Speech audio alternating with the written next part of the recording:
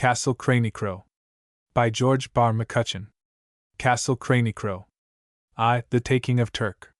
It was characteristic of Mr. Philip Quinton that he first lectured his servant on the superiority of mind over matter, and then took him cheerfully by the throat and threw him into a far corner of the room. As the servant was not more than half the size of the master, his opposition was merely vocal, but it was nevertheless unmistakable. His early career had increased his vocabulary, and his language was more picturesque than pretty. Yet of his loyalty and faithfulness there could be no doubt. During the 7 years of his service, he had been obliged to forget that he possessed such a name as Turkington, or even James. He had been Turk from the beginning, and Turk he remained, and, in spite of occasional outbreaks, he had proved his devotion to the young gentleman whose goods and chattels he guarded with more assiduity than he did his own soul or, what meant more to him, his personal comfort. His employment came about in an unusual way.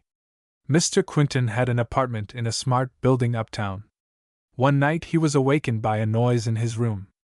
In the darkness he saw a man fumbling among his things, and in an instant he had seized his revolver from the stand at his bedside and covered the intruder. Then he calmly demanded, "Now, what are you doing here?" "I'm looking for a boardin' house," replied the other, sullenly. "You're just a plain thief, that's all." "Well, it won't do me no good to say I'm a sleepwalker, will it? A missionary or a dream? But on de dead sport, I'm hungry, and I was tryin' to get enough to buy a meal and a bed. On de dead I was.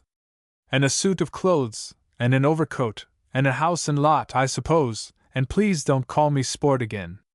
Sit down, not o' the floor, on that chair over there. I'm going to search you. Maybe you've got something I need."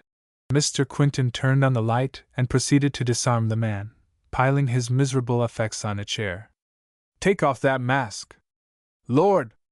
Put it on again, you look much better. So you're hungry, are you? As a bear." Quinton never tried to explain his subsequent actions. Perhaps he had had a stupid evening.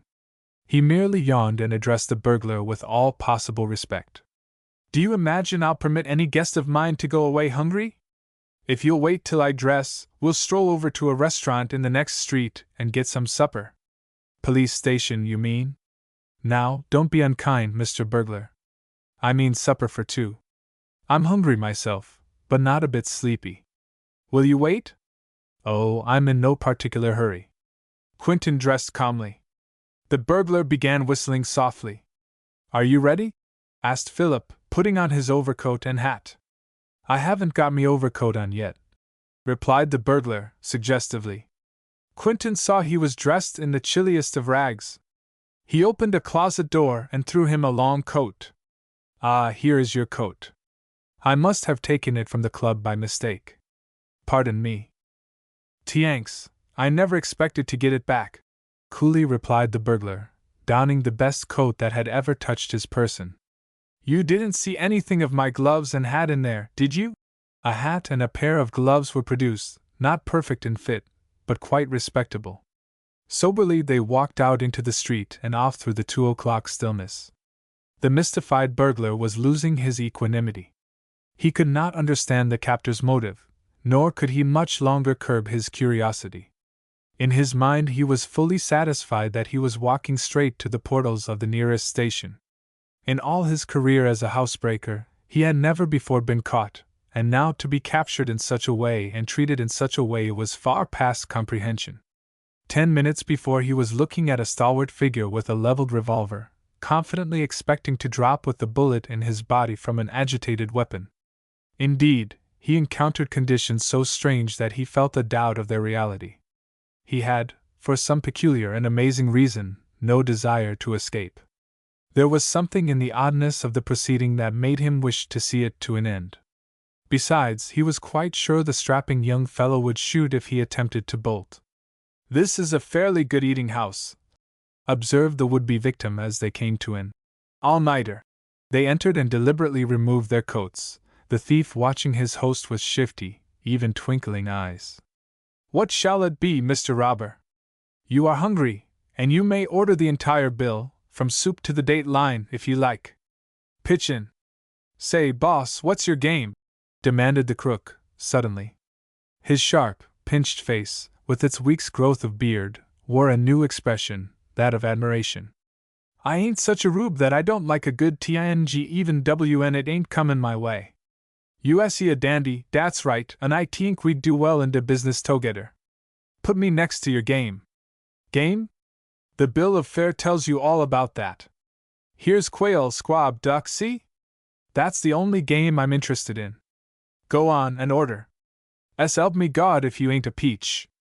For half an hour Mr. Burglar ate ravenously, Quentin watching him through half-closed, amused eyes. He had had a dull, monotonous week, and this was the novelty that lifted life out of the torpidity into which it had fallen. The host at this queer feast was at that time little more than 25 years of age, a year out of Yale, and just back from a second tour of South America. He was an orphan, coming into a big fortune with his majority, and he had satiated an old desire to travel in lands not visited by all the world. Now he was back in New York to look after the investments his guardian had made, and he found them so ridiculously satisfactory that they cast a shadow of dullness across his mind, always hungry for activity. Have you a place to sleep? He asked, at length. I live in Jersey City, but I suppose I can find a cheap lodgin' house down by de river. Trouble is, I ain't got de price. Then come back home with me. You may sleep in Jackson's room. Jackson was my man till yesterday, when I dismissed him for stealing my cigars and drinking my drinks. I won't have anybody about me who steals. Come along. Then they walked swiftly back to Quentin's flat. The owner of the apartment directed his puzzled guest to a small room off his own, and told him to go to bed. By the way, what's your name? He asked, before he closed the door. Turkington, James Turkington, sir, answered the now respectful robber. And he wanted to say more, but the other interrupted. Well, Turk, when you get up in the morning, polish those shoes of mine over there. We'll talk it over after I've had my breakfast. Good night. And that is how Turk, most faithful and loyal of servants, began his apparently endless employment with Mr. Philip Quentin, dabbler in stocks, bonds and hearts.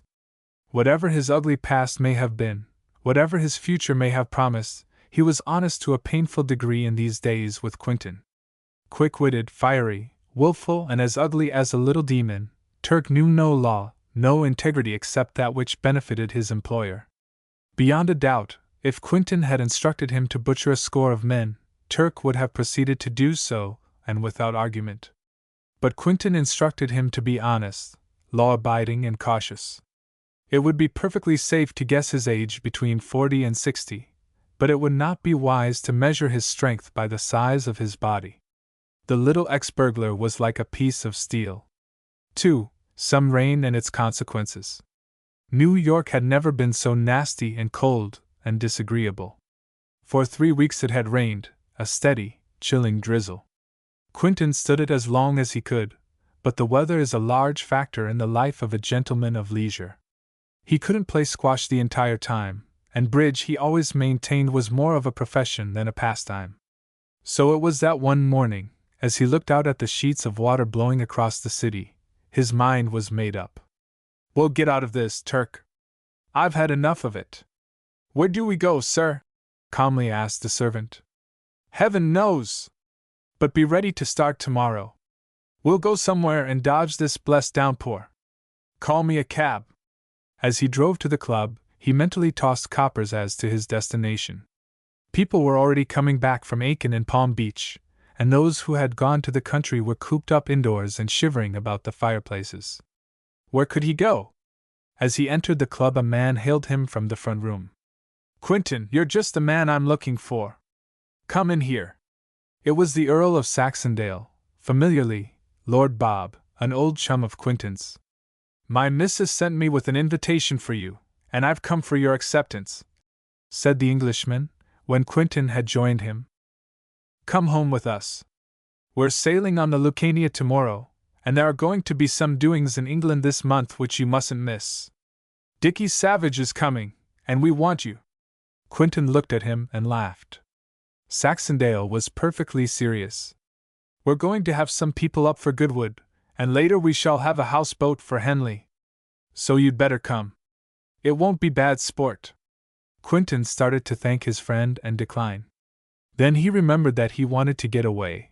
There was absolutely nothing to keep him at home, and besides, he liked Lord Bob and his American wife. Fashionable New York recalls the marriage of the Earl of Saxondale and Frances Thornow when the 90s were young, and everybody said it was a love match. To be sure, she was wealthy, but so was he. She had declined offers of a half-dozen other noblemen, therefore it was not ambition on her part. He could have married any number of wealthier American girls, therefore it was not avarice on his part. He was a good-looking, stalwart chap with a very fetching drawl, infinite gentility, and a man despite his monocle, while she was beautiful, witty and womanly, therefore it is reasonable to suspect that it must have been love that made her Lady Saxondale. Lord Bob and Lady Frances were frequent visitors to New York. He liked New York, and New Yorkers liked him. His wife was enough of a true American to love the home of her forefathers. "What my wife likes I seem to have a fondness for," said he, complacently. He once remarked that were she to fall in love with another man he would feel in duty bound to like him. Saxondale had money invested in American copper mines, and his wife had railroad stocks. When they came to New York, once or twice a year, they took a furnished apartment, entertained and were entertained for a month or so, rushed their luggage back to the steamer and sailed for home, perfectly satisfied with themselves and the markets. Quentin looked upon Lord Bob's invitation as a sporting proposition. This would not be the first time he had taken a steamer on 24 hours' notice. The one question was accommodation, and a long acquaintance with the agent helped him to get passage where others would have failed. So it happened that the next morning Turk was unpacking things in Mr. Quentin's cabin and establishing relations with the Bath steward. 3. Prince Hugo. Several days out from New York found the weather fine and Lord Saxondale's party enjoying life thoroughly. Dickie and the capricious Lady Jane were bright or squally with charming uncertainty.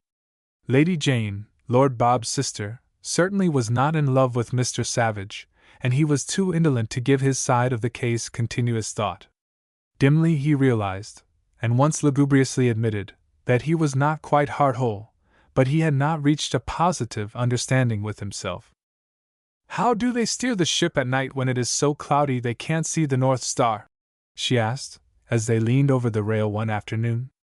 Her pretty face was very serious, and there was a philosophical pucker on her brow. "With a rudder," he answered laconically. "How very odd!" she said, with a malicious gleam in her eyes. "You are as wonderfully well informed concerning the sea as you are on all other subjects. How good it must seem to be so awfully intelligent. It isn't often that I find anyone who asks really intelligent questions, you know, Lady Jane. Your profound quest for knowledge forced my dormant intellect into action, and I remembered that a ship invariably has a rudder or something like that. I see it requires the weightiest of questions to arouse your intellect." The wind was blowing the stray hairs ruthlessly across her face, and she looked very, very pretty.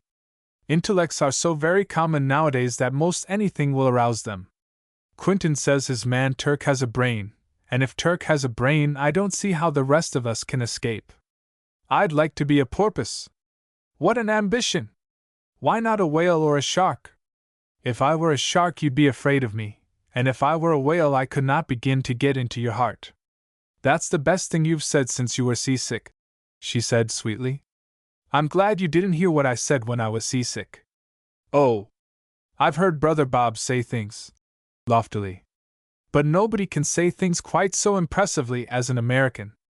Pooh! You boasting Americans think you can do everything better than others. Now you claim that you can swear better. I won't listen to you." And off she went toward the companionway. Dickie looked mildly surprised, but did not follow. Instead, he joined Lady Saxondale and Quentin in a stroll. 4 days later they were comfortably established with Saxondale in London. That night Quentin met, for the first time, the reigning society sensation, Prince Hugo Ravarelli, and his countrymen, Count Saliconi and the Duke of Lacelli. All London had gone mad over the prince. There was something oddly familiar in the face and voice of the Italian. Quentin sat with him for an hour, listening with puzzled ears to the conversation that went on between him and Saxondale. On several occasions he detected a curious, searching look in the Italian's dark eyes, and was convinced that the prince also had the impression that they had met before. At last Quentin, unable to curb his curiosity, expressed his doubt. Ravarelli's gaze was penetrating as he replied, but it was perfectly frank. "I have the feeling that your face is not strange to me, yet I cannot recall when or where I have seen you. Have you been in Paris of late?" he asked, his English almost perfect. It seemed to Quentin that there was a look of relief in his dark eyes, and there was a trace of satisfaction in the long breath that followed the question. "No," he replied. "I seem in some way to associate you with Brazil and the South American cities. Were you ever in Rio de Janeiro? I have never visited either of the Americas. We are doubtless misled by a strange resemblance to persons we know quite well, but who do not come to mind. But isn't it rather odd that we should have the same feeling? And you have not been in New York?" persisted Phil. "I have not been in America at all, you must remember," replied the prince coldly. "I'd stake my soul on it," thought Quentin to himself, more fully convinced than ever. "I've seen him before and more than once, too. He remembers me, even though I can't place him. It's devilish aggravating, but his face is as familiar as if I saw him yesterday." When they parted for the night, Ravarelli's glance again impressed the American with a certainty that he, at least, was not in doubt as to where and when they had met. "You are trying to recall where we have seen one another," said the prince, smiling easily, his white teeth showing clearly between smooth lips. "My cousin visited America some years ago, and there is a strong family resemblance. Possibly you have our faces confused." "That may be the solution," admitted Phil, but he was by no means satisfied by the hypothesis. In the cab, later on, Lord Bob was startled from a bit of doze by hearing his thoughtful, abstracted companion exclaim, "By thunder! What's up? Forgot your hat, or left something at the club?" he demanded, sleepily. "No, I remember something, that's all. Bob, I know where I've seen that Italian prince. He was in Rio de Janeiro with a big Italian opera company just before I left there for New York." "What? But he said he'd never been in America," exclaimed Saxondale, wide awake. "Well, he lied, that's all. I am positive he's the man, and the best proof in the world is the certainty that he remembers me. Of course he denies it, but you know what he said when I first asked him if we had met. He was the tenor in Pagani's opera company, and he sang in several of the big South American cities. They were in Rio de Janeiro for weeks, and we lived in the same hotel. There's no mistake about it, old man. This howling swell of today was Pagani's tenor, and he was a good one, too. Gad, what a Romeo he was! Imagine him in the part, Bob. Lord, how the women raved about him! I say, Phil, don't be ass enough to tell anybody else about this, even if you're cocksure he's the man. He was doubtless driven to the stage for financial reasons, you know, and it wouldn't be quite right to bring it up now if he has a desire to suppress the truth. Since he has come into the title and estates, it might be deuced awkward to have that sort of a past raked up. I should say it would be awkward if that part of his past were raked up. He wasn't a Puritan, Bob. They are a bit scarce at best. He was known in those days as Giovanni Pavese, and he wasn't in such dire financial straits either. It was his money that backed the enterprise, and it was common property, undenied by him or anyone else, that the chief object in the speculation was the love of the prima donna, Carmenita Malban. And Bob, she was the most beautiful woman I ever saw. The story was that she was a countess or something of the sort. Poverty forced her to make use of a glorious voice, and the devil sent Pagani to young Pavese, who was then a student with some ripping big master, in the hope that he would interest the young man in a scheme to tour South America. It seems that Señorita Malban's beauty set his heart on fire, and he promptly produced the coin to back the enterprise, the only condition being that he was to sing the tenor roles. All this came out in the trial, you know. The trial? What trial? Giovanni's. Let me think a minute. She was killed on the 29th of March, and he was not arrested until they had virtually convicted one of the chorus men of the murder. Pagani and Pavese quarreled, and the former openly accused his angel of the crime. This led to an arrest just as the tenor was getting away on a ship bound for Spain. Arrested him for the murder of the woman? On my life, Quentin, you make a serious blunder unless you can prove all this. When did it all happen? 2 years ago. Oh, I'm not mistaken about it. It is as clear as sunlight to me now. They took him back and tried him. Members of the troops swore he had threatened on numerous occasions to kill her if she continued to repulse him. On the night of the murder, it was after the opera, he was heard to threaten her. She defied him, and one of the women in the company testified that he sought to intimidate Malben by placing the point of his stiletto against her white neck. But in spite of all this, he was acquitted. I was in New York when the trial ended, but I read of the verdict in the press dispatches. Someone killed her, that is certain, and the nasty job was done in her room at the hotel. I heard some of the evidence, and I'll say that I believed he was the guilty man, but I considered him insane when he committed the crime. He loved her to the point of madness, and she would not yield to his passion. It was shown that she loved the chorus singer who was first charged with her murder.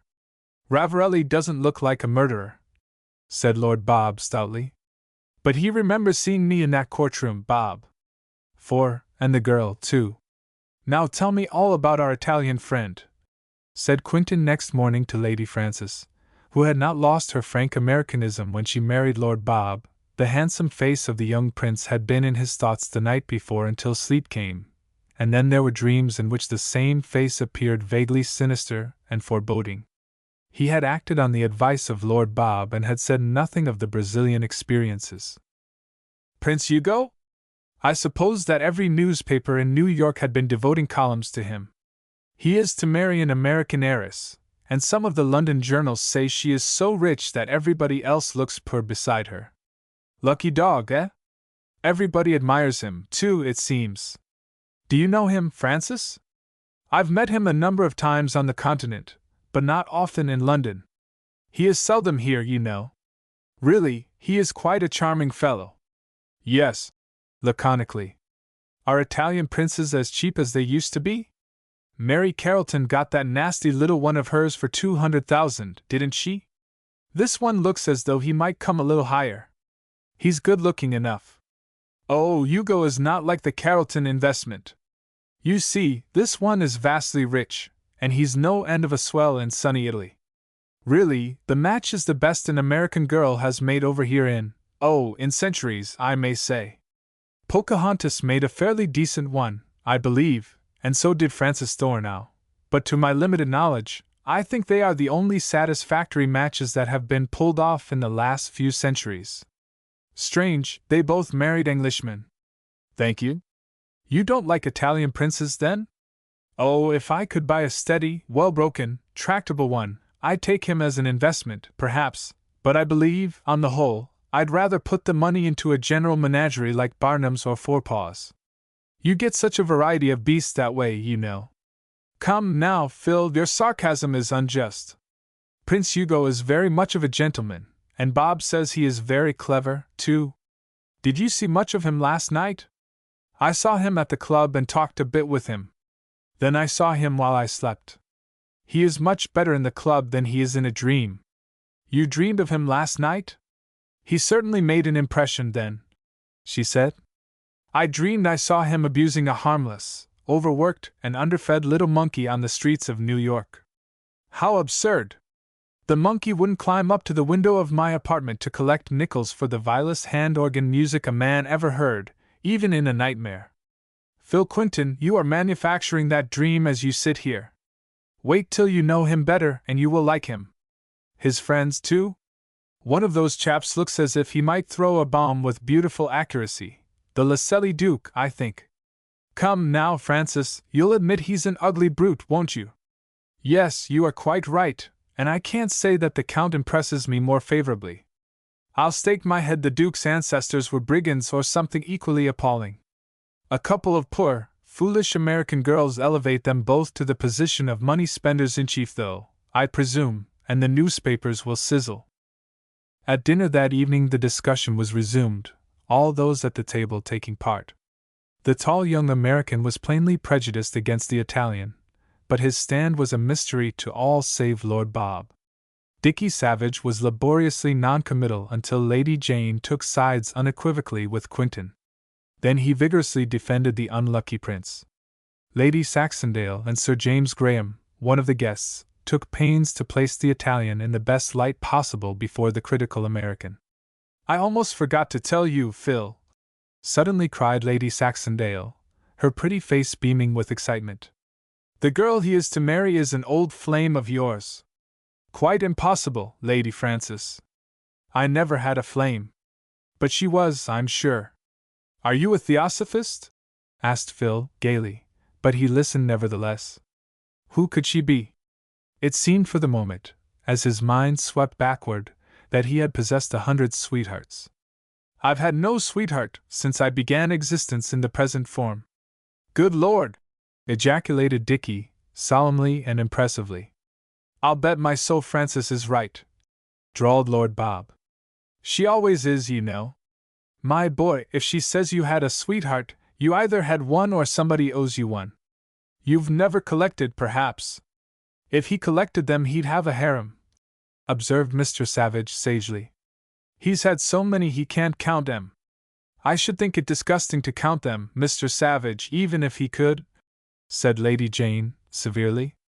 "I can count mine backwards," he said. "Beginning at 1? "Yes, Lady Jane, 1 in my teens, none at present. No task, at all, to count mine. Won't you give me the name of that old sweetheart of mine, Lady Saxondale?" "Whom is the prince to marry?" asked Quentin. "Dorothy Garrison. She lived in your block 7 or 8 years ago, up to the time she went to Brussels with her mother. Now, do you remember?" "You don't mean it! Little Dorothy?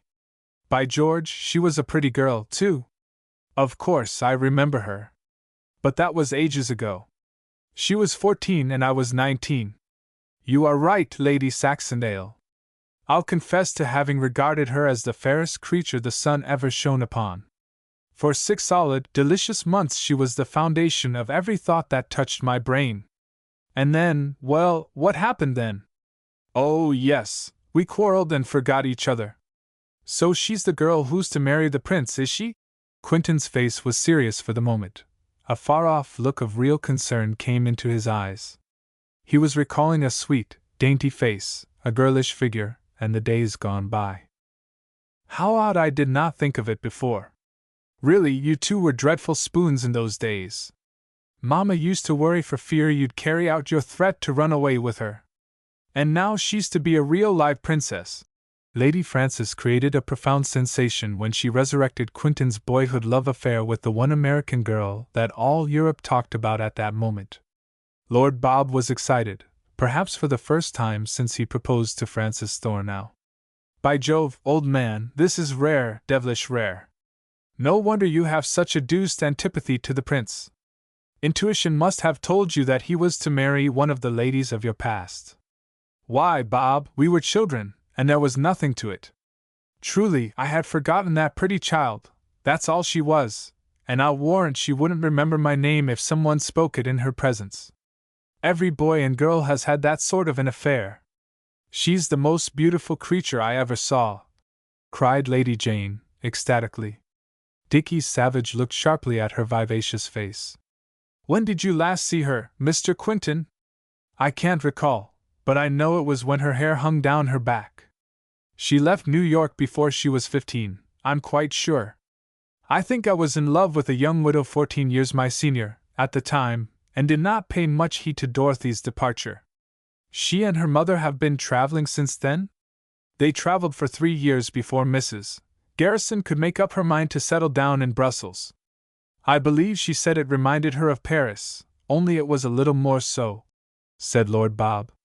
"We met them in Paris 5 years ago, on our wedding trip, and she was undecided until I told her she might take a house near the King's Palace in Brussels, such as it is, and off she flew to be as close to the crown as possible.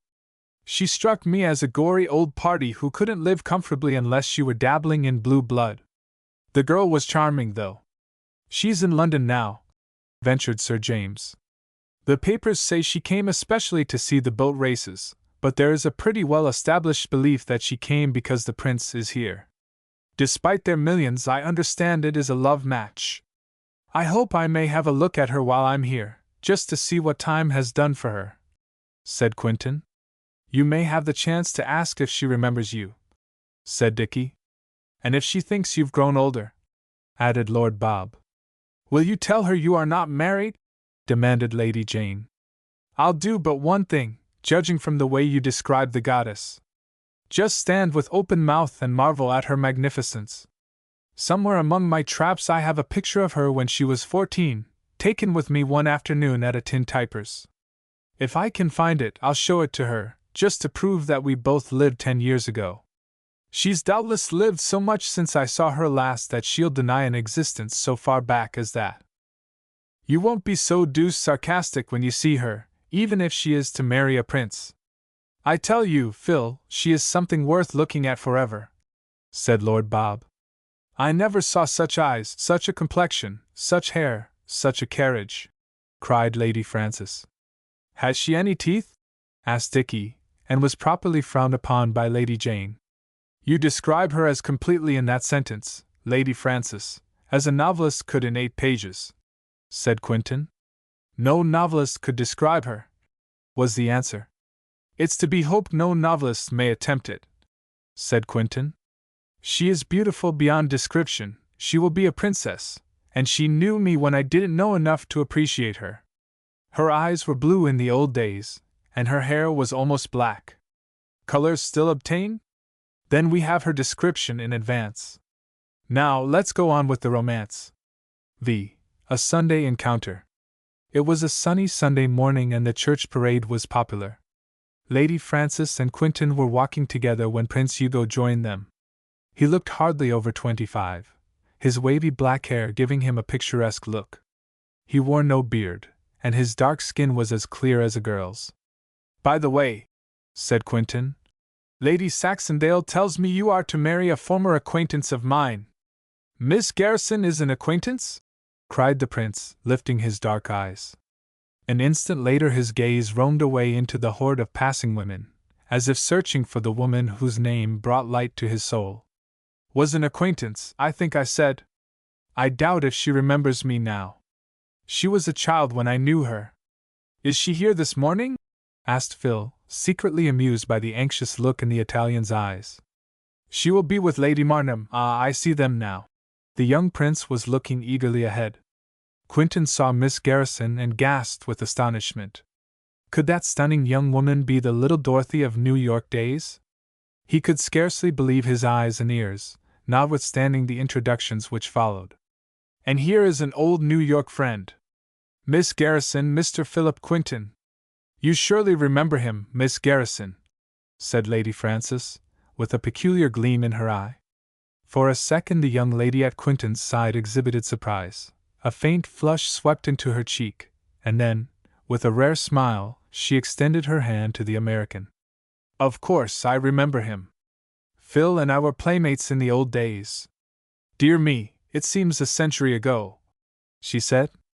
"I cannot tell you how well the century has treated you," he said gallantly. "It has not been so kind to me." "Years are never unkind to men," she responded. She smiled upon the adoring prince and turned again to Quentin. "Tell me about New York, Phil. Tell me about yourself. I can only say that New York has grown larger and better, and that I have grown older and worse. Mrs. Garrison may doubt that I could possibly grow worse, but I have proof positive. I am dabbling in Wall Street."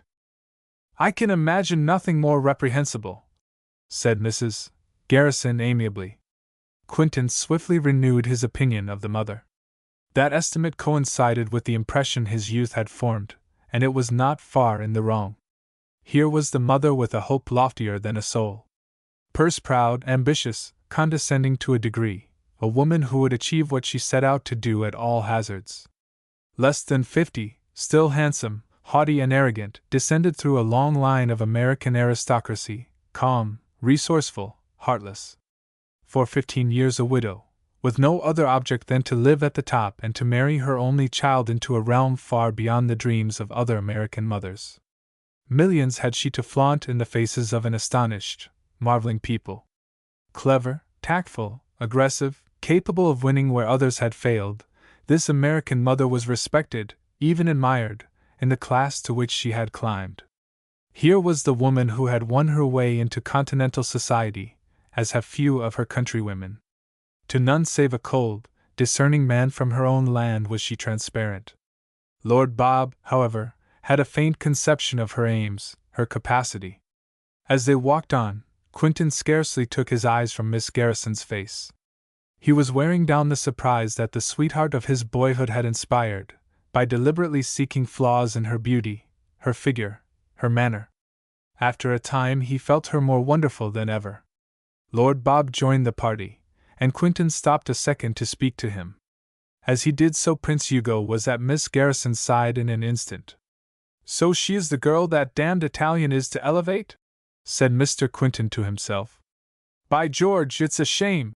He did not see Lord Bob and his wife exchange a quick smile of significance. As they all reached the corner, Quentin asked, "Are you in London for long, Dorothy?" Lady Frances thought his tone a trifle eager. "For 10 days or so." "Will you come to see me?" Their eyes met, and he felt certain that the invitation was sincerely given. "Lady Marnham is having some people in tomorrow afternoon. Perhaps you'll come then," she added, and Phil looked crestfallen. "I'll come," he said. "I want to tell you the story of my past life.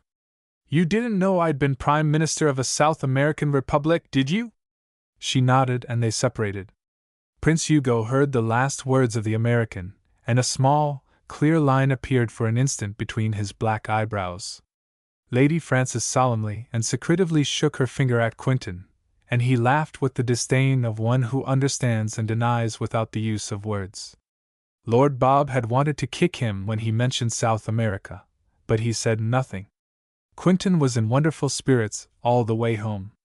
6. Dorothy Garrison. Quentin was driving with Lady Saxondale to the home of Miss Garrison's hostess. Phil's fair, calculating companion said to herself that she had never seen a handsomer fellow than this stalwart American. There was about him that clean, strong, sweet look of the absolutely healthy man, the man who has buffeted the world and not been buffeted by the world. He was frank, bright, straightforward, and there was that always to be feared yet ever to be desired gleam of mastery in his eye. It may have been sometimes a wicked mastery, and more than one woman who admired him because she could not help herself had said, "There is a devil in his eyes." They found Lady Marnham's reception hall full of guests, few of whom Quentin had seen before. He was relieved to find that the prince was not present, and he made his way to Dorothy's side, with Lady Frances, coolly dropping into the chair which a young captain had momentarily abandoned.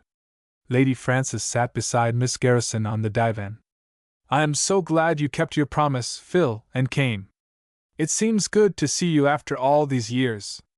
You bring back the dear days at home," said Dorothy, delight in her voice. "From that I judge you sometimes long for them," he said simply. To Lady Frances it sounded daring. "Often, oh, so very often. I have not been in New York for years. Lady Saxondale goes back so often that she doesn't have the chance to grow homesick." "I hear you are going over this fall," said Quentin, with a fair show of interest. Who told you so?" she asked, in some surprise. He could not detect confusion. "Prince Ravarelli. At least, he said he expected to make the trip this fall. Am I wrong in suspecting that he is not going alone? We mean to spend much of the winter in the United States, chiefly in Florida. I shall depend on you, Phil, to be nice to him in New York. You can do so much to make it pleasant for him. He has never been in New York, you know. It may depend on what he will consider pleasant. I don't believe he will enjoy all the things I like. But I'll try. I'll get Dickie Savage to give a dinner for him, and if he can survive that, he's capable of having a good time anywhere. Dickie's dinners are the real test, you know. Americans stand them because they are rugged and accustomed to danger. You will find Prince Hugo rugged," she said, flushing slightly, and he imagined he could distinguish a softness in her tone. "I am told he is an athlete, a great horseman, a marvelous swordsman," said Lady Frances. I am glad you have heard something about him that is true, said Dorothy, a trifle quickly. Usually they say that princes are all that is detestable and unmanly. I am sure you will like him, Phil. Mrs. Garrison came up at this moment with Lady Marnham, and Quinton arose to greet the former as warmly as he could under the smooth veil of hypocrisy. Again, just before Lady Frances signaled to him that it was time for them to leave, he found himself in conversation, over the teacups, with Dorothy Garrison. This time they were quite alone. It doesn't seem possible that you are the same Dorothy Garrison I used to know, he said reflectively. Have I changed so much? She asked, and there was in her manner an icy barrier that would have checked a less confident man than Philip Quinton. In every way. You were charming in those days. And not charming now, I infer. You are more than charming now. That is hardly a change, however, is it? Then you were very pretty, now you are beautiful. Then you were. I don't like flattery, Phil, she said, hurt by what she felt to be an indifferent effort on his part to please her vanity. I am quite sure you remember me well enough to know that I never said nice things unless I meant them. But now that I think of it, it is the height of impropriety to speak so plainly even to an old friend, and an old, chum. Won't you have a cup of tea? She asked, as calmly as if he were the merest stranger, and had never seen her till this hour. A dozen, if it pleases you, he said laughingly, looking straight into the dark eyes she was striving so hard to keep cold and unfriendly. Then you must come another day, she answered brightly. I cannot come tomorrow, he said. I did not say tomorrow. But I'll come on Friday, he went on decisively. She looked concerned for an instant, and then smiled. Lady Marnham will give you tea on Friday. I shall not be at home, she said. But I am going back to New York next week, he said confidently. Next week? Are you so busy? I am not anxious to return, but my man Turk says he hates London. He says he'll leave me if I stay here a month. I can't afford to lose Turk. And he can't afford to lose you. Stay, Phil, the Saxondales are such jolly people. How about the tea on Friday? Oh, that is no consideration. But it is, you know. You used to give me tea every day in the week. He saw at once that he had gone beyond the lines, and drew back wisely. Let me come on Friday, and we'll have a good, sensible chat. On that one condition, she said earnestly. Thank you. Goodbye. I see Lady Frances is ready to go. Evidently I have monopolized you to a somewhat thoughtless extent. Everybody is looking daggers at me, including the prince, who came in 10 minutes ago. He arose and held her hand for a moment at parting. Her swift, abashed glance toward Prince Hugo, whose presence she had not observed, did not escape his eyes. She looked up and saw the peculiar smile on Quinton's lips, and there was deep meaning in her next remark to him. You will meet the prince here on Friday. I shall ask him to come early, that he may learn to know you better. Thank you. I'd like to know him better. At what hour is he to come? By 3:30 at least, she said pointedly. Too early to be correct, you suspect? I think not.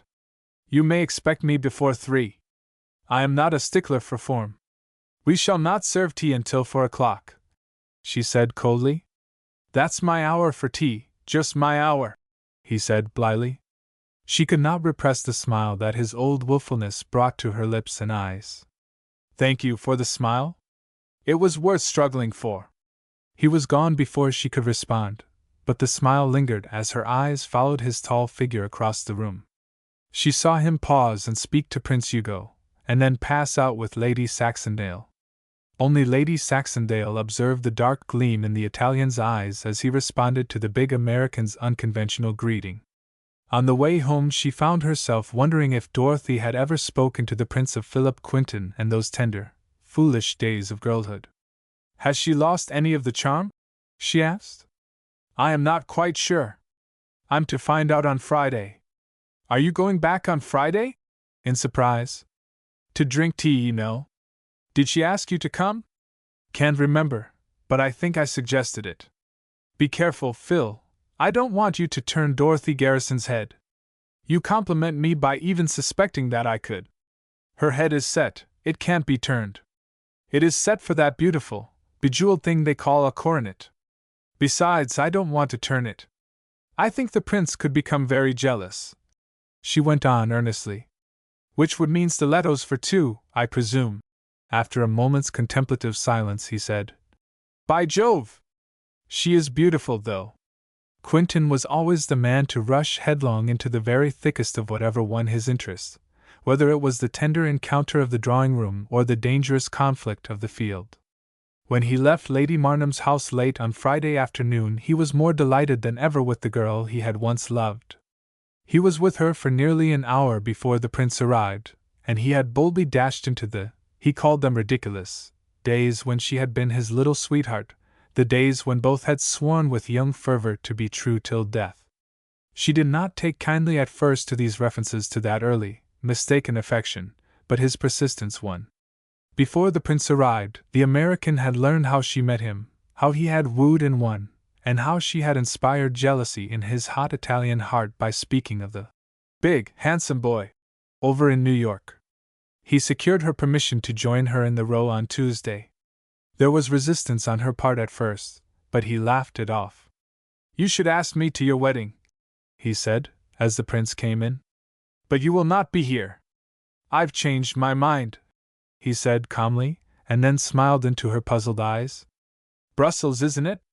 Yes, the middle of September, she said dreamily. You'll ask me to come?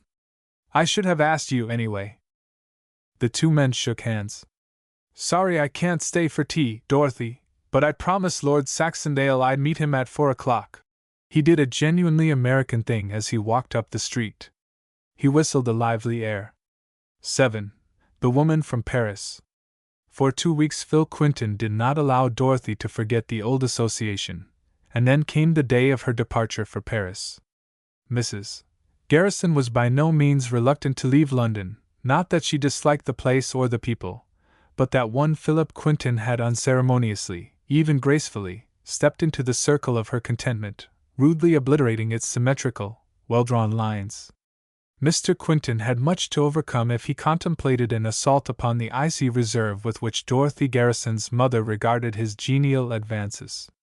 She recalled the days when her daughter and he were silly, lovesick children, and there was not much comfort to be derived from the knowledge that he had grown older and more attractive, and that he lost no opportunity to see the girl who once held his heart in leash. The mother was too diplomatic to express open displeasure or to offer the faintest objection to this renewal of friendship. If it were known that she opposed the visits of the handsome American, all London would wonder, speculate, and finally understand. Her disapproval could only be construed as an acknowledgment that she feared the consequences of association. It would not be long before the story would be afloat that all was not smooth in the love affairs of a certain prince, and that the fires of an old affection were burning brightly and merrily in the face of a wrathful parent's opposition. In secret, Dorothy herself was troubled more than she cared to admit by the reappearance of one who could not but awaken memories of other days, fondly foolish though they were. He was still the same old Phil, grown older and handsomer, and he brought with him embarrassing recollections. He was nothing more to her now than an old-time friend, and she was nothing to him. She loved Hugo Ravarelli, and until he appeared suddenly before her in London, Philip Quinton was dead to her thoughts. And yet she felt as if she were playing with a fire that would leave its scar, not on her heart or Quinton's perhaps, but on that of the man she was to marry. It required no great strength of vision to see that Ravarelli was jealous, and it was just as plain that Quinton saw and enjoyed the uneasiness he was causing. She could not know, of course, that the American had deliberately planned to play havoc with the peace and comfort of her lover, for she recognized no motive. How could she know that Giovanni Pavese, the tenor, and Prince Ravarelli were one and the same to Philip Quinton? How could she know that the beautiful Malban was slain in Rio Janeiro, and that Philip Quinton had seen a handsome, dark-eyed youth led to and from the murderer's dock in that faraway Brazilian city? How, then, could she understand the conflict that waged with herself as the battlefield? As for Quinton, he was bound by no law or duty to respect the position of Prince Ravarelli. He was convinced that the sometime Romeo had the stain of blood on his delicate hands and that in his heart he concealed the secret of Carmenita Malbin's death. In his mind, there was no mistake. Quentin's composure was shaken but once in the fortnight of pleasure preceding Dorothy's departure for Paris. That was when she indignantly, almost tearfully, called his attention to the squib in a London society journal which rather daringly prophesied a break in the Ravarelli Garrison match, and referred plainly to the renewal of an across-the-Atlantic affection. When he wrathfully promised to thrash the editor of the paper, she shocked him by saying that he had created enough of a sensation, and he went home with the dazed feeling of one who has suffered an unexpected blow. On the evening before the Garrisons crossed the Channel, Lord and Lady Saxondale and Philip Quinton found themselves long after midnight in talk about the coming marriage. Quinton was rather silent. His thoughts seemed far from the room in which he sat, and there was the shadow of a new line about the corners of his mouth. "I am going to Brussels next week," he said deliberately. The others stared at him in amazement. "To Brussels? You mean New York?" said Lady Frances faintly. "New York won't see me for some time. I'm going to make a tour of the continent." "This is going too far, old man," cried Lord Bob. "You can't gain anything by following her, and you'll only raise the devil of a row all round. Dash it! Stay in London."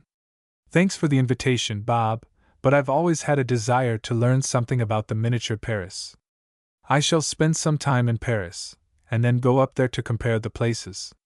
Besides, there won't be any row." "But there will be, Phil," cried Lady Saxondale. "You must keep out of this affair. Why, all Europe knows of the wedding, and even now the continent is quietly nursing the gossip of the past 2 weeks." She dropped into a chair, perplexed and anxious. "Let me tell you something, both of you. The events of the past 2 weeks are tame in comparison with those of the next 2 months, said Quinton, a new light in his eye. His tall figure straightened and his nostrils expanded. "Why, what do you mean?" floundered Lord Bob. "Just this. I love Dorothy Garrison, and I'm going to marry her." "Good heavens!" was the simultaneous gasp of Lord and Lady Saxondale. And they could not dissuade him. Not only did he convince them that he was in earnest, but before he left for Paris he had made them allies. Hugo's experience in Rio Janeiro shocked Lady Frances so seriously that she became a champion of the Americans' cause and agreed with Lord Bob that Dorothy should not be sacrificed if it were in their power to prevent. Of course, Dickie Savage approved of Quinton's campaign and effectually disposed of Lady Jane's faint objections by saying, "America for the Americans, Brussels for the Americans, England for the Americans, everything and everybody for the Americans, but nothing at all for these confounded foreigners. Let the Italian marry anybody he pleases, just so long as he doesn't interfere with an American. Let the American marry anybody he pleases, and to perdition with all interference. I'm for America against the world in love or in war. Don't forget, Mr. Savage, that you are a foreigner when on British soil," remonstrated the Lady Jane, vigorously. "My dear Lady Jane, an American is at home anywhere in this world. If you could see some of the foreigners that land at Castle Garden, you wouldn't blame an American for absolutely, irrevocably and eternally refusing to be called a foreigner, even on the shores of Madagascar. We are willing to be most anything, but I'll be hanged if we'll be foreigners." A week later Quinton was in Paris. Savage was to join him in Brussels about the middle of August, and Lord and Lady Saxondale promised faithfully to come to that city at a moment's notice. He went blithely away with the firm conviction in his heart that it was not to be a fool's errand. But he was reckoning without the woman in the case. "If you do marry her, Quinton, I've got just a place for you to live in, for a while at least. I bought an old castle in Luxembourg a couple of years ago, just because the man who owned it was a friend and needed a few £1,000. Francis calls it Castle Craney-Crow. It's a romantic place, and would be a great deal better than a cottage for love. You may have it whenever the time comes. Nobody lives there now but the caretaker and a lot of dues traditions. We can discharge the caretaker, and you can make fresh traditions. Think it over, my boy, while you are dispatching the prince, the mamma and the fair victim's ambition to become a real live princess. Don't be sarcastic, Bob. exclaimed Quentin. "I'll not need your castle. We're going to live in the clouds." "Beware of the prince," said Lady Frances. "He is pretty high himself, you know." "Let the prince beware," laughed back the departing guest. "We can't both live in the same cloud, you know. I'll push him off." On the day Quentin left Paris for Brussels, he came face to face with Prince Hugo on one of the Parisian boulevards. The handsome Italian was driving with Count Saliconi and two very attractive ladies. That the meeting was unexpected and undesired was made manifest by the anxious look which the prince shot over his shoulder after the carriage had passed. When Quentin left Paris that night with Turk and his luggage, he was not the only passenger bound for Brussels. At the Gare du Nord, two men, one suspiciously like the Duc Lascelles, took a compartment in the coach just ahead of Quentin. The train was due to reach Brussels shortly after midnight, and the American had telegraphed for apartments at the Bellevue. There had been a drizzle of rain all the evening, and it was good to be inside the car, even if the seats were uncomfortable. Turk and his master were the only passengers in the compartment. The watchful eyes of the former had seen several persons, men and women, pass through the aisle into which the section opened. One woman paused at the entrance as if about to enter. She was fair to look upon, and Turk gallantly moved, presenting a roomy end of his seat to her. She passed on, however, and the little ex-burglar glanced sharply at his master as if to accuse him of frightening the fair one away. But Quentin was lying back, half asleep, and there was nothing repellent about the untroubled expression on his face. Before reaching Le Cateau, the same lady passed the entrance and again glanced inside. Turk was now asleep, but his master was staring dreamily toward the aperture leading to the aisle. He saw the woman's face for an instant, and it gradually dawned upon him that there was something familiar about its beauty. Where had he seen her before? Like the curious American he was, he arose a few minutes later and deliberately walked into the aisle. He passed two compartments before he saw the young woman. She was alone and was leaning back, her eyes closed. Quentin observed that she was young and beautiful and possessed the marks of fashion and refinement. As he stood for a moment looking upon the face of the dozing French woman, more certain than ever that he had seen her recently, she opened her eyes with an affrighted start. He instantly and in some embarrassment turned to escape the eyes which had caught him in a rare bit of impertinence, but was surprised to hear her call softly. "Monsieur!" "Mademoiselle," he replied, pausing. "Can I be of service to you? I must speak with you, Quentin. Come inside. I shall detain you but a moment, and it is so very important that you should hear me." She was now sitting upright, visibly excited and confused, but very much in earnest. "You know my name," he said, entering and dropping to the seat beside her. "Where have we met? Your face is familiar, but I am ashamed to admit. We have no time to talk of that. You have never met me, and would not know who I am if I told you. Had it not been for that horrid little man of yours, I should have boldly addressed you sooner. I must leave the train at Le Cateau, for I cannot go on to Quevy or Mons. It would not be wise for me to leave France at this time. You do not know me, but I wish to befriend you." "Befriend me?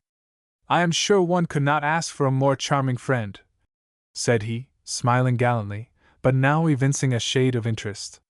"No flattery, monsieur. It is purely a personal matter with me. This is by no means a pleasure trip. I am running a great risk, but it is for my own sake as much as for yours, so do not thank me. I came from Paris on this train because I could not speak to you at the Gare du Nord. You were watched too closely." "Watched? What do you mean?" almost gasped Quentin. "I can only say that you are in danger, and that you have incurred the displeasure of a man who brooks no interference." He stared at her for a moment, his mind in a whirl. The thought that she might be mad grew, but was instantly succeeded by another which came like a shock. "Is this man of noble blood?" "Yes," she almost whispered, turning her eyes away. "And he means to do me harm?" "I am sure of it." "Because?"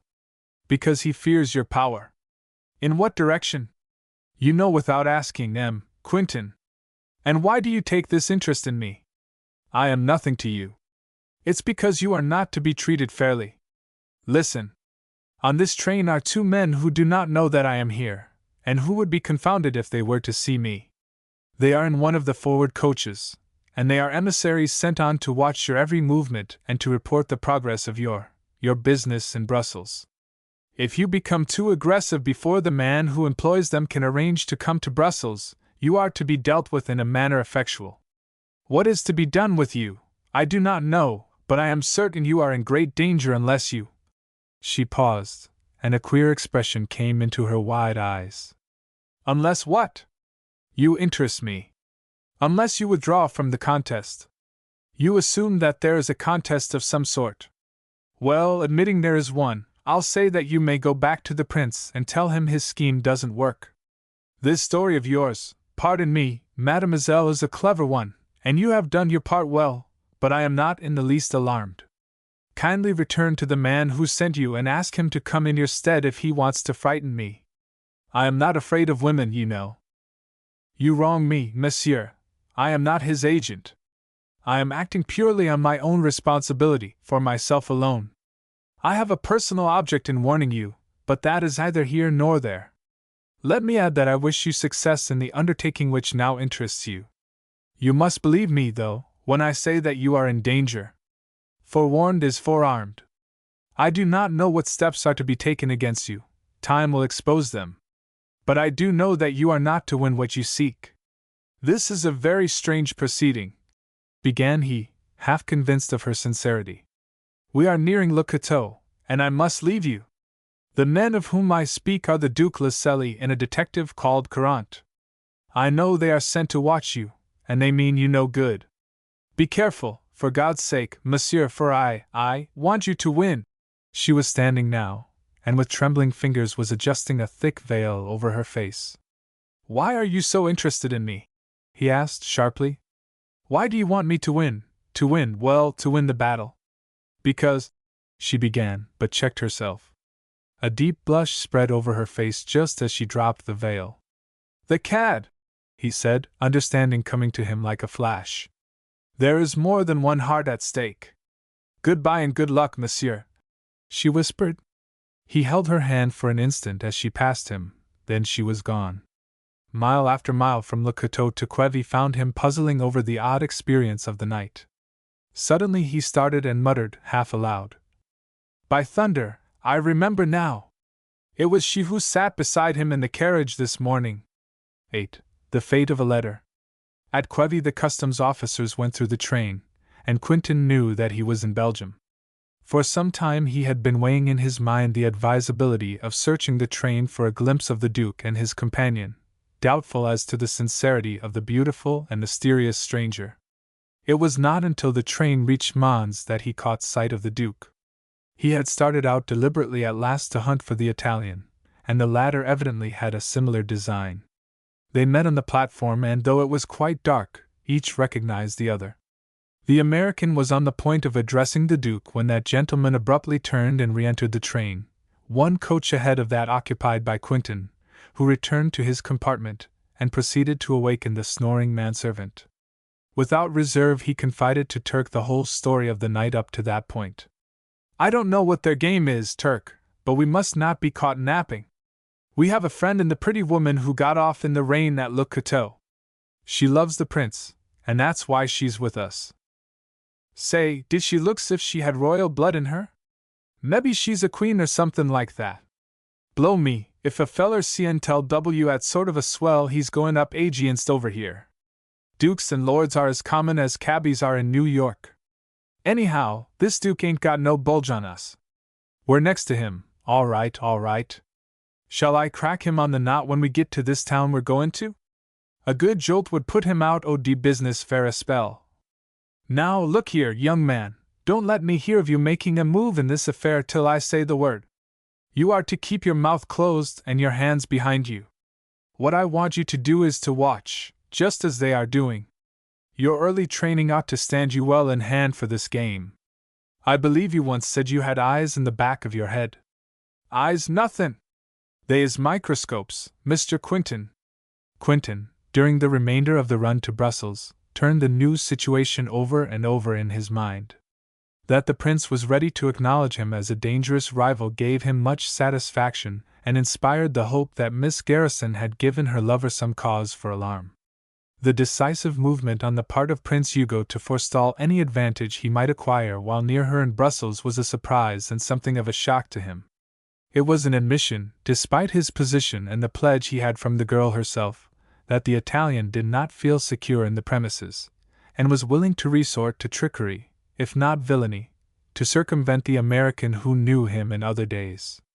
Phil felt positive that the move against him was the result of deliberate intent, else how should his fair friend of the early evening know that a plot was brewing? Unquestionably she had heard or learned of the prince's directions to the Duke. Her own interest in the prince was, of course, the inspiration. To no one but herself could she entrust the delivery of the warning. Her agitated wish, openly expressed, that Quentin might win the contest had a much deeper meaning than would appear on the surface. From the moment he received the warning, the affair began to take on a new aspect. Aside from the primal fact that he was desperately in love with Dorothy Garrison, there was now the fresh incentive that he must needs win her against uncertain odds and in the face of surprising opposition. In this day and age of the world, in affairs of the heart, an American does not look for rivalry that bears the suggestion of medieval romance. The situation savored too much of the storybooks that are born of the days when knights held sway, to appear natural in the eyes of an up-to-date, unromantic gentleman from New York, that city where love affairs adjust themselves without the aid of a novelist. Quentin, of course, was loath to believe that Prince Hugo would resort to underhand means to checkmate a rival whose real purpose had not yet been announced. In 6 weeks the finest wedding in years was to occur in Brussels. St. Gudule, that historic cathedral, was to be the scene of a ceremony on which all European newspapers had the eye of comment. American papers had printed columns concerning the engagement of the beautiful Miss Garrison. Everywhere had been published the romantic story of this real love match. What, then, should the prince fear? The train rumbled into the station at Brussels near midnight, and Turk sallied forth for a cab. This he obtained without the usual amount of haggling on his part, due to the disappointing fact that the Belgian driver could understand nothing more than the word Bellevue, while Turk could interpret nothing more than the word franc.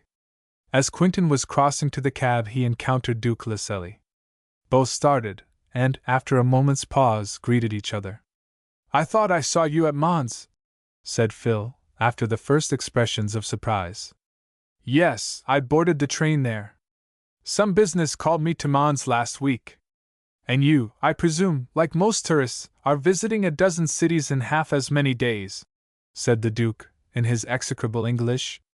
They paused at the side of the Italian's conveyance, and Quentin mentally resolved that the dim light, as it played upon the face of the speaker, was showing to him the most repellent countenance he had ever looked upon. "Oh, no," he answered quickly. "I shall probably remain until after the marriage of my friend, Miss Garrison, and Prince Hugo." "Are you to be here long?" "I cannot say," answered the other, his black eyes fastened on Quentin's. "My business here is of an uncertain nature." "Diplomatic, I infer?" "It would not be diplomatic for me to say so." "I suspect I shall see you again, Mr. Quentin." "Doubtless. I am to be at the Bellevue." "And I also. We may see some of the town together." "You are very kind," said Quentin, bowing deeply. "Do you travel alone?" "The Duchess is ill and is in Florence. I am so lonely without her.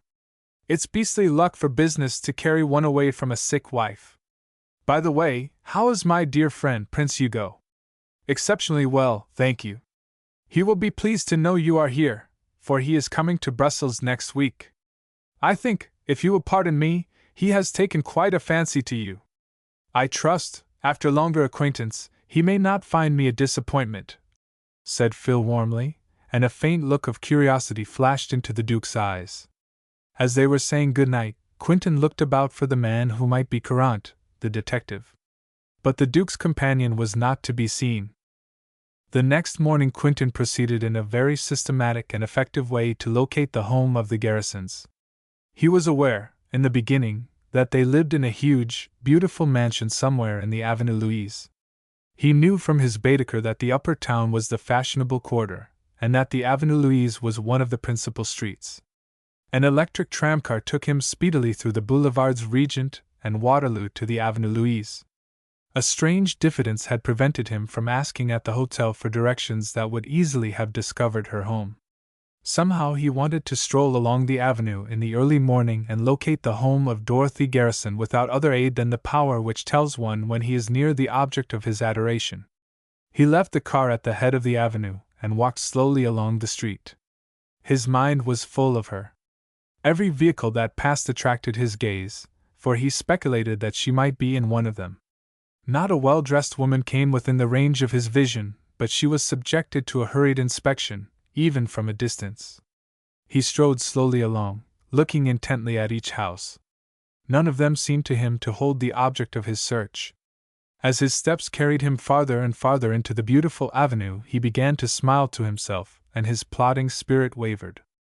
After all, thought he, no one but a silly ass would attempt to find a person in a great city after the fashion he was pursuing.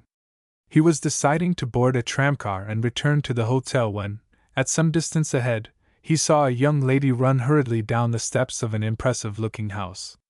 He recognized Dorothy Garrison, and with a thump of exultation his heart urged him across the street toward her. She evidently had not seen him. Her eyes were on the ground and she seemed preoccupied. In her hand she held a letter. A gasp of astonishment, almost of alarm, came from her lips. Her eyes opened wide in that sort of surprise which reveals something like terror, and then she crumpled the letter in her hand spasmodically. "I thought you lived down here somewhere," he exclaimed, joyfully, seizing her hand. "I knew I could find you. I am so glad to see you," she stammered, with a brave effort to recover from the shock his appearance had created. "What are you doing here, Phil?" "Looking for you, Dorothy." "Shall I post your letter?" She was still standing as if rooted to the spot, the letter in a sad plight. "Oh, I'll not post it now.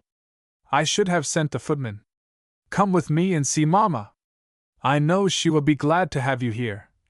She hurried, in evident confusion. She bethought herself suddenly and made an effort to withdraw the letter from its rather conspicuous position. The hand containing it was drawn behind her back. "That will be very nice of her. Better post the letter, though. Somebody's expecting it, you know." "Hello? That's not a nice way to treat a letter. Let me straighten it out for you."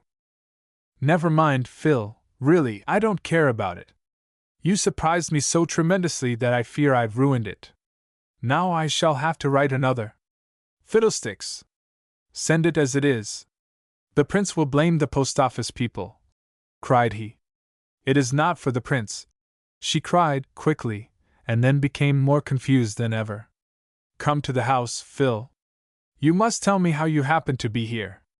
As they walked slowly to the Garrison home and mounted the steps, she religiously held the epistle where he could not regard it too closely should his curiosity overcome his prudence. They were ushered into the reception room, and she directed the footman to ask if Mrs. Garrison could see Mr. Quinton. "Now tell me all about it," she said, taking a chair quite across the big room. "There's nothing to tell," he said. "I am in Brussels, and I thought I'd hunt you up. But why didn't you write or wire me that you were coming? You haven't acted much like a friend," she said pointedly. "Perhaps I wrote and never mailed the letter. Remember your experience just now. You still hold the unlucky note in your hand. Sometimes we think better of our intentions at the very instant when they are going into effect. It is very mysterious to me that you wouldn't mail that letter. I can only believe that you changed your mind when you saw me. How absurd! As if seeing you could have anything to do with it. You ought to tell me if my appearance here is liable to alter any plan that letter is intended to perfect. Don't let me be an inconvenience. You know I'd rather be anything than an inconvenience. It doesn't matter in the least, really it doesn't. You're coming." The footman appeared on the landing above at that instant, and said something to her in a language Quinton could not understand. He afterward heard it was French. And he always had thought himself a pretty fair French scholar, too. "Mama has asked for me, Phil. Will you pardon me if I leave you alone for a moment?" she said, arising and starting toward the grand stairway. The letter, which she had forgotten for the moment, fell from her lap to the rug. In an instant he had stepped forward to pick it up. As he stooped she realized what had happened, and with a frantic little cry stooped also. Their heads were close together, but his hand was the first to touch the missive. It lay with the address upward, plain to the eye. He could not help seeing the name. It was addressed to Philip Quinton, Esq., care of the Earl of Saxondale, Park Lane, London, W.S. Surprise stayed his fingers, and hers clutched the envelope ruthlessly. As they straightened themselves, each was looking directly into the other's eyes. In hers there was shame, confusion, even guilt; in his, triumphant, tantalizing mirth. "My letter, please," he said, his voice trembling, he knew not why. His hand was extended. She drew suddenly away, and a wave of scarlet crossed her face. "What a stupid I was to drop it!" she cried, almost tearfully. Then she laughed as the true humor of the situation made itself felt in spite of consequences. "Isn't it too funny for anything? I can't see anything funny in tampering with the mails. You have my letter, and I hope it won't be necessary for me to call in the officers of the law. You don't expect me to give it to you?" she cried, holding it behind her. "Most assuredly. If you don't, I'll ask Mrs. Garrison to command you to do so," he threatened eagerly. He would have given his head to read the contents of the letter that caused her so much concern. All sorts of conjectures were racing through his brain. "Oh, please don't do that," she begged, and he saw real supplication in her eyes. "I wouldn't give you the letter for the world, and well, don't you see that I am embarrassed? Give me the letter," he commanded, sternly. "Do you wish me to hate you?" she blazed. "Heaven forbid! Then forget that your name is on this detestable envelope," she cried, tearing the missive into pieces. He looked on in wonder, chagrin, disappointment. "By George, Dorothy, that's downright cruel. It was intended for me. You should thank me. I have only saved you the trouble of destroying it," she said, smiling. "I would have kept it forever," he said fervently. "Here's a small bit of the envelope which you may keep as a souvenir. See, it has your name, Philip, on it. You shall have that much of the letter." He took it rather gracelessly and, deliberately opening his watch, placed it inside the case. "I'd give $10,000 to know what that letter had to say to me." "You can never know," she said defiantly from the bottom of the steps. "For I have forgotten the contents myself." She laughed as she ran upstairs, but he detected confusion in the tone, and the faint flush was still on her cheek. He sat down and wondered whether the contents would have pleased or displeased him. Philosophically he resolved that as long as he was never to know, he might just as well look at it from a cheerful point of view. He would be pleased. 9. Mother and daughter. It would be difficult to define the emotions that consumed Miss Garrison as she entered her mother's boudoir. She could not conceal from herself the sensation of jubilant delight because he had come to Brussels. At the same time, even though his visit was that of a mere friend, it promised complications which she was loath to face. She went into the presence of her mother with the presentiment that the first of the series was at hand. "What is Philip Quinton doing here, Dorothy?" demanded Mrs. Garrison. She was standing in the center of the room, and her attitude was that of one who has experienced a very unpleasant surprise. The calm, cold tone was not far from accusing. Her steely eyes were hard and uncompromising. The tall daughter stood before her, one hand still clutching the bits of white paper. On her face there was the imprint of demure concern. "I haven't had time to ask him, Mama," she said lightly. "Would it be quite the proper thing to demand the reason for his presence here when it seems quite clear that he is paying us a brief morning call? Do not be absurd. I mean, what is he doing in Brussels? Didn't he say he was to return to New York last week?" There was refined belligerence in her voice. Dorothy gave a brief thought to the cool, unabashed young man below and smiled inwardly as she contemplated the reception he was to receive from this austere interrogator. "Don't ask me, Mama, I am as much puzzled as you over his sudden advent. It is barely possible he did not go to New York." "Well, why didn't he?" This was almost a threat. "It is a mystery we have yet to unravel." Shall we send for Sherlock Holmes? Dorothy, I am very serious. How can you make light of this unwarranted intrusion? He is. Why do you call it intrusion, Mamma? Has he not the right to come? Can we close the door in his face? Is he not a friend? Can we help ourselves if he knocks at our door and asks to see us? Dorothy felt a smart tug of guilt as she looked back and saw herself trudging sheepishly up the front steps beside the intruder, who had not been permitted to knock at the door. A gentleman would not subject you to the comments of, well, I may say the whole world. He certainly saw the paragraphs in those London papers, and he knows that we cannot permit them to be repeated over here. He has no right to thrust himself upon us under the circumstances. You must give him to understand at once, Dorothy, that his intentions, or visits, if you choose to call them such, are obnoxious to both of us. Oh, Mamma! We've talked all this over before. What can I do? I wouldn't offend him for the world, and I am sure he is incapable of any desire to have me talked about. He knows me and he likes me too well for that. Perhaps he will go away soon, said Dorothy, despairing petulance in her voice. Secretly she was conscious of the justice in her mother's complaints. He shall go soon, said Mrs. Garrison with determination. You will not drive him away? Said her daughter quickly. I shall make him understand that you are not the foolish child he knew in New York. You are about to become a princess. He shall be forced to see the impregnable wall between himself and the Princess Ravarelli, for you are virtually the owner of that glorious title. A single step remains and then you are no longer Dorothy Garrison. Philip Quinton I have always disliked, even mistrusted. His reputation in New York was that of a man of the town, a rich royster, a breaker of hearts, as your uncle has often called him. He is a daring notoriety seeker, and this is rare sport for him. Mrs.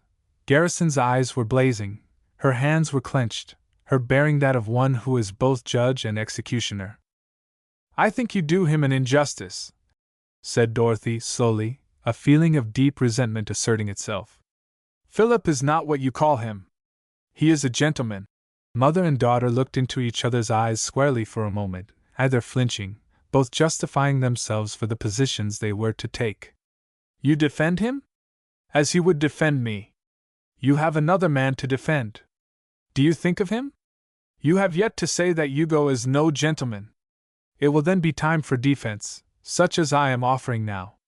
We are keeping your friend waiting, Dorothy, said Mrs.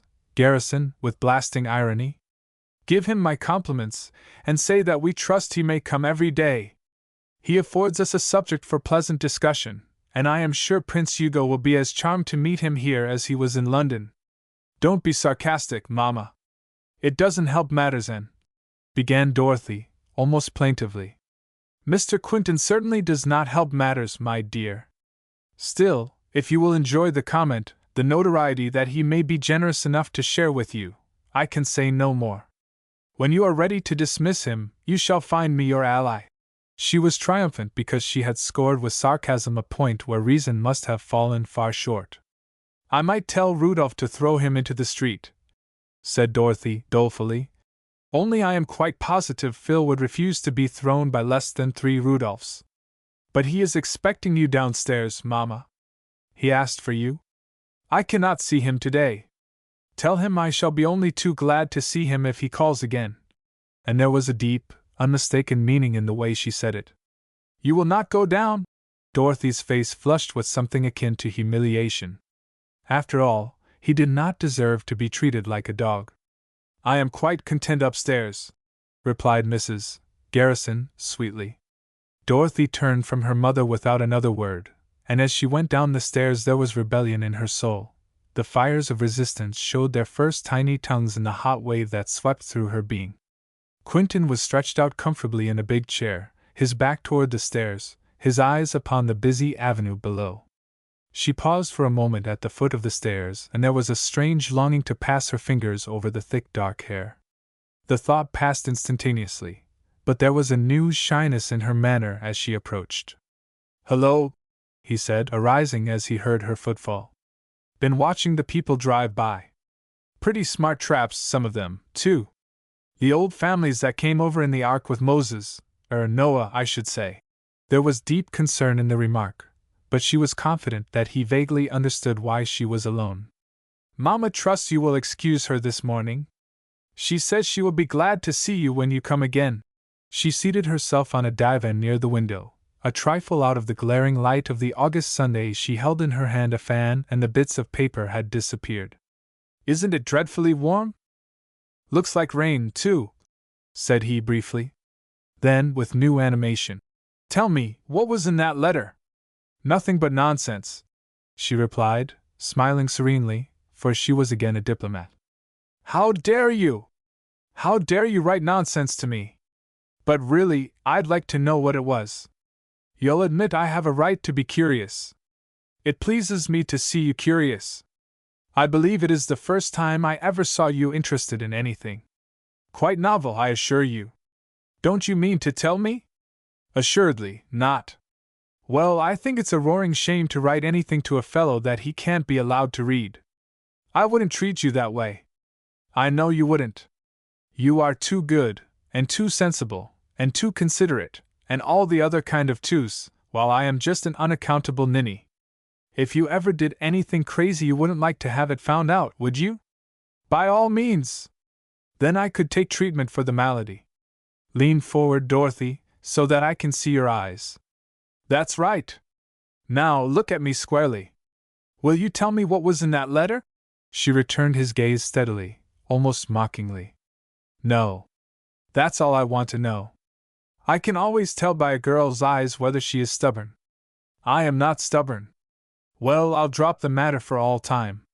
Doubtless you were right when you said it was nonsense. You ought to know. Changing the subject, I think I'll like Brussels if I stay here long enough. He was again nonchalant, indifferent. Under her mask of unconcern, she felt a trifle piqued that he did not persist in his endeavor to learn the contents of the unfortunate letter.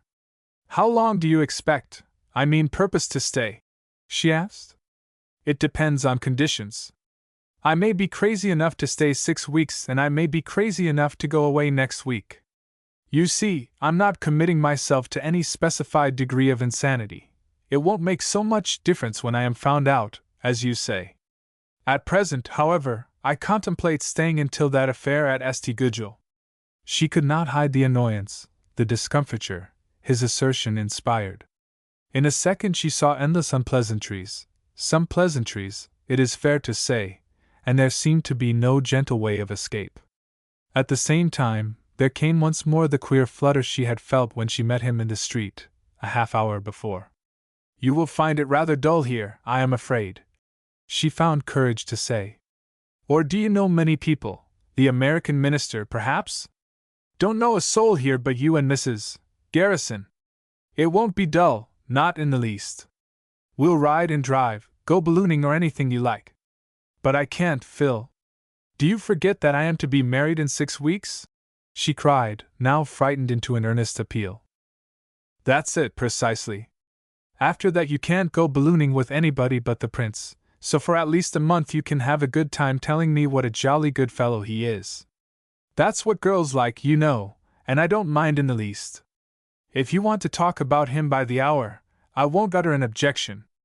Of course, I suppose you'll be pretty busy with your trousseau and so forth, and you'll have the house full of visitors too, no doubt. But you can give me a little time. I am sure Mamma would not. She never did approve, if that's what you were about to say.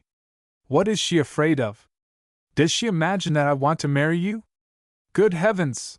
So devout was his implied denial of such a project that she felt herself grow hot. Doesn't she think the prince has you safely won? You are old enough to take care of yourself, I'm sure. She knows that I love Prince Hugo, and that he is the only man I shall ever love. Her disapproval would arise from the needless exposure to comment. You remember what the London papers said about us. If she thought that he was chilled by her bold opening assertion, she was to find herself mistaken. He smiled complacently. I thought it was very nice of them. I am preserving the clipping, he said airily. We can talk over this little difficulty with public opinion when we've had more time to think about it. You see, I've been here but 10 hours, and I may be willing to leave tomorrow, that is, after I've seen more of the town. I may not like the king, and I'm quite sure the palace doesn't suit me. I'll come around tomorrow and we'll drive through one of these famous parks. Oh no, Phil! Really, you don't know how it embarrasses me. I'll go away tonight, if you say you don't want to see me at all, Dorothy, he said seriously, rising and standing before her. I don't mean that. You know I want to see you, for old time's sake. I shall go, nevertheless, if you merely hint that I am unwelcome. She arose and suddenly gave him her hand. You are not unwelcome, and you are foolish to speak in that manner, she said seriously. And your mother? She must endure what I endure. Somewhere Baedeker says that the Bois de la Cambre is the finest park in Brussels, said he, his eyes gleaming. I am quite sure Baedeker is reliable, she agreed, with a smile. At 3 o'clock tomorrow afternoon, then, I will come for you. Will you remember me to your mother and tell her I am sorry not to see her today? Goodbye. She followed him to the door, and when he sped lightly down the steps there was a broad smile on the face of each. He turned and both laughed outright. Where there's a will, there's a way, she mused, as she went to her room upstairs. An hour later her daily letter to the prince was ready for the post. The only allusion to the visitor of the morning was, Mr. Quinton, our New York friend, you will remember, made us a brief call this morning. He is quite undecided as to the length of his stay here, but I hope you will be here to see him. Then, dismissing Quinton from her mind, she sat down to dream of the one great event in her life, this wonderful, glorious wedding in old St. Gudul's. Already her trousseau was on a fair way to completion. She gave no thought to the fortune that these gowns were to cost, she considered not the glories she was to reap by becoming a real princess, she dwelt not on the future before her, for she knew she was to be happy with Hugo. Instead, she dreamed only of the color scheme that was to make memorable her wedding procession. In her mind's eye she saw the great church thronged with the most brilliant, illustrious assemblage it had ever held. She was quite sure no previous gathering could have been more august, and a smile of pride came to her lips. The great chorus, the procession, the lights, the incomprehensible combination of colors, the chancel, the flowers, her wedding gown, and Hugo's dark, glowing face rushed in and out of her vision as she leaned back in her chair and almost forgot to breathe. The thought of Hugo grew and grew. She closed her eyes and saw him at her side as they walked proudly from the altar with the good bishop's blessing and the song of the choir in their ears, the swelling of love in their souls. So vivid became the dream of his presence that she could almost feel his hand touching hers. She felt her eyes turned toward him, with all that great crowd watching, and her heart quivered with passion as his dark, happy eyes burned through to her very soul. Somehow she heard distinctly the whisper, "My wife!" Suddenly a strange chill came over this idle, happy dream, and she opened her eyes with a start, Hugo's face fading away like a flash. The thought had rushed in like a stab from a dagger. Would Philip Quinton be there, and would he care? Would he care? X2 in a trap. Th. Juke sent his card up, sir, said Turk. His master was once more in his rooms at the Bellevue. Turk was looking eminently respectable in a new suit of blue serge. When? Asked Phil, glancing at Lascelles' card. He had forgotten the Italian, and the sight of his name recalled the plot unpleasantly. About 11 o'clock. I watched him leave Th Hotel and go down that street over there. Same one you took a little earlier. Watching me, I suspect. Haven't seen that detective fellow, have you, Turk? You ought to be able to scent a detective 3 miles away. I can't scent in this language, sir. Early in the evening, as Quinton was leaving the hotel for a short stroll, he met the Duke. The Italian accosted him familiarly and asked if he were trying to find a cool spot. I thought a ride on the tramcars might cool me off a bit, said Phil. I know the city quite well, and I, too, am searching for relief from the heat. Do you object to company in your ride or stroll? Happy to have you, I assure you. If you'll be good enough to wait here for a moment, till I find my stick, I'll be with you. The Duke bowed politely, and Phil hastened back to his rooms. He secured his stick, and did more. Like a wise young man, he bethought himself of a possible trap, and the quest of the stick gave him the opportunity to instruct Turk to follow him and the Duke and to be where he was needed in case of an emergency. The tall, fresh-faced American in his flannels, and the short, bearded Italian in his trim frock coat and silk hat strolled leisurely forth into the crowded Place du Palais. "Shall we walk a while and then find a café where we may have something to drink?" asked the Duke, his English so imperfect that no writer could reproduce it. "I am in your hands and at your mercy," said the other, clinging close to him as they merged into the crowd. "May I ask if you have many friends in Brussels?" Under the politeness of the inquiry, Quentin, with amusement, saw the real interest. Looking calmly into the Italian's beady eyes, he said, "I know but 4 persons here, and you are included in the list. My servant is another. Mrs. and Miss Garrison are old and particular friends, you know. In fact, my dear Duke, I don't believe I should have come to Brussels at all were they not here. They are most charming and agreeable," murmured the Duke. "This is such a frightful crowd, shall we not cross to the other side?" "What's the use? I used to play football, you don't know what that is, I suppose, and I'll show you how to get through a mob. Get in front, that's right, and I'll bring up in the rear." Laughing to himself, he brought his big frame up against the little man's back and surged forward. Sure enough, they went through the mob, but the Duke was the volley end of the battering ram. Never in all his life had he made such hurried and seemingly unnecessary progress through a blockading crowd of roisters. When they finally went lunging into the half-deserted Rue de la Madeleine, his silk hat was awry, his composure was ruffled, and he was very much out of breath. Phil, supremely at ease, heaved a sigh of satisfaction, drawing from the Italian a half-angry, half-admiring glance. "Much easier than I thought," said Quentin, puffing quietly at his cigar. "We did it very nicely," agreed the other, with a brave effort to equal the American's unconcern. Nevertheless, he said to himself many times before they reached the broad boulevard Ansbach, that never had he taken such a stroll, and never had he known how little difference there was between a steam and a human propeller. He almost forgot, as they sat at a small table in front of a café, to institute his diplomatic search for the real object of the American's presence in Brussels. It was 12 o'clock when they returned to the hotel, after a rather picturesque evening in the gay cafés. Here is what the keen little Italian deduced. Quentin was to remain in Brussels until he took a notion to go somewhere else. Quentin had seen the prince driving on the Paris boulevards. The Bois de la Cambre offers every attraction to a man who enjoys driving. The American slept with a revolver near his pillow, and his manservant had killed 6 or 7 men in the United States because of his marvelous skill with the pistol. Quentin was a most unsophisticated young man, with honesty and innocence in his frank eyes, although they sometimes grew rather searching. He could only be overcome by cunning. He was in love with Miss Garrison.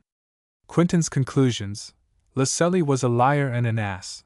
Prince Hugo would be in Brussels within 10 days. He was careless with the hearts of women and cruel with their love. French detectives are the best in the world, the most infallible. Miss Garrison loved the very ground the prince trod upon.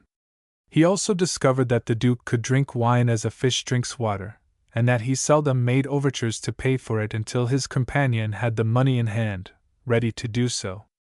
Turk was waiting for him when he reached his rooms, and Turk was not amiable. A very attractive, innocent and demure young lady, who could not speak English except with her hands and eyes, had relieved him of a stickpin and his watch while he sat with her at a table not far from the man he was protecting with his vaunted eagle eye. And she swiped him right under me nose, and me eyes square on her, too. These people are too keen for me. They ain't a fairy in New York that could a touched me without dope, let me tell you. I thought I knowed a ting or two, but I don't know buttons from fishhooks. I'm the easiest ting at ever went to Sunday school."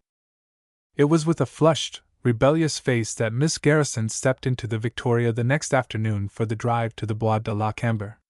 She had come from a rather trying tilt with her mother, and, as they drove off between the rows of trees, she felt that a pair of flaming eyes were leveled from a certain upstairs window in the Avenue Louise. The biblical admonition to honor thy father and thy mother had not been entirely disregarded by this wilful young lady, but it had been stretched to an unusual limit for the occasion. She felt that she was very much imposed upon by circumstances in the shape of an unreasonable mother and an inconvenient friend. Mr. Quinton, more in love than ever, and more deeply inspired by the longing to win where reason told him he must fail, did not flatter himself into believing that Mrs. Garrison wholly approved of the drive. Instead, he surmised from the beginning that Dorothy's flushed cheeks were not from happiness, but from excitement, and that he was not altogether a shadowy cause. With rare tact he plunged at once to the bottom of the sea of uncertainty and began to struggle upward to the light, preferring such a course to the one where you start at the top, go down, and then find yourself powerless to get back to the surface. "Was your mother very much annoyed when you said you were coming out with me?" he asked.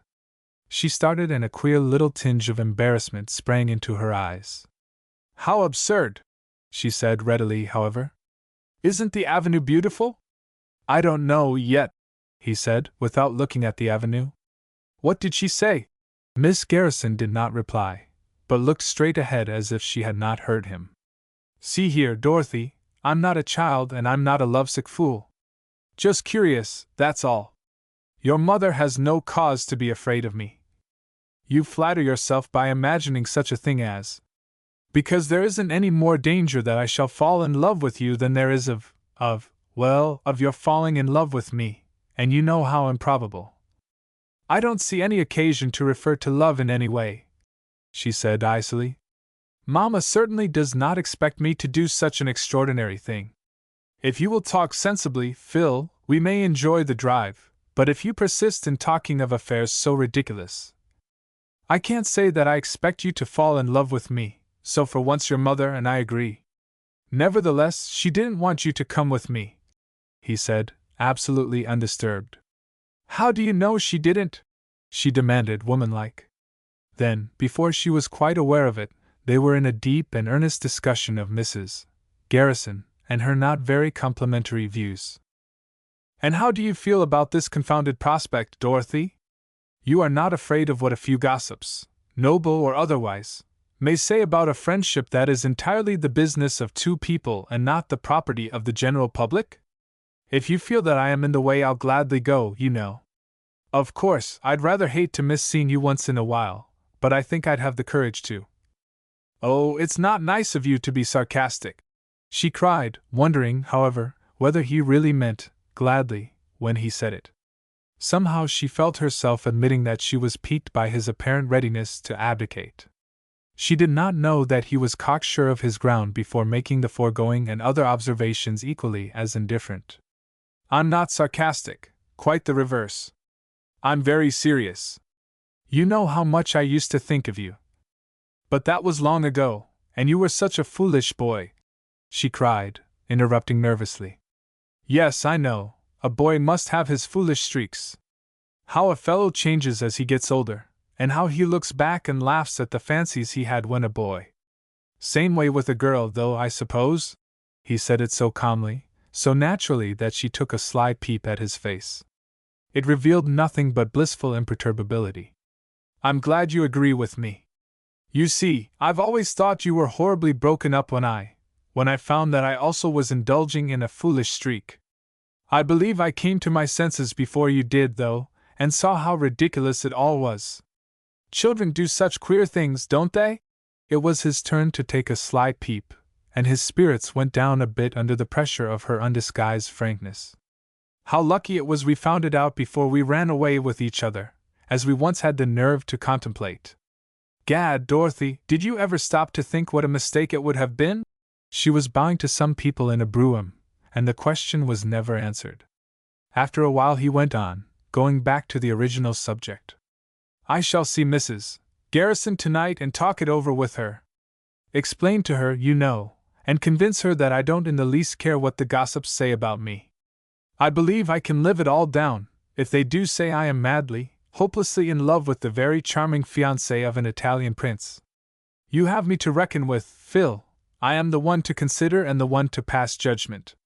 You may be able to appease Mamma, but it is I who will determine whether it is to be or not to be. Let us drop the subject. For the present, we are having a charming drive. Is it not beautiful?" To his amazement and to hers, When they returned late in the afternoon, Mrs. Garrison asked him to come back and dine. "I must be dreaming," he said to himself, as he drove away. "She's as shrewd as the deuce, and there's a motive in her sudden friendliness. I'm beginning to wonder how far I'll drop and how hard I'll hit when this affair explodes. Well, it's worth a mighty strenuous effort. If I win, I'm the luckiest fool on earth. If I lose, the surprise won't kill me." At 8 he presented himself again at the Garrison house and found that he was not the only guest. He was introduced to a number of people, 3 of whom were Americans, the others French. These were Hon. and Mrs. Horace Knowlton and their daughter, Miss Knowlton M., and Madame de Mile, Louise Goblet, and Count Raoul de Vincent. "Dorothy tells me you are to be in Brussels for several weeks, and I was sure you would be glad to know some of the people here. They can keep you from being lonesome, and they will not permit you to feel that you are a stranger in a strange land," said Mrs. Garrison. Quentin bowed deeply to her, flashed a glance of understanding at Dorothy, and then surveyed the strangers he was to meet. Quick intelligence revealed her motive in inviting him to meet these people, and out of sheer respect for her shrewdness, he felt like applauding. She was cleverly providing him with acquaintances that any man might wish to possess, and she was doing it so early that the diplomacy of her action was as plain as day to at least 2 people. "Mamma is clever, isn't she?" Dorothy said to him, merrily, as they entered the dining room. Neither was surprised to find that he had been chosen to take her out. It was in the game. "She is very kind. I can't say how glad I am to meet these people. My stay here can't possibly be dull," he said. "Mile Goblet is stunning, isn't she? Do you really think so?" she asked, and she did not see his smile. The dinner was a rare one, the company brilliant, but there was to occur, before the laughter in the wine had spent itself, an incident in which Philip Quinton figured so conspicuously that his wit as a dinner guest ceased to be the topic of subdued side talk, and he took on a new personality. 11. From the Pots and Plants. The broad veranda, which faced the avenue and terminated at the corner of the house in a huge circle, not unlike an open conservatory, afforded a secluded and comparatively cool retreat for the diners later in the evening. Banked along the rails were the rarest of tropical plants. Shaded incandescent lamps sent their glow from somewhere among the palms, and there was a suggestion of fairyland in the scene. If Quinton had a purpose in being particularly assiduous in his attentions to Mlie Goblet, he did not suspect that he was making an implacable foe of Henri Descartier, the husband of another very charming young woman.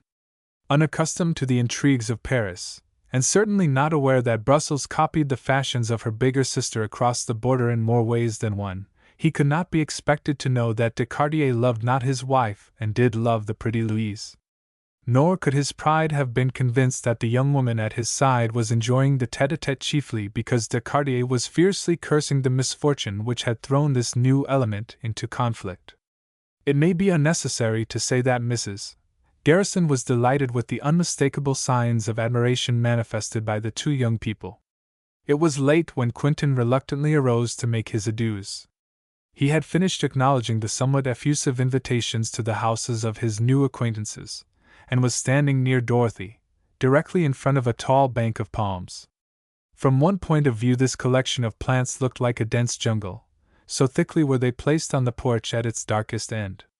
The light from a drawing-room window shone across the front of the green mass, but did not penetrate the recess near the porch rail. He was taking advantage of a very brief opportunity, while others were moving away, to tell her that Louise was fascinating, when her hand suddenly clasped his arm and she whispered, "Phil, there is a man behind those palms." His figure straightened, but he did not look around. "Nonsense, Dorothy. How could a man get—" he began, in a very low tone. "I saw the leaves move, and just now I saw a foot near the rail. Be careful, for heaven's sake, but look for yourself, he is near the window."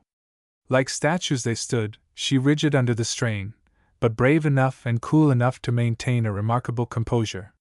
She felt the muscle of his forearm contract, and there swept over her a strange dread. His eyes sought the spot indicated in a perfectly natural manner, and there was no evidence of perturbation in his gaze or posture. The foot of a man was dimly discernible in the shadow, protruding from behind a great earthen jar. Without a word he led her across the porch to where the others stood. "Good night, Mrs. Garrison," he said calmly, taking the hand she proffered. Dorothy, now trembling like a leaf, looked on in mute surprise. Did he mean to depart calmly, with the knowledge that they needed his protection? "Good night, Miss Garrison. I trust I shall see you soon." Then, in a lower tone, "Get the people around the corner here, and not a word to them." The ladies were quite well past the corner before he ventured to tell the men, whom he held back on some trifling pretext, that there was a man among the plants. The information might have caused a small panic had not his coolness dominated the nerves of the others. "Call the gendarmes," whispered Descartes, panic-stricken. "Call the servants." "We don't want the officers nor the servants," said Philip coolly. "Let the ladies get inside the house and we'll soon have a look at our fellow guest." "But he may be armed," said the Count nervously. "Doubtless he is. Burglars usually are. I had an experience with an armed burglar once on a time, and I still live. Perhaps a few palms will be damaged, but we'll be as considerate as possible. There is no time to lose, gentlemen. He may be trying to escape even now." Without another word he turned and walked straight toward the palms. Not another man followed, and he faced the unwelcome guest alone. Faced is the right word, for the owner of the telltale foot had taken advantage of their momentary absence from that end of the porch to make a hurried and reckless attempt to leave his cramped and dangerous hiding place. He was crowding through the outer circle of huge leaves when Quentin swung into view. The light from the window was full in the face of the stranger, white, scared, dogged. "Here he is!" cried Quentin, leaping forward. "Come on, gentlemen!" With a frantic plunge the trapped stranger crashed through the plants, crying hoarsely in French as he met Quentin in the open. "I don't want to kill you! Keep off!" Quentin's arm shot out and the fellow went tumbling back among the pots and plants. He was up in an instant.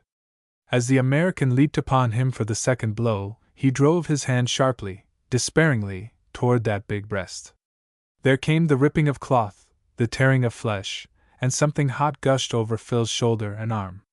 His own blow landed, but not squarely, and, as he stumbled forward, his lithe, vicious antagonist sprang aside, making another wild but ineffectual sweep with the knife he held in his right hand.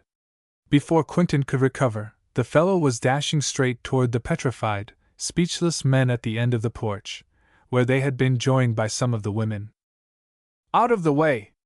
Out of the way!" he shrieked, brandishing his knife.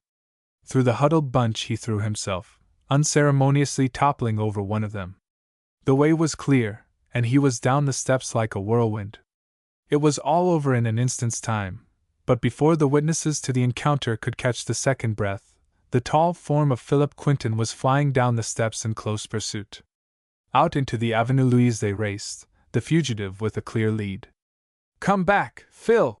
cried a woman's voice, and he knew the tone because of the thrill it sent to his heart. He heard others running behind him, and concluded that his fellow guests had regained their wits and were in the chase with him. If the pursued heard the sudden, convulsive laugh of the man behind him, he must have wondered greatly. Phil could not restrain the wild desire to laugh when he pictured the sudden and precipitous halt his valiant followers would be compelled to make if the fugitive should decide to stop and show fight. One or more of them would doubtless be injured in the impossible effort to run backward while still going forward. Blood was streaming down his arm and he was beginning to feel an excruciating pain. Pedestrians were few, and they made no effort to obstruct the flight of the fugitive. Instead, they gave him a wide berth. From far in the rear came hoarse cries, but Quentin was uttering no shout. He was grinding his teeth because the fellow had worsted him in the rather vainglorious encounter on the porch, and was doing all in his power to catch him and make things even. To his dismay, the fellow was gaining on him, and he was losing his own strength. Cursing the frightened men who allowed the thief to pass on unmolested and then joined in the chase, he raced panting onward. The flying fugitive suddenly darted into a narrow, dark street, 50 feet ahead of his pursuer, and the latter felt that he had lost him completely. There was no sign of him when Quentin turned into the cross street, He had disappeared as if absorbed by the earth. For a few minutes Philip and the mob, quite large, inquisitive and eager by this time, searched for a trace of the man, but without avail. The Count, de Cartier and the Honorable Mr. Knowlton, with several of Mrs. Garrison's servants, came puffing up and, to his amazement and rage, criticized him for allowing the man to escape. They argued that a concerted attack on the recess amongst the palms would have overwhelmed the fellow, and he would now be in the hands of the authorities instead of as free as air. Quentin endured the expostulations of his companions, and the fast enlarging mirth of the crowd for a few moments in dumb surprise. Then he turned suddenly to retrace his steps up the avenue, savagely saying, "If I had waited till you screwed up nerve enough to make a combined attack, the man would not have been obliged to take this long and tiresome run. He might have called a cab and ridden away in peace and contentment." A laugh of derision came from the crowd and the two Frenchmen looked insulted. Mr. Knowlton flushed with shame and hurried after his tall countryman. "You are right, Quentin, you're right," he wheezed. "We did not support you, and we are to blame. You did the brave and proper thing, and we stood by like a lot of noodles. Well, it's all over, Knowlton, and we all did the best we could," responded Philip, with intense sarcasm which was lost on Mr. Knowlton. Just then a sturdy little figure bumped against him, and he looked down as the newcomer grasped his arm tightly. "Hello, Turk! It's about time you were showing up. Where the devil have you been?" exclaimed he, wrathfully. "I'll tell why all about it when I gets me tires pumped full agin. Come on, it's private, strictly private, and nobody's next but me." When there was a chance to talk without being overheard by the three discomfited gentlemen in the rear, Turk managed to give his master a bit of surprising news. "That guy was Courant, that's who he was. He's been right on your heels since yesterday, and I just gets next to it. He follers you up to Th house back yonder and there's where I loses him. Seems like he hung around the porch or portico, or whatever it is over here, watching you when you was inside. I don't know his game, but he's Th guy. And I know where he is now. The dickens you do! You infernal little scoundrel, take me there at once. Good Lord, Turk, I've got to catch him. These people will laugh at me for a month if I don't." "Are you sure he is Courant? How do you know?" "Where is he?" cried Phil, excited and impatient. "You ain't near being keen. He doubled on you, that's what he done. And you chased him off on that side street. He just leaps over Th garden wall and back he comes into a yard. I comes up, late as usual, just in time to see him calmly prance up some doorsteps and ring Th bell. While Th gang and you was looking fair him in Th gutters and waste paper boxes, he stands up there and grins complacently. Then Th door opens and he slides in like a fox. Where is the house? We must search it from top to bottom." "Can't do that, Mr. Quentin. How are you going to search that house without a warrant? And are you going to find when you do search it? He's no common thief. He's in a game that we don't know nothing about, and he's got cards up his sleeve clear to Th elbow. Th people in that house is his friends, and he's safe, so at's Th use? I've got Th joint spotted and he don't know I am next. It's a point in our favor. There was a woman opened the door, so she's in Th game, too. Let's lay low, Mr. Quentin, and take it cool. But what in thunder was he doing behind those palms? That wasn't a very sensible bit of detective work, was it? Most detectives is asses. He was hiding there just to earn his money. Tomorrow he could go to Th Juke and tell him how slick he'd been in hearing at you said to Th young lady and you thought nobody was listening. Was he hid near a window? Just below one, almost against the casing. Easy sailin'. He figured out that sometime during Th night you and her would set in that window and there you are. See?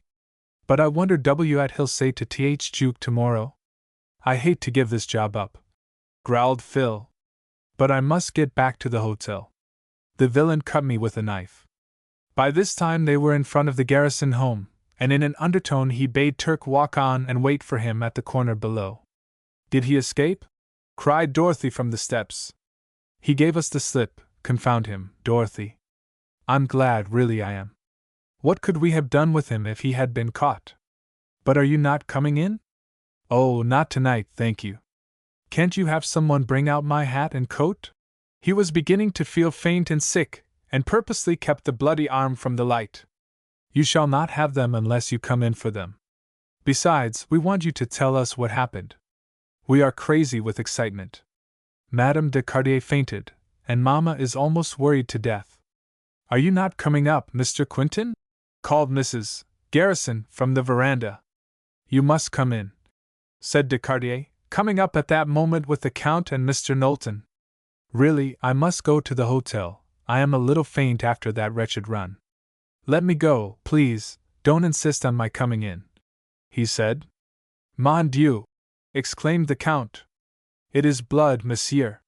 You are hurt. Oh, not in the least, merely a... Phil! Cried Dorothy, standing in front of him, her wide eyes looking intently into his. Are you hurt? Tell me. Just a little cut in the arm or shoulder, I think. Doesn't amount to anything, I assure. Come in the house at once, Philip Quinton, she exclaimed. Mr. Knowlton, will you ask Franz to telephone for Dr. Berrier? Then she saw the blood-stained hand and shuddered, turning her face away. Oh, Phil, she whispered. That pays for this cut and more, if necessary, he said in a low voice, as he walked at her side up the steps. Lean on me, Phil, she said. You must be faint. He laughed merrily, and his eyes sparkled with something not akin to pain. Dr. Berrier came and closed the gash in his shoulder. An hour later he came downstairs, to find Mrs. Garrison and Dorothy alone. You were very brave, Mr. Quinton, but very foolhardy, said Mrs. Garrison. I hope from my heart the wound will give you little trouble. His good right hand closed over hers for an instant, and then clasped Dorothy's warmly, lingeringly. You must let us hear from you tomorrow, said she softly.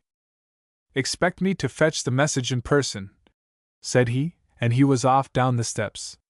He did not look back, or he might have seen her standing on the veranda, her eyes following him till he was joined by another man at the corner below. 12. He claimed a day. The strange experience of the evening brought Quinton sharply to a sense of realization. It proved to him that he was feared, else why the unusual method of campaign? To what extent the conspirators would carry their seemingly unnecessary warfare he was now, for the first time, able to form some sort of opinion. The remarkable boldness of the spy at the Garrison home left room for considerable speculation as to his motive. What was his design, and what would have been the ending to his sinister vigil? Before Quinton slept that night he came to the drowsy conclusion that luck had really been with him, despite his wound and Courant's escape, and that the sudden exposure of the spy destroyed the foundation for an important move in the powderless conflict. In the morning his shoulder was so sore that the surgeon informed him he could not use the arm for several days. Turk philosophically bore the brunt of his master's ire. Like a little Napoleon he endured the savage assaults from Quinton's vocal batteries, taking them as lamentations instead of imprecations. The morning newspapers mentioned the attempt to rob Mrs. Garrison's house and soundly deplored the unstrategic and ill-advised attempt of an American named Canton to capture the desperado. The police department is severe in its criticism of the childish act which allowed the wretch to escape detection without leaving the faintest clue behind. Officers were close at hand, and the slightest warning would have had them at the Garrison home. The capture of this man would have meant much to the department, as he is undoubtedly one of the diamond robbers who are working havoc in Brussels at this time. He was, it is stated positively by the police, not alone in his operations last night. His duty, it is believed, was to obtain the lay of the land and to give the signal at the proper moment for a careful and systematic raid of the wealthy woman's house. The police now fear that the robbers, whose daring exploits have shocked and alarmed all Brussels, are on their guard and a well-defined plan to effect their capture is ruined. A prominent attaché of the department is of the opinion that an attempt was to have been made by the band to relieve all of Mrs. Garrison's guests of their jewels in a sensational game of stand and deliver. The miserable asses! Exploded Phil, when he read the foregoing. That is the worst rot I ever read. This police department couldn't catch a thief if he were tied to a tree. Turk, If they were so near at hand, why the devil didn't they get into the chase with me and run that fellow down?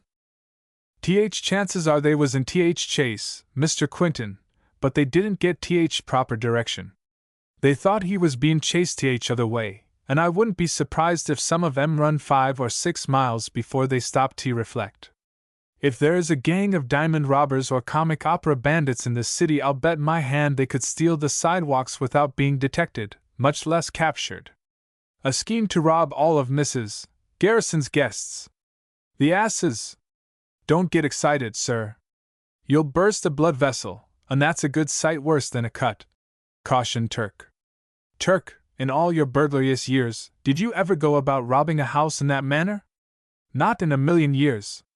Well, what are we to do next?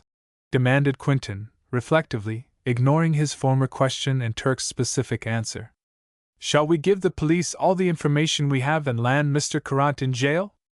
This is our game, sir, not police's. For Lord's sake, don't give anything up to cops. They'll raise particular thunder in their sleep, and we gets rough ha. Ha! From our friends, enemy. We pipes this little game ourself, and we wins, too, if we succeed in keeping police from getting next to anything they'd mistake for a clue. Phil thought long and hard before sitting down at noon to write to Dickie Savage. He disliked calling for help in the contest, but with a bandaged arm and the odds against him, he finally resolved that he needed the young New Yorker at his side. Dickie was deliberation itself, and he was brave and loyal. So the afternoon's post carried a letter to Savage, who was still in London, asking him to come to Brussels at once, if he could do so conveniently. The same post carried a letter to Lord Bob, and in it the writer admitted that he might need reinforcements before the campaign closed. He also enclosed the clipping from the newspaper, but added a choice and caustic opinion of the efficiency of the Brussels police. He did not allude specifically to Courant, the Duke, or to the queer beginning of the Prince's campaign. Early in the afternoon Mrs. Garrison sent to inquire as to his wound. In reply he calmly prepared for an appearance in person. Turk accompanied him, about 4 o'clock, in a cab to the house in Avenue Louise. There were guests, and Phil was forced to endure a rather effusive series of feminine exclamations and several polite expressions from men who sincerely believed they could have done better had they been in his place. Mrs. Garrison was a trifle distant at first, but as she saw Quinton elevated to the pedestal of a god for feminine worship, she thawed diplomatically, and with rare tact, assumed a sort of proprietorship. Dorothy remained in the background, but he caught anxious glances at his arm, and once or twice, a serious contemplation of his half-turned face. I'll let her think the fellow was one of the diamond robbers for the present, thought he. She wouldn't believe me if I told her he was in the employ of the prince, and the chances are she'd ruin everything by writing to him about it. When at last he found the opportunity to speak with her alone, he asked how she had slept. Not at all, not a wink, not a blink. I imagine I heard robbers in every part of the house. Are you speaking the truth when you tell all these people it is a mere scratch? I am sure it is much worse, and I want you to tell me the truth, she said earnestly. I've had deeper cuts that didn't bleed a drop, said he. If you must have the truth, Dorothy, I'll confess the fellow gave me a rather nasty slash, and I don't blame him, he had to do it, and he's just as lucky as I am, perhaps, that it was no worse.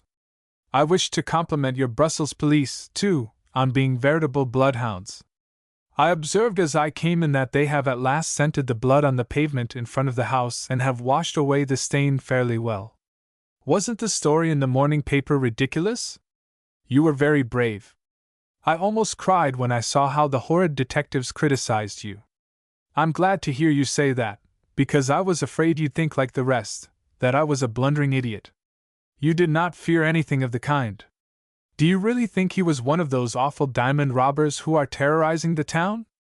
I could not sleep another wink if I thought so. Why, last spring a rich merchant and his wife were drugged in one of the cafes, taken by carriage to Watermail, where they were stripped of their valuables and left by the roadside. Did you see an account of the affair in your morning paper? Yes, there were columns about it. Then I think 8/10 of the crime was committed at a city editor's desk. It's my opinion these diamond thieves are a set of ordinary pickpockets and petty porch climbers. A couple of New York policemen could catch the whole lot in a week. But really, Phil, they are very bold and they are not at all ordinary. You don't know how thankful we are that this one was discovered before he got into the house. Didn't he have a knife? Well, wasn't it to kill us with if we made an outcry? She was nervous and excited, and he had it on the tip of his tongue to allay her fears by telling what he thought to be the true object of the man's visit. Well, no matter what he intended to do, he didn't do it, and he'll never come back to try it again. He will steer clear of this house, he said reassuringly. A week, 2 weeks went by without a change in the situation. Dickie Savage replied that he would come to Brussels as soon as his heart trouble would permit him to leave London, and that would probably be about the 20th of August. In parentheses, he said he hoped to be out of danger by that time. The Duke was persistent in his friendliness, and Courant had, to all intents and purposes, disappeared completely. Prince Hugo was expected daily, and Mrs. Garrison was beginning to breathe easily again.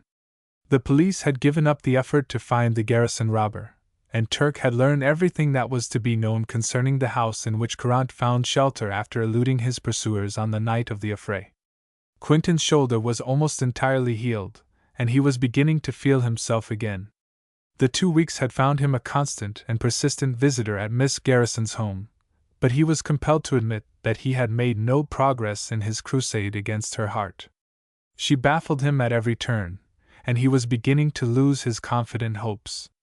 At no time during their tete-a-tetes, their walks, their drives, their visits to the art galleries, did she give him the slightest ground for encouragement. And to further disturb his sense of contentment, she was delighted, positively delighted, over the coming of Prince Hugo. For a week she had talked of little save the day when he was to arrive. Quentin endured these rapturous assaults nobly, but he was slowly beginning to realize that they were battering down the only defense he had, the inward belief that she cared for him in spite of all. Frequently he met the Duke Lascelles at the Garrisons. He also saw a great deal of the Descartiers and Mile. Godlet. When, one day, he boldly intimated to Dorothy that Descartier was in love with Louise and she with him, that young lady essayed to look shocked and displeased, but he was sure he saw a quick gleam of satisfaction in her eyes. And he was positive the catch in her breath was not so much of horror as it was of joy. Mrs.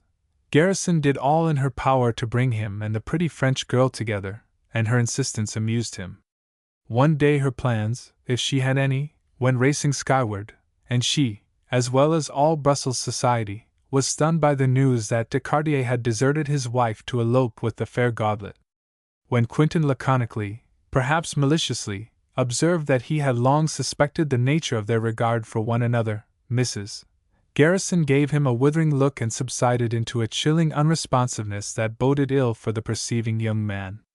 The inconsiderate transgression of Descartier and the unkindness of the Godlet upset her plans cruelly, and she found that she had wasted time irreparably in trying to bring the meddling American to the feet of the Frenchwoman. Quentin reveled in her discomfiture, and Dorothy in secret enjoyed the unexpected turn of affairs. She had seen through her mother's design, and she had known all along how ineffectual it would prove in the end. Philip puzzled her and piqued her more than she cared to admit. That she did not care for him, except as a friend, she was positive, but that he should persistently betray signs of nothing more than the most ordinary friendship was far from pleasing to her vanity. The truth is, she had expected him to go on his knees to her, an event which would have simplified matters exceedingly. It would have given her the opportunity to tell him plainly she could be no more than a friend, and it would have served to alter his course in what she believed to be a stubborn love chase. But he had disappointed her. He had been the amusing companion, the ready friend, the same sunny spirit, and she was perplexed to observe that he gave forth no indication of hoping or even desiring to be more. She could not, of course, know that this apparently indifferent young gentleman was wiser, far wiser, than the rest of his kind. He saw the folly of a rash, hasty leap in the dark, and bided his time like the cunning general who from afar sees the hopelessness of an attack against a strong and watchful adversary, and waits for the inevitable hour when the vigil is relaxed. There was no denying the fact that with all his confidence his colors were sinking, while hers remained as gallantly fluttering as when the struggle began. He was becoming confused and nervous. A feeling of impotence began slyly, devilishly to assail him, and he frequently found himself far out at sea. The strange inactivity of the prince's cohorts, the significant friendliness of the duke, the everlasting fear that a sudden move might catch him unawares began to tell on his peace of mind. Both he and Turk watched like cats for the slightest move that might betray the intentions of the foe, but there was nothing, absolutely nothing. The house in which Courant found safety was watched, but it gave forth no secrets. The duke's every movement appeared to be as open, as fair, as unsuspicious as man's could be, and yet there was ever present the feeling that some day something would snap and a crisis would rush upon them. Late one afternoon he drove up to the house in Avenue Louise, and when Dorothy came downstairs for the drive her face was beaming. "Hugo comes tomorrow," she said, as they crossed to the carriage. "Which means that I am to be relegated to the dark," he said dolefully. "Oh, no! Hugo likes you and I like you, you know. Why, are we not to be the same good friends as now?" she asked suddenly, with a pretty show of surprise. "Oh, I suppose so," he said, looking straight ahead. They were driving rapidly toward the Bois de la Cambre. "But of course I'll not rob the prince of moments that belong to him by right of conquest. You may expect to see me driving disconsolately along the avenue, alone. Mr. Savage will be here," she said sweetly, enjoying his first show of misery. "But he's in love, and he'll not be thinking of me. I'm the only one in all Christendom, it seems to me, who is not in love with somebody, and it's an awful hardship. You will fall really in love some day, never fear," she volunteered, after a somewhat convulsive twist of the head in his direction. "Unquestionably," he said, "and I shall be just as happy and as foolish as the rest of you, I presume. I should enjoy seeing you really and truly in love with some girl. It would be so entertaining. A perfect comedy, I am sure. I must say, however, that I'd feel sorry for the girl I loved if she didn't happen to love me." "And why, pray?" "Because," he said, turning abruptly and looking straight into her eyes, "she'd have the trouble and distinction of surrendering in the end." "You vain, conceited thing!" she exclaimed, a trifle disconcerted. "You overestimate your power." "Do you think I overestimate it?" he demanded quickly. "I don't know." "How should I know?" she cried, in complete rout. In deep chagrin she realized that he had driven her sharply into unaccountable confusion, and that her wits were scattering hopelessly at the very moment when she needed them most. "Then why do you say I overestimate it?" he asked, relentlessly. "Because you do!" she exclaimed at bay. "Are you a competent judge?" "What do you mean?" she asked, grasping for time. "I mean, have you the right to question my power, as you call it? Have I attempted to exert it over you?" "You are talking nonsense, Phil," she said spiritedly. "I said I'd feel sorry for the girl if she didn't happen to love me, you know." "Well, I couldn't force her to love me if she didn't love me, could I?" "Certainly not." "That is what I meant," she cried, immensely relieved. "But my point is that she might love me without knowing it, and would simply have to be brought to the realization." "Oh," she said, "that is different." "You take back what you said, then?" he asked, maliciously. "If she loved you and did not know it, she'd be a fool and you could exert any kind of power over her. You see, we didn't quite understand each other, did we?" "That is for you to say," he said, smiling significantly. "I think I understand perfectly." By this time they were opposite the Rue Les Broussards, and he drove toward the Place St. Croix. As they made the turn she gave a start, and peered excitedly up the Avenue Louise, first in front of her companion, then behind. "Oh, Phil, there is Hugo!" she cried, clasping his arm. "See! In the trap, coming toward us." He looked quickly, but the trees and houses now hid the other trap from view. "Are you sure it is he?" "Oh, I am positive. He has come to surprise me. Is there no way we can reach the house first?" "By the rear, anyway," she cried, excitedly. Her face was flushed, and her eyes were sparkling. "Was he alone?" asked he, his jaw setting suddenly. That has nothing to do with it. We must hurry home. Turn back, Phil. We may be able to overtake him on the avenue. I wanted to take you to the park, Dorothy. Well? That's all, he went on calmly. The prince can leave his card and call later this evening. What, you don't mean, Philip Quinton, take me home instantly? She blazed. Not for all the princes in the universe, he said. This is my afternoon, and I will not give up a minute of it. But I command, sir. And I refuse to obey. Oh, this is outrageous, she began frantically. Suddenly his gloved left hand dropped from the reins and closed over one of hers. The feverish clasp and the command in his eyes compelled her to look up into his face quickly. There she saw the look she feared, admired, deserved. There was a time when you wanted to be with me and with no other. I have not forgotten those days, nor have you. They were the sweetest days of your life and of mine. It is no age since I held this hand in mine, and you would have gone to the end of the world with me. It is no age since you kissed me and called me a king. It is no age since you looked into my eyes with an expression far different from the one you now have. You remember, Dorothy. She was too surprised to answer, too overcome by the suddenness of his assault to resist. The power she had undertaken to estimate was in his eyes, strong, plain, relentless. And because you remember, I can see the hardness going from your eyes, the tenderness replacing it.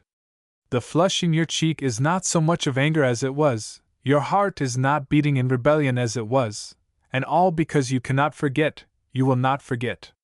This is madness, she cried, shivering as with a mighty chill.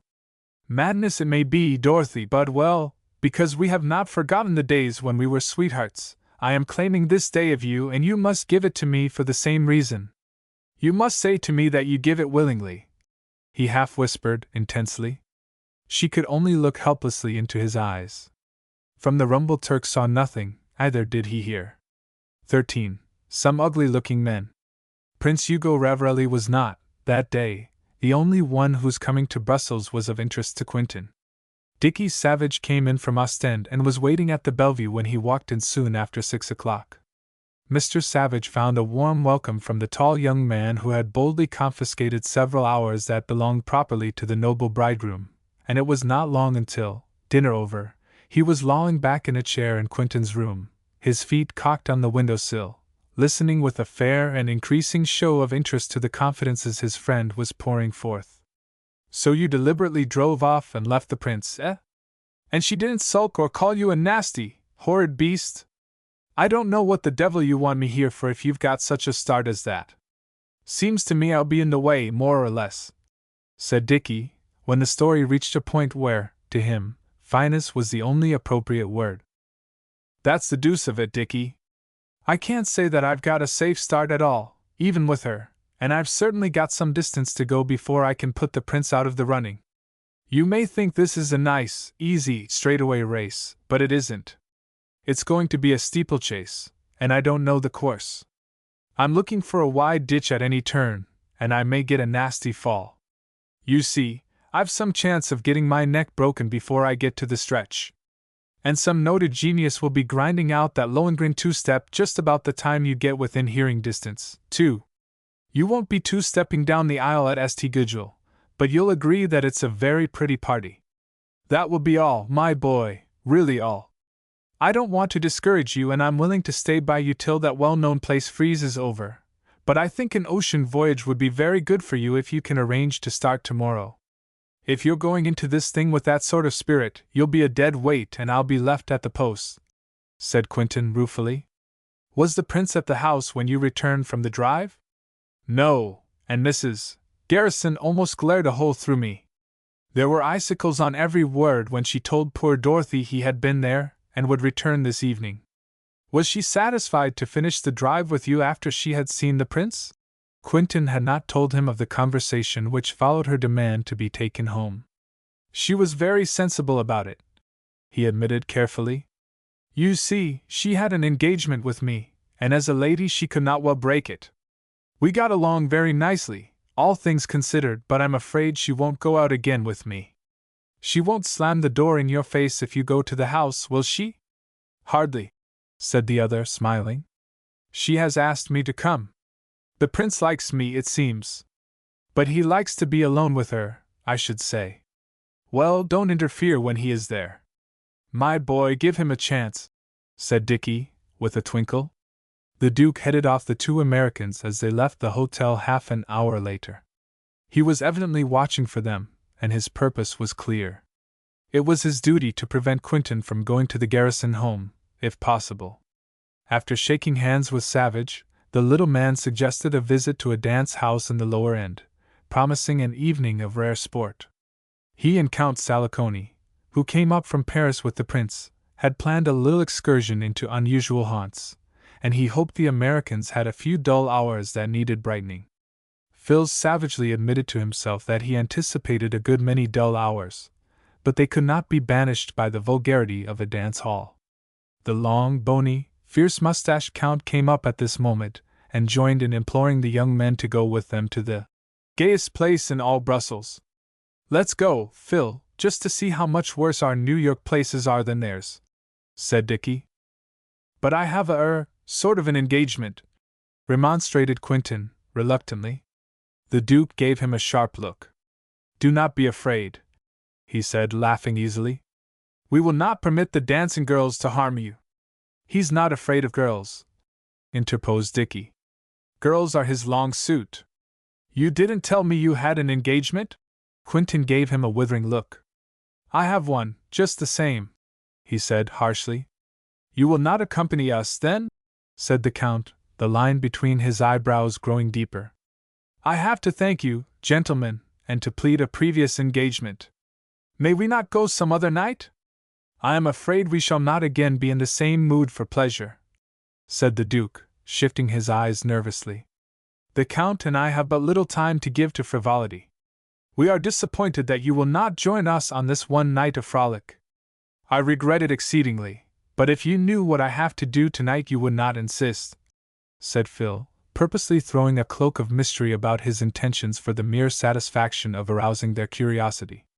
Very well, mes Americains, we will not implore you longer, responded the Count carelessly. May your evening be as pleasant as ours. The two Italians bowed deeply, linked arms, and strolled away. Say, those fellows know you haven't an engagement, exclaimed Savage, wrathfully. What sort of an ass are you? See here, Dickie, you've still got something to learn in this world. Don't imagine you know everything. You don't, you know. Do you think I am going to walk into one of their traps with my eyes open? Traps? You don't mean to say this dance hall business is a trap? Exclaimed Dickie, his eyes opening wide with an interest entirely foreign to his placid nature. I don't know, and that's why I am keeping out of it. Now, let's take our walk, a nice cool drink or two, and go to bed where we can dream about what might have happened to us at the dance hall. Where does she live? Asked Savage, as they left the rotunda. Avenue Louise, was the laconic answer. Why don't you say Belgium or Europe, if you're bound to be explicit? Growled Dickie. A dapper-looking young man came from the hotel a few paces behind them and followed, swinging his light cane leisurely. Across the place, in the shadow of a tall building, the two Italian noblemen saw the Americans depart, noting the direction they took. It was toward the Avenue Louise. A smile of satisfaction came to their faces when the dapper stranger made his appearance. A few moments later they were speeding in a cab toward the avenue. That is her house, said Phil, later on, as the two strolled slowly down the Avenue Louise. They were across the street from the garrison home, and the shadowy trees hid them. The tall lover knew, however, that the Italian was with her and that his willfulness of the afternoon had availed him naught. Nor could he recall a single atom of hope and encouragement his bold act had produced other than the simple fact that she had submitted as gracefully as possible to the inevitable, and had made the best of it. Hugo has the center of the stage, and everybody else is in the orchestra, playing fiddles of secondary importance, while Miss Dorothy is the lone and only audience, reflected Dickie. I wish you'd confine your miserable speculations to the weather, Dickie, said the other testily. With pleasure. Tomorrow will be a delightful day for a drive or a stroll.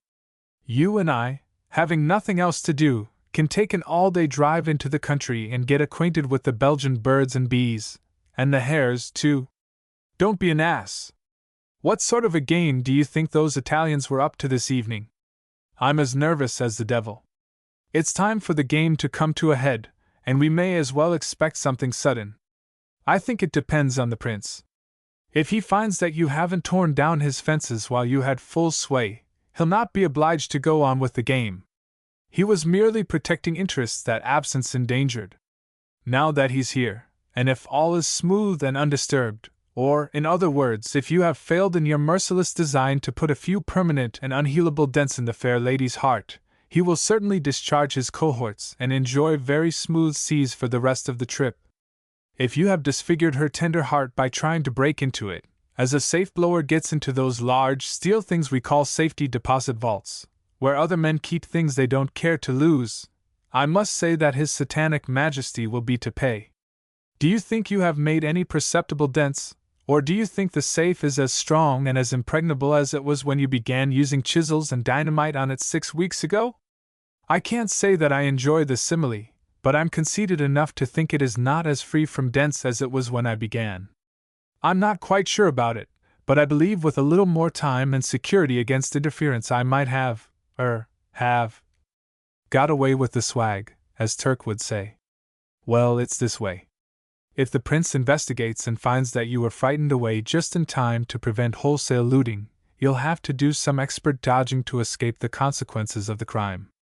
He'll have the Duke and the Count and a few others do nothing but get up surprise parties for you. That's it, Dickie. That's what I'm afraid of, the surprise parties.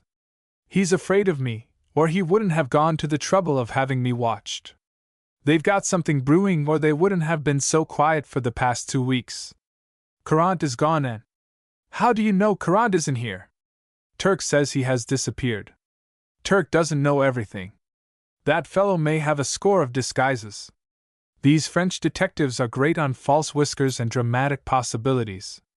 The chances are that he has been watching you night and day, and I'll bet my head, if he has, he's been able to tell Hugo more about your affair with Miss Garrison than you know yourself, my boy. They turned to retrace their steps, Phil gloomily surveying the big, partially lighted house across the way. A man met them and made room for them to pass on the narrow walk. He was a jaunty, well-dressed young fellow, and the others would have observed nothing peculiar about him had they not caught him looking intently toward the house which was of such interest to them. As he passed them he peered closely at their faces, and so strange was his manner that both involuntarily turned their heads to look after him. As is usually the case, he also turned to look at them. "I saw that fellow /V in the hotel," said Savage. 5 minutes later they met Turk, and, before they could utter a word of protest, he was leading them into the Rue du Prince Royal. "There's a guy following you," he explained. "And two swells is driving around in a cab like as if they was expectin' fun. They just passed you on Avenue, and now they's comin' back. That's their rig, cuttin' across there. See? I tell you, they's somethin' in the air, and it looks as though it ain't goin' to pan out as they wanted it to. What's the matter with you?" "The Duke and the Count went to a dance hall," expostulated Quinton. "To make a night of it," added Savage. "Didn't you see a nice-lookin' feller up there in Avenue, and didn't he size you up pretty close? That's him, that's Courant. Fly cop, get inside this doorway and you'll see him pass here in a couple of seconds. He's not a block behind us." Sure enough, the dapper stranger passed by the 3 men in shadow, looking uneasily, nervously up and across the street. "He's lost trail," whispered Turk, after Courant was beyond hearing. "The same fellow, I'll be blowed," said Dickie in amazement. "Now, what do you suppose the game is?" "My idea is that WNU turned them down on dance hall job. They was afraid you'd go to young lady's house and cut in on Prince's cinch, so they had to get a move on to head you off. You was wise WNU kicked out of dance hall racket. Chances are you'd a got into all kinds o' hell if you'd fell into trap. Say, I'm dead sure o' 1 or 2 things. In first place, they've got 4 or 5 more ringers than we know about. I seen Courant talkin' mighty secret like to 2 waiters in hall this evenin', And driver o' that cab o' theirn was a baggage hustler at Bellevue as late as yesterday.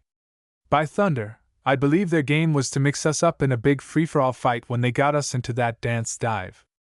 That shows, Dickie, how wise I was to decline the invitation," said Quentin seriously. By this time they were some distance behind Turk, following in the path of the puzzled detective. They saw him look curiously at the lighted windows of the houses, and overtook him at the intersection of the Boulevard Waterloo. Just as they came up from behind, Courant stopped for an instant's conversation with two men. Their talk was brief, and the trio turned to go back over the path just traversed by Courant. The two sets of men met fairly, and were compelled to make room for each other to pass. Courant came to a full stop involuntarily, but recovered himself and followed his friends quickly. "The plot thickens," observed Phil. "It looks as though they are rounding up their forces after the miscarriage of the original plan. Gad, they are hunting us down like rats tonight. The hotel is the safest place for us, and the quicker we get there the better," said Dickie. "I'm not armed, are you?" "Of course not. I hadn't thought of such a thing, but from now on I'll carry a revolver. Those fellows didn't look especially dainty, did they? I can't believe that they intend to murder you or anything like that. They wouldn't dare do such a thing. That's game, Mr. Savage, I'm dead sure of it. This was night, and it was to ha' been done in dance hall, riot, stampede, everybody fightin' wild, and then a jab in back. Nobody any wiser, see?" The two paled a trifle under Turk's blunt way of putting it. When they entered the hotel a short time later, the first man they saw was Prince Hugo. With his dark eyes glowing, his lips parted in a fine smile, he came to meet them, his hand extended heartily. "I have asked for you, gentlemen, and you were out. You returned just as I am ready to give up in despair. And now, let me say how happy I am to see you," he said warmly. The Americans shook hands with him, confusion filling their brains. Why was he not with the garrisons? "I knew you were here, Prince Hugo, and would have inquired for you, but that I suspected you would be closely engaged," said Quentin, after a moment. "Earlier in the evening I was engaged, but I am here now as the bearer of a message to you, Mr. Quentin. Miss Garrison has asked me to deliver into your hands this missive." With that he drew from his pocket a sealed envelope and passed it to Quentin. "I was commanded to give it you tonight, so perhaps you will read it now." "Thank you," muttered the other, nervously tearing open the envelope as the prince turned to Dickie Savage. At that moment the Duke and the Count strolled into the rotunda, jauntily, easily, as if they had been no farther than the block just beyond, instead of racing about in a bounding cab. They approached the group as Phil turned away to read the note which had come so strangely into his hands. Dorothy wrote, "Dear Phil, I trust you to say nothing to Prince Hugo. I mean, do not intimate that I saw him yesterday when I went to drive with you. He would consider it an affront. I know it is not necessary to caution you, but I feel safe in doing so. You will pardon me, I am sure. My conduct, as well as yours, when we look at it calmly in an afterlight, was quite extraordinary. So fully do I trust him, and so well does he love me that I know this note comes to you inviolate. D." Phil's brain was in a whirl. He glanced at the handsome face of Dorothy's noble lover and then at his swarthy fellow countrymen. Could they be plotters? Could he be hand in hand with those evil-looking men? He had delivered the note, and yet he so feared its recipient that he was employing questionable means to dispose of him. There could be no doubt as to the genuineness of the note. It was from Dorothy, and the prince had borne it to him direct from her hand. "An invitation to dinner?" asked the prince, laughing easily. "Miss Garrison is alarmingly fond of Mr. Quentin, and I begin to feel the first symptoms of jealousy. Pardon me, I should not speak of her here, even in jest." So sincere was his manner that the Americans felt a strange respect for him. The same thought flashed through the minds of both. He is not a blackguard, whatever else he may be. But up again came the swift thought of Courant and his ugly companions, and the indisputable evidence that the first named, at least, was a paid agent of the man who stood before them, now the prince, once the singer in far-away Brazil. "The mention of dinner recalls me to affairs of my own," continued Hugo. Tomorrow night I expect a few friends here to dine, and I have the honor to ask you all to be among my guests. We shall sit down at 9 o'clock, and I only exact a promise that the end may come within a week thereafter." The Americans could do naught but accept, but there was an oppressive sense of misgiving in their hearts. Mayhap the signal failure to carry out the plans of one night was leading swiftly and resolutely up to the success of another. For more than an hour Quentin and his friend sat silently, soberly in the former's room, voicing only after long intervals the opinions and conjectures their puzzled minds begot, only to sink back into fresh fields for thought. "I can't understand it," said Dickie at last, starting to bed. "I believe I understand it perfectly. They are on a new tack. It occurs to me that they fear we suspect something, and the dinner is a sort of peace offering. We may be getting into a nest of masculine Lucretia Borgias, my boy. Pleasant dreams, then. Good night." 14. A dinner and a duel. At 9 o'clock the next evening Quentin and Savage found themselves in the rooms occupied by the prince, the former experiencing a distinct sense of wariness and caution.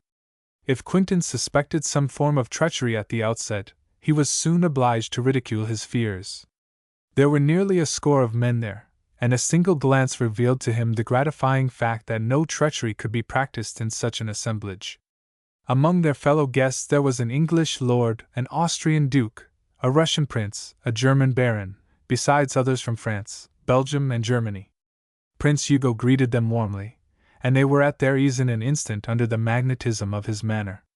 Duke Laselli and Count Diego were more profuse in their greetings to the young men, and it devolved upon the latter to introduce them to the distinguished strangers. There was but one other American there, a millionaire whose name is a household word in the States, and whose money was at that time just beginning to assert itself as a menace to the great commercial interests of the Old World.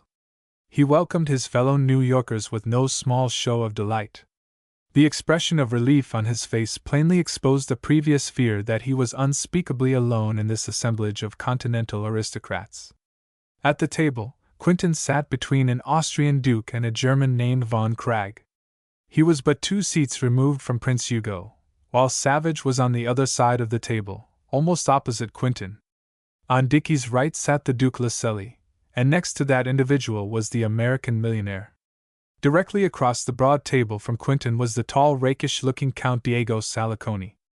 "Obi, nobby gap Sanson wobble wibble raggle dolly pang rubby dub bob," said the Baron, in his best French, addressing the statuesque American with the broad shoulders and the intense countenance. "With all my heart," responded Mr. Quentin, with rare composure and equal confidence.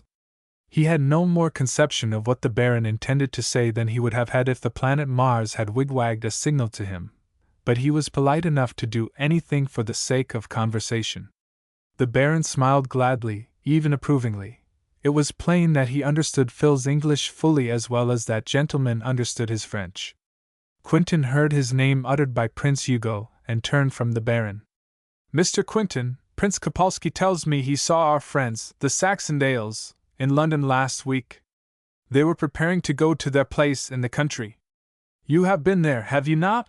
Prince Hugo turned his gleaming eyes and engaging smile upon the man addressed. "On several occasions," responded the other. "Saxondale is a famous hunter, and he gave me some rare sport." "When do they leave London?" he asked, indifferently. "They were to have started this week," said the Russian prince. "And there is to be quite a large party, I hear. A young American who was with them was called away suddenly last week, and, as the trip was arranged for his special amusement, by the Lady Jane, I was told, his departure upset the plans a trifle." Quentin and Savage, who had heard the remarks, glanced at one another in surprise. "I should enjoy being with them," said the former, warmly. "My friend, Mr. Savage, was invited, I think," he added, and Dickie studiously consulted the salad. He had not been invited, and the announcement that the Saxondales were off for the north of England was news to him. "Oh, certainly," exclaimed Hugo. "He was their guest." "And the Lady Jane arranged it, you say, Kopalski? Draft horses could not have been strong enough to pull me away from London had she planned for my pleasure. You must discover the fault in him, my dear Quentin, and hold him to account for a very reprehensible act. Hugo knew that Dickie was listening, and the first point in a beautiful game was scored. Mr. Savage does not care for shooting, said Phil, flushing slightly. The Russian prince had been looking at him intently. A peculiar flash came into his eye when Quentin made the defensive remark. But there is game to be had without resorting to the gun, he said, smiling blandly. One doesn't have to go to a shooting box to bag it, though, said Salicone, mischievously. I think the hunter uses bow and arrow exclusively, added Hugo, and there was a general laugh, which sent a streak of red up Dickie's cheeks. If the Russian's news was true, he had been purposely slighted by the Saxon nails. And yet it was not altogether humiliation or wounded pride that brought the red to his cheek. He and the Lady Jane had quarreled just before he left her, and while he hated her, and she hated him and all that, still he did not care to hear her name bandied about by the wine sippers at this delectable table. What are they talking about? Asked the American millionaire of Dickie, his curiosity aroused by the laughter of a moment before. About as nasty as they can, growled Dickie. That's their style, you know. Phew! You don't have much of an opinion of nobility. Beware of the prince, said the other in a low tone. You couldn't insult some of them with a deliberate and well-aimed kick, remarked the younger man, sourly. The Duke Lascelles' ears turned a shade pinker under his oily, swarthy skin, for the words penetrated them in spite of the speaker's caution. A toast, said the Russian prince, arising from his seat beside Ravarelli. The guests arose and glasses almost met in a long line above the center of the table. Hugo alone remained seated as if divining that they were to drink to him. For the first time Quentin closely observed the Russian. He was tall and of a powerful frame, middle-aged and the possessor of a strong, handsome face on which years of dissipation had left few weakening marks. His eyes were narrow and as blue as the sky, his hair light and bushy, his beard coarse and suggestive of the fierceness of the wild boar. His voice was clear and cutting, and his French almost perfect. We drink to the undying happiness of our host, the luckiest prince in all the world. May he always know the bliss of a lover and never the cares of a husband. May his wedded state be an endless love story without a prosaic passage. May life with the new princess of Ravarelli be a poem, a song, a jubilate, with never a dirge between its morn and its midnight. And a long life to him, added Quentin clearly. As they drank, the eyes of Prince Hugo were upon the last speaker, and there was a puzzled expression in them. Count Salicone's black eyebrows shot up at the outer ends and a curious grimace fastened itself about his mouth and nose. I thank you, gentlemen, responded Hugo, arising. Will you divide the toast with me in proposing the happiness of the one who is to bring all these good things into my life? The half-emptied glasses were drained. Dickie Savage's eyes met Quentin's in a long look of perplexity. At last an almost imperceptible twinkle, suggestive of either mirth or skepticism, manifested itself in his friend's eyes, and the puzzled observer was satisfied. When, in the end, the diners pushed their chairs back from the table and passed into another room, it was far past midnight, and the real revelry of the night was at hand. Reckless, voluptuous women from the vaudeville houses and dance halls appeared, and for hours the wine-soaked scions of nobility reeked in those exhibitions which shocked the sensibilities of true men. For men there were who tried to conceal their disgust while the others roared out the applause of degenerates. I am not a saint, but this is more than I can stand. It is sickening, said Quentin. And these miserable specimens of European manhood delight in it, said Savage, his face aflame with shame and disgust. It is too vile for a man who has a breath of manhood in him to encourage, and yet these bounders go crazy with rapture. Gad, don't ask what kind of women they are.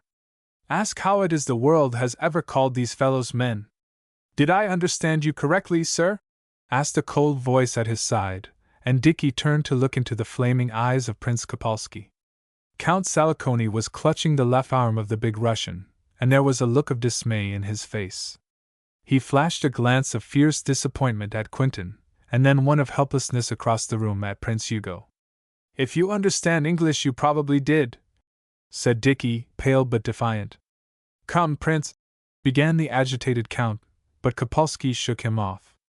You must apologize for your comments, sir, said the prince, in excellent English. I can't apologize, you know. I meant what I said, said Dickie, drawing himself up to the limit of his 5'10". The Russian's open hand came violently in contact with the young fellow's cheek, driving the tears to the surface of his eyes. They were tears of anger, pain, and mortification, not of submission or fear. His clenched right hand shot outward and upward, and before the Russian knew what had happened, a crashing blow caught him full in the jaw, and he would have gone sprawling to the floor had not Diego Saliconi caught him in his arms. Quentin grasped Dickie and pulled him away, while others rushed in and held the roaring, sputtering victim. All was confusion and excitement in an instant. Quentin and the millionaire drew their lithe countrymen away from the gathering crowd, one cheek white as a sheet, the other a bright pink, and Phil hoarsely whispered to him, "I don't know what we're in for, Dickie, so for heaven's sake let's get out of here. We don't want any more of it. You gave him a good punch and that's enough. You broke up the show all right enough," exclaimed the millionaire, excitedly. The fairies ran over each other trying to get out of the room. "You're as game as a fighting cock, too." "Let me alone, Phil," panted Dickie. "You don't suppose I'm going to run from that big duffer, do you? Let go." "Don't be a fool, Dickie," said his friend, earnestly. Just then a pale-faced, sickly-looking waiter came up from behind and hoarsely whispered in Quentin's ear, "Get out, quick! The big prince made a mistake. He was to have quarreled with you, monsieur." He was gone before he could be questioned. "See!" exclaimed Dickie. "It was a job, after all, and the Dago is at the bottom of it. Sh! Here he comes with the Russian and the whole pack behind them. It's too late, we can't run now," said Phil, despairingly. As Hugo and Kopalski crossed the room, the former, whose face was white with suppressed passion, hissed under his breath into the ear of the raging Russian, "You fool, it was the other one, the tall one. You have quarreled with the wrong man. The big one is Quentin Kopalski. How could you have made such a mistake? Mistake or no mistake, he has struck me, and he shall pay for it. The other can come later," growled the Russian, savagely. "Gentlemen, this is no place to fight. Let us have explanations," began Hugo, addressing Quentin more than savage, but the latter interrupted. "Call off your dogs and we will talk it over," he said.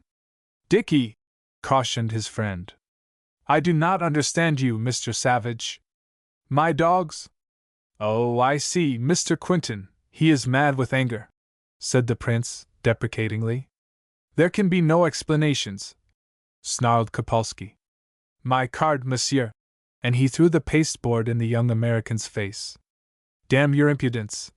exploded Quentin, now ready to take the fight off the hands of the one on whom it had been forced through error. "You ought to be kicked downstairs for that. You will have that to recall, monsieur, but not until after I have disposed of your valiant friend," exclaimed Kopalski. "We are not in the habit of waiting for a chance to dispose of such affairs," said Quentin coolly. "We fight when we have a cause and on the spot. Do you expect civilized men to carry arms into drawing rooms?" sneered Kopalski.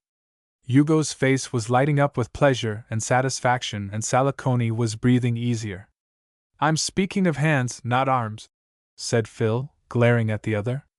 "I'll fight him in a second," cried Dickie. "Gentlemen, gentlemen! Be calm! Let this affair be arranged by your seconds and in the regular manner," expostulated Hugo. "This is very unusual, and I must beg of you to remember that you are in my rooms. That is the rub, Prince Ravarelli. It has happened in your rooms, and I want to say to you that if evil befalls my friend, I shall hold you to account for it," said Quentin, turning on him suddenly. "What do you mean, sir?" "You know what I mean. I can and am ready to fight my own battles. This outrageous brawl is none of my affair, Mr. Quentin, and I do not like your threat. You and I should do all in our power to prevent it from going farther. Your friend was too free with his words, I am told. If he did not like my entertainment, he should have left the room." "Well, I didn't like it, if you want to know," said Dickie. "And I don't care a continental who heard what I said. Does he still want to fight with his hands?" demanded Kopalski, now cool and ironical. There was an infuriating attempt on his part to speak as if he were addressing a small, pouting child. Anything, anything. The only point is, you'll have to fight tonight, right now. I've 2 or 3 friends here who'll see that I get fair play, said Dickie, discretion flying to the wind. You shall fight and hear, exclaimed the Russian. But you shall fight like a gentleman for once in your life. I will not claw and scratch with you, like the women do, but with any weapon you name. Dickie's valor did not fade, but his discretion came to the surface with a suddenness that took his breath away. He turned to speak to Quentin and the millionaire. Phil's face was deathly white, and there was a pleading look in his eyes. The millionaire was trembling like a leaf. I guess I'll take pistols, said Dickie, slowly. I can't hit the side of a barn, but he can't bluff me, damn him. Great Scott, Dickie! Don't do it, whispered Quentin. This is my fight, you know it is, and I won't let you. You can't help it, old boy. He'll probably get me, but I may be lucky enough to have a bullet land in him. My only chance is to aim anywhere but at him, shut my eyes, and trust to luck. Then turning to Kopalski he said deliberately, Pistols, and here if the prince does not object. Cannot this affair be postponed? Began Hugo, desperately. Not unless your friend forgets that I punched his head. It is now or never with me, said Dickie. I insist that it is my right to fight this man, exclaimed Quentin, standing forth. I first expressed the opinion which Mr. Savage merely echoed and to which Prince Kopalski took exception. But you did not strike me. In any event, you shall come next, Mr. Quentin. I shall take you on immediately after I have disposed of your cockadoodle friend, said Kopalski, throwing aside his coat. You have pistols here, Prince Ravarelli? This is murder, cried the millionaire. And I shall take it before the United States government. Dickie! Dickie! Cried Phil, helplessly, as Savage began to remove his coat. I have weapons, if you insist, gentlemen, said Hugo. At his words intense excitement prevailed, for now there could be no doubt as to the result of the quarrel. Count Saliconi hurried away for the pistols, smiling significantly as he passed his prince. His smile said that Kopalski would kill 2 men that night. For God's sake, Dickie, be careful, if you must fight. Take deliberate aim and don't lose your nerve, cried Quentin, grasping him by the arms. You are as cold as ice. I haven't fired a pistol more than a dozen times in my life, said Dickie, smiling faintly. Then shoot low, said the millionaire. Your second, monsieur? Said the Austrian duke, coming to Savage's side. Mr. Quentin will act, Monsieur le Duc. We may need a surgeon. Dr. Gasbeck is here. It was hurriedly agreed that the men should stand at opposite ends of the room, nearly 20 feet apart, back to back. At the word given by Prince Hugo, they were to turn and fire. Saliconi came in with the pistol case, and the seconds examined the weapons carefully. A moment later the room was cleared except for the adversaries, the seconds, and Prince Hugo. There was the stillness of death. On the face of the Russian there was an easy smile, for was not he a noted shot? Had he ever missed an adversary in a duel? Dickie was pale, but he did not tremble as he took the pistol in his hand. Goodbye, Phil, was all he said.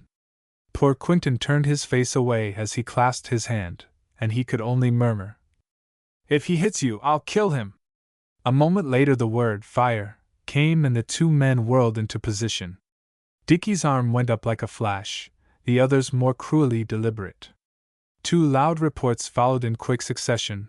The slim American's nervous finger pressed the trigger first. He had not taken aim. He had located his man's position before turning away, and the whole force of his will was bent on driving the bullet directly toward the spot he had in mind. Kopalski's bullet struck the wall above Dickie's head, his deadly aim spoiled by the quick, reckless shot from the other end of the room. He lunged forward. Dickie's bullet had blown away part of the big Russian's chin and jaw, burying itself in the wall beyond.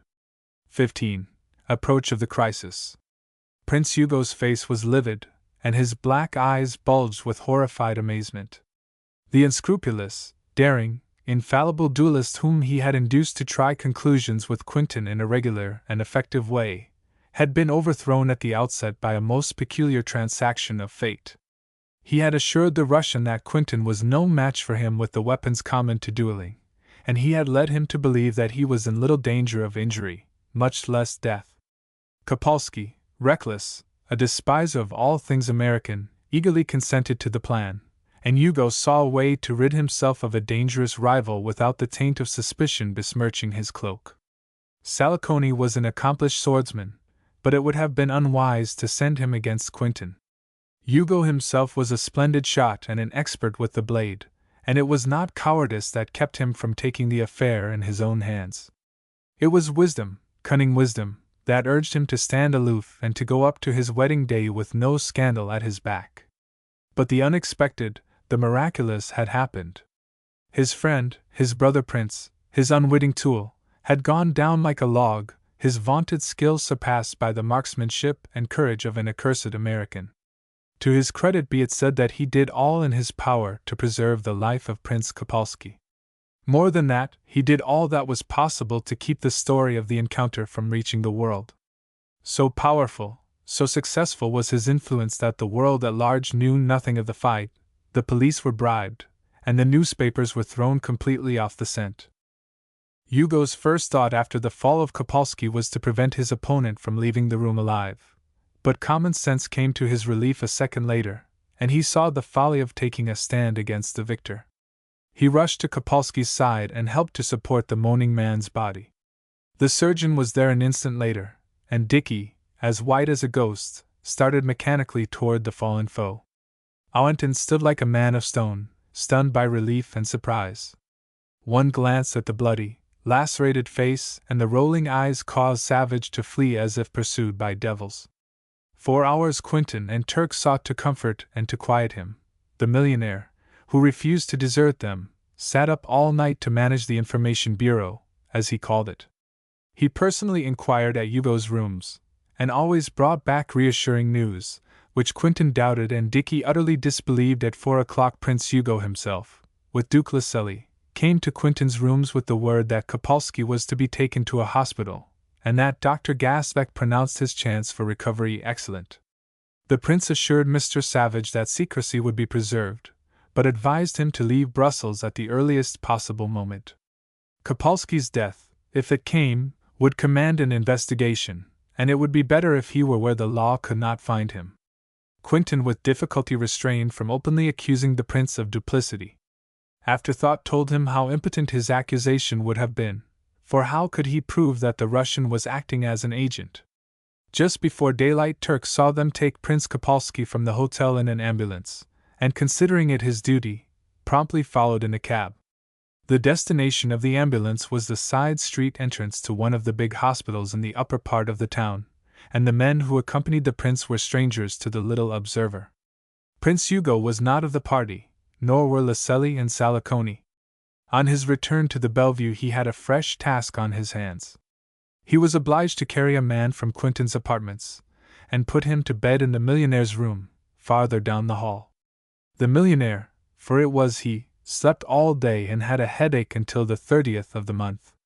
Turk put him to bed on the 27th. During the forenoon Prince Hugo and Count Salicone called at Quinton's rooms. They found that gentleman and Mr. Savage dressed and ready for the street. "Good morning," said Dicky, pleasantly, for the two Americans had determined to suppress, for diplomatic reasons, any show of hostility toward the Italians. The visitors may not have exposed their true feelings, but they were very much astounded and not a little shocked to find the duelist and his friend in the best of spirits. "And how did you sleep?" asked Hugo, after he had expressed his sorrow over the little unpleasantry of the night before, deploring the tragic ending to the night of pleasure. "Like a top," lied Dicky, cheerfully. "I was afraid the excitement might have caused you great uneasiness and dread," said the prince. The Count was industriously engaged in piercing with his glittering eyes the tapestry in a far corner of the room. Mr. Savage possessed the manner of a man who shoots someone every morning before breakfast. "Not in the least, did it, Quinton? He slept like a baby. By the way, before I forget it, Prince Hugo, How is the gentleman I shot last night? Ah, what was his name? Asked Dicky, slapping his leg carelessly with his walking stick. Prince Kopalski is in the hospital, and I fear he cannot recover, said the prince. I came to tell you this that you may act accordingly and with all the haste possible. Oh, I don't know why I should run away. Everybody there will testify that the fight was forced upon me. You will swear to that yourself, Prince Hugo, and so will the Count. I had to fight, you know. It seems to me, Mr. Savage, that you were rather eager to fight. I cannot vouch for your safety if the prince dies, said Hugo, coolly. But he isn't going to die. I did not shoot to kill, and the ball hit him just where I intended it should, on the chin. He'll be well in a couple of weeks. True, he may not feel like eating tough beefsteak with that jaw for some time, but I knew a fellow once who was able to eat very comfortably after 6 weeks. That was as good a shot as I ever made, Phil, said Dicky, reflectively. I think Buckner's nose was a cleaner shot. It wasn't nearly so disgusting, said Phil. Do you mean to say you are able to hit a man just where you please? Demanded the Count. Provided he does not hit me first, said Mr. Savage. Gentlemen, let me order up a quiet little drink. I am afraid the unfortunate affair of last night has twisted your nerves a bit. It was rather ghastly, wasn't it? When the four parted company in front of the hotel, a quarter of an hour later, the two Italians sat down to reflect. They wondered whether Mr. Savage usually carried a pistol in his pocket, and they agreed that if he did have one of his own he would be much more accurate with it than with a strange one, such as he had used the night before. The two Americans were not jubilant as they strolled up the street. They had put on a very bold front, but they were saying to themselves that Kopalski's death would be a very disastrous calamity. Cold perspiration stood on Dicky's brow, and he devoutly prayed that his victim would recover. I'd feel like a butcher to the last day of my life, he groaned. The big brute got what he deserved, Dicky, but that isn't going to relieve us if he should die. Prince Hugo would use it as an excuse to drive you out of Europe, and of course, I would not desert you. It was my affair, and you were unlucky enough to get into it. There's one thing that puzzles me. I directly insulted Ravarelli last night. Why does he not challenge me? He must be positive that I recognize him as Pavesi and can ruin him with a word. I am told he is a remarkable shot and swordsman, and I don't believe he is a coward. Why should he risk his head or his heart if he can induce other men to fight for him? But it seems that he has traitors in his camp. I wonder who that waiter was. After a long silence, Dicky dolefully asked, Say, do you believe the Saxondales turned me down on that shooting box party? I can't believe it. All is well between you and Lady Jane, of course? As well as it can ever be, said the other, looking straight ahead, his jaws set. Oh ho! Is it all off? Is what all off? Belligerently. Oh, if you don't know, I won't insist on an answer. I merely suspected a thickness. That we were getting thick, you mean? You were never more mistaken in your life. The chances are I'll never see her again. That's not very thick, is it? I saw a letter just now for you, in my box at the hotel. Looked like a young woman's chirography, and it was from London. Why the devil didn't you tell me it was there? Exploded Dicky. Does Lady Jane make an R that looks like a streak of lightning with all sorts of angles? She makes a very fashionable. What do you mean by inspecting my mail? Are you establishing a censorship? Dicky was guilty of an unheard of act, for him. He was blushing. My boy, I did not know it was your property until after I had carefully deciphered every letter in the name. I agree with you, she writes a very fashionable alphabet. The envelope looked thick, to say the least. It must contain a huge postscript. Or a collection of all the notes I have written to her. I'll go back if you don't mind, however. I'm curious to know who it's from. Dicky went back to read his voluminous letter, and Quentin seated himself on a bench in the park. A voice from behind brought him sharply from a long reverie. Mr. Quentin, last night, possibly in the heat of excitement, you inferred that I was in some way accountable for the controversy which led to the meeting between Prince Kopalski and your friend. I trust that I misunderstood you. Quentin was on his feet and facing Prince Ravarelli before the remark was fairly begun, and he was thinking with greater rapidity than he had ever thought before. He was surprised to find Hugo, suave and polite as ever, deliberately, coolly rushing affairs to a climax. His sudden decision to abandon the friendly spirit exhibited but half an hour before was as inexplicable as it was critical. What fresh inspiration had caused him to alter his position? "We say many things when we are under stress of excitement," said Phil, sparring for time and his wits. Count Saliconi was standing deferentially beside the prince. Both gentlemen had their hats in their hands, and the air was pregnant with chill formality. "Can you recall my words, Prince Ravarelli? You said that you would hold him to account if your friend," began the count, but Quentin turned upon him coolly.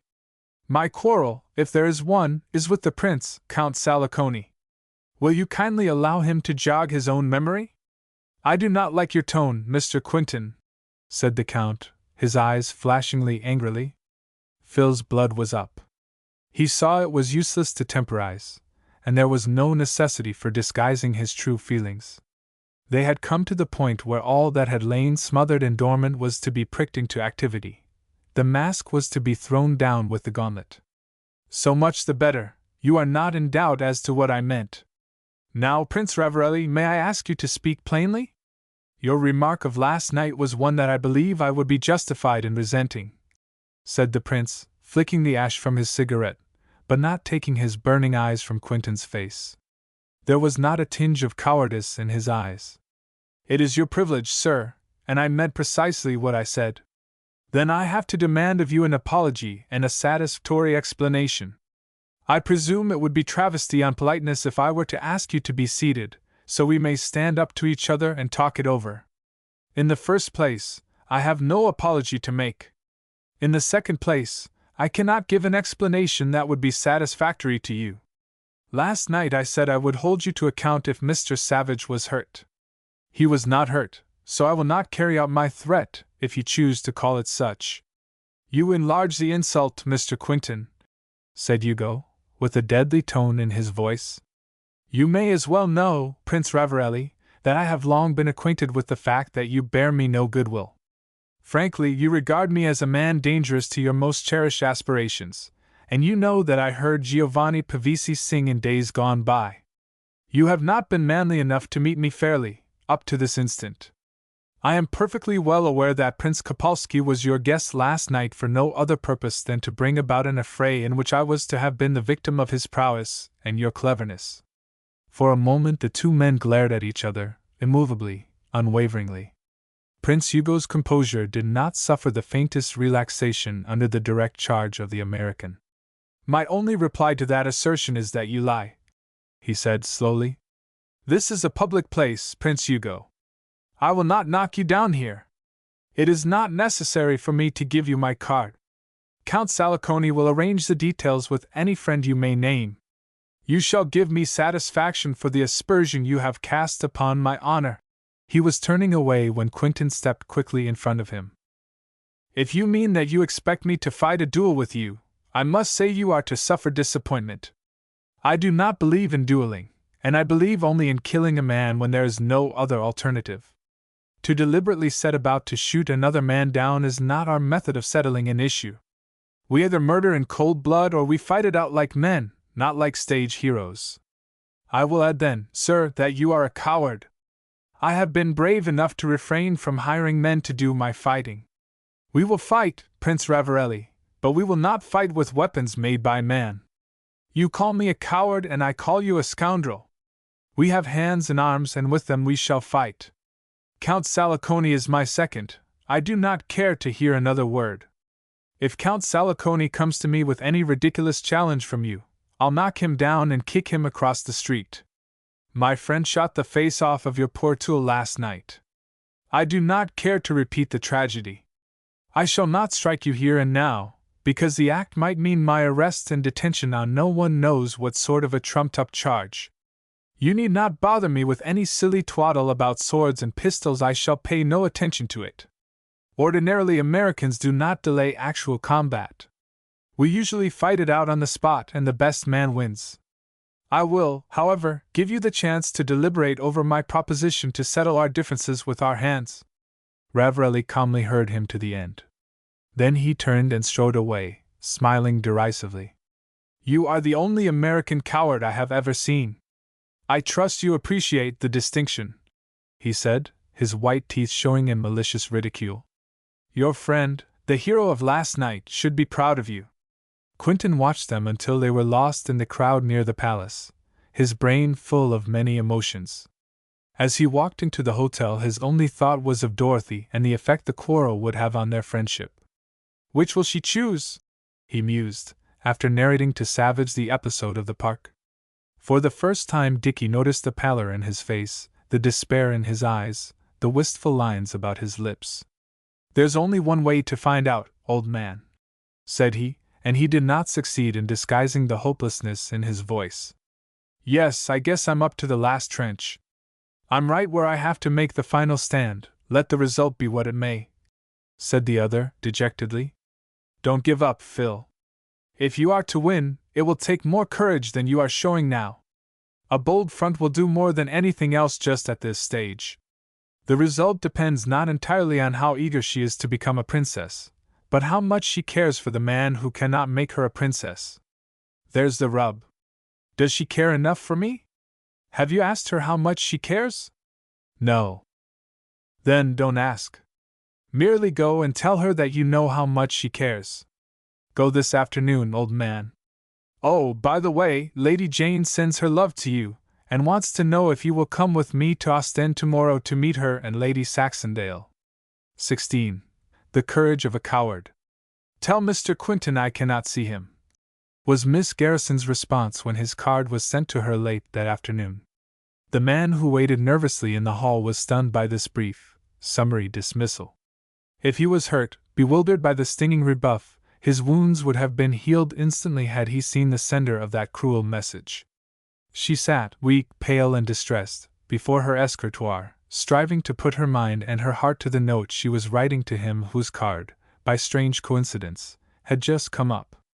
An hour ago he was in her thoughts so differently, and he was in her heart, how deeply she had not realized, until there came the crash which shattered the ideal. He was a coward! Prince Hugo had been out of her presence not more than 10 minutes, leaving her stunned, horrified, crushed by the story he laughingly told, when Quinton was announced.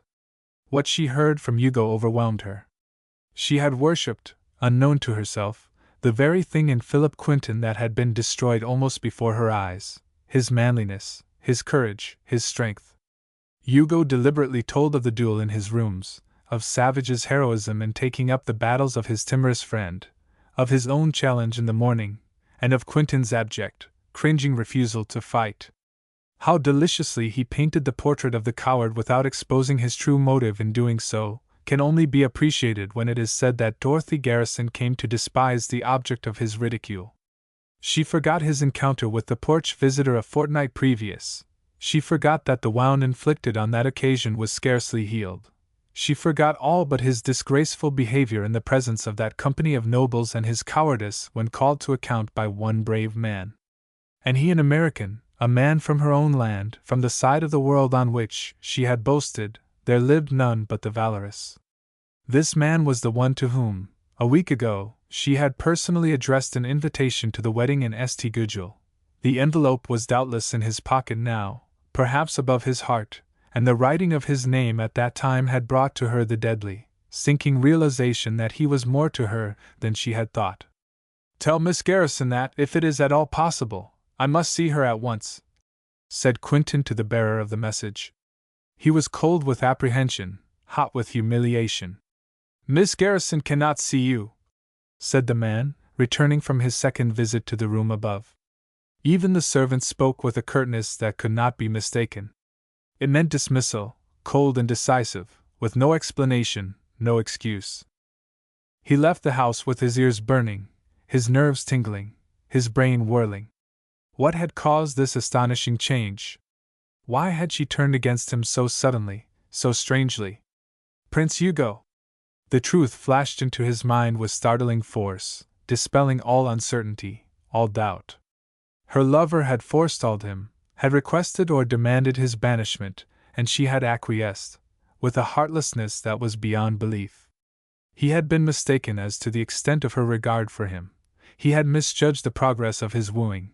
He awoke to the truth that her heart was impregnable and that he had not so much as approached the citadel of her love.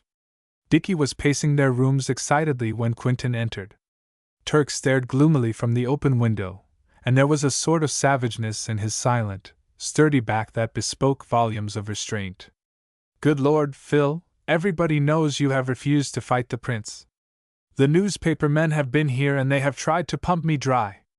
Turk says one of the men downstairs is telling everybody that you are afraid of Ravarelli. What are we going to do?"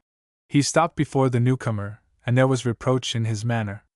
Quentin dejectedly threw himself into a chair and stared at the floor in silence. "Turk," he called at last, "I want you to carry a note to Miss Garrison, and I want you to make sure that she reads it. I don't know how the devil you are to do it, but you must. Don't bother me, Dickie.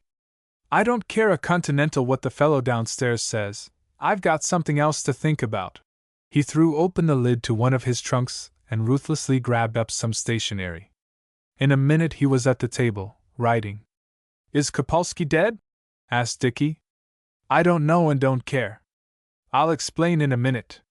Sit down somewhere and don't stare, Dickie, for the Lord's sake, don't stare like a scared baby." He completed the feverishly written note, sealed the envelope, and thrust it into Turk's hands. "Now get that note to her, or don't come back to me. Be quick about it, too." Turk was off, full of fresh wonder and the importance of his mission. Quentin took a few turns up and down the room before he remembered that he owed some sort of an explanation to his companion.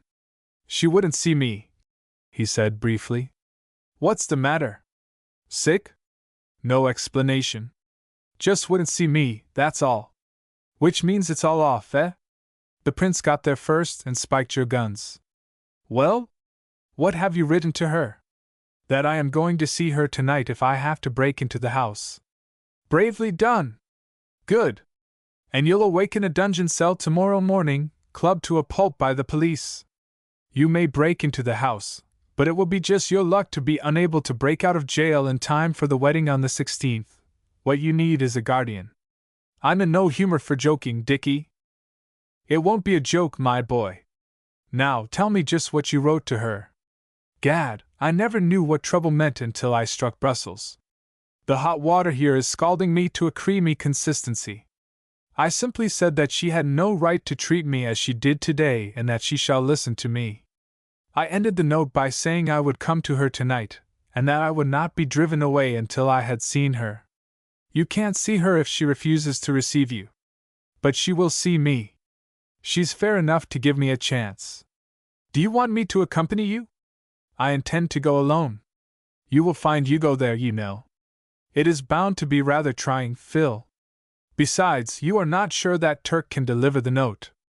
I'd like to have Ravarelli hear everything I have to say to her, and if he's there he'll hear a few things he will not relish. And he'll laugh at you, too." An hour later Turk returned. He was grinning broadly as he entered the room. "Did you succeed?" demanded Quentin, leaping to his feet. For answer the little man daintily, gingerly dropped a small envelope into his hand. "She says to give th note to you and to nobody else," he said triumphantly. Quentin hesitated an instant before tearing open the envelope, the contents of which meant so much to him. As he read, the gloom lifted from his face, and his figure straightened to its full height. The old light came back to his eyes. "She says I may come, Dickie. I knew she would," he exclaimed joyously. "When?" "At 9 tonight." "Is that all she says?" "Well, no, she says she will see me for the last time." "Not very comforting, I should say." "I'll risk its being the last time. I tell you, Savage, I'm desperate. This damnable game has gone far enough. She'll know the truth about the man she's going to marry. If she wants to marry him after what I tell her, I'll give it up, that's all. If she believes what you tell her, she won't care to marry him. She knows I'm not a liar, Dickie, confound you. Possibly, But she is hardly fool enough to break with the prince unless you produce something more substantial than your own accusation. Where is your proof? This led to an argument that lasted until the time came for him to go to her home. When he left the hotel in a cab, he was thoroughly unstrung, but more determined than ever. As if by magic, there came to light the forces of the prince. While Hugo sat calmly in his apartment, his patient agents were dogging the man he feared, dogging him with the persistence and glee of bloodhounds. Courant and his hirelings, 2 of them, garbed as city watchmen, were on the Avenue Louise almost as soon as the man they were watching. By virtue of fate and the obstinacy of one Dicky Savage, 2 of Quentin's supporters, in direct disobedience of his commands, were whirling toward the spot on which so many minds were centered. From a distance Savage and Turk saw him rush from the carriage and up the broad stone steps that led to the darkened veranda. From other points of view, Jules Courant and his men saw the same, and the former knew that Turk's visit in the afternoon had resulted in the granting of an interview. No sooner had Quentin entered the house than a man was dispatched swiftly to inform Prince Hugo that he had not been denied. Mrs. Garrison met him in the hall alone. There was defiance in her manner, but he had not come thus far to be repulsed by such a trifle as her opposition. With rare cordiality he advanced and extended his hand. "Good evening, Mrs. Garrison. I hardly expected to find you and Dorothy quite alone at this time of night." She gave him her hand involuntarily. He had a way about him, and she forgot her resolve under its influence. There was no smile on her cold face, however. "We are usually engaged at this hour, Mr. Quentin, but tonight we are at home to no one but you," she said meaningly. "It's very good of you. Perhaps I would better begin by ending your suspense. Dorothy refused to see me today, and I suspect the cause. I am here for an explanation from her because I think it is due me. I came also to tell you that I love her and to ask her if she loves me. If she does not, I have but to retire, first apologizing for what you may call reprehensibility on my part in presuming to address her on such a matter when I know she is the promised wife of another. If she loves me, I shall have the honor to ask you for her hand, and to ask her to terminate an engagement with a man she does not love. I trust my mission here tonight is fully understood. It is very plain to me, Mr. Quentin, and I may be equally frank with you. It is useless. You will of course permit me to hear that from the one who has the right to decide," he said. "My daughter consented to receive you only because I advised her to do so. I will not speak now of your unusual and unwarranted behavior during the past month, nor will I undertake to say how much annoyance and displeasure you have caused. She is the affianced wife of Prince Ravarelli, and she marries him because she loves him. I have given you her decision." For a moment their eyes met like the clashing of swords. "Has she commissioned you to say this to me?" he asked, his eyes penetrating like a knife. "I am her mother, not her agent." "Then I shall respectfully insist that she speak for herself. If a look could kill a man, hers would have been guilty of murder.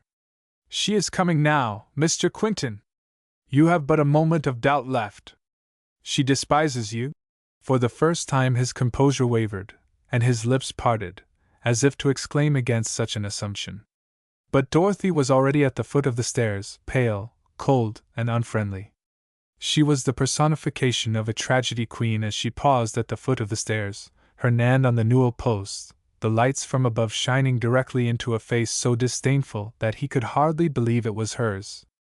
There was no warmth in her voice when she spoke to him, who stood immovable, speechless, before her. "What have you to say to me, Phil? I have first to ask if you despise me," he found voice to say. "I decline to answer that question. Your mother has said so. She should not have done so." "Then she has misrepresented you?" he cried, taking several steps toward her. "I did not say that she had." "Dorothy, what do you mean by this? What right have you to—" he began fiercely. "Mr. Quentin!" exclaimed Mrs. Garrison, haughtily. "Well," cried he, at bay and doggedly, "I must know the truth. Will you come to the veranda with me, Dorothy?" "No," she replied without a quaver. "I must talk with you alone. What I have to say is of the gravest importance.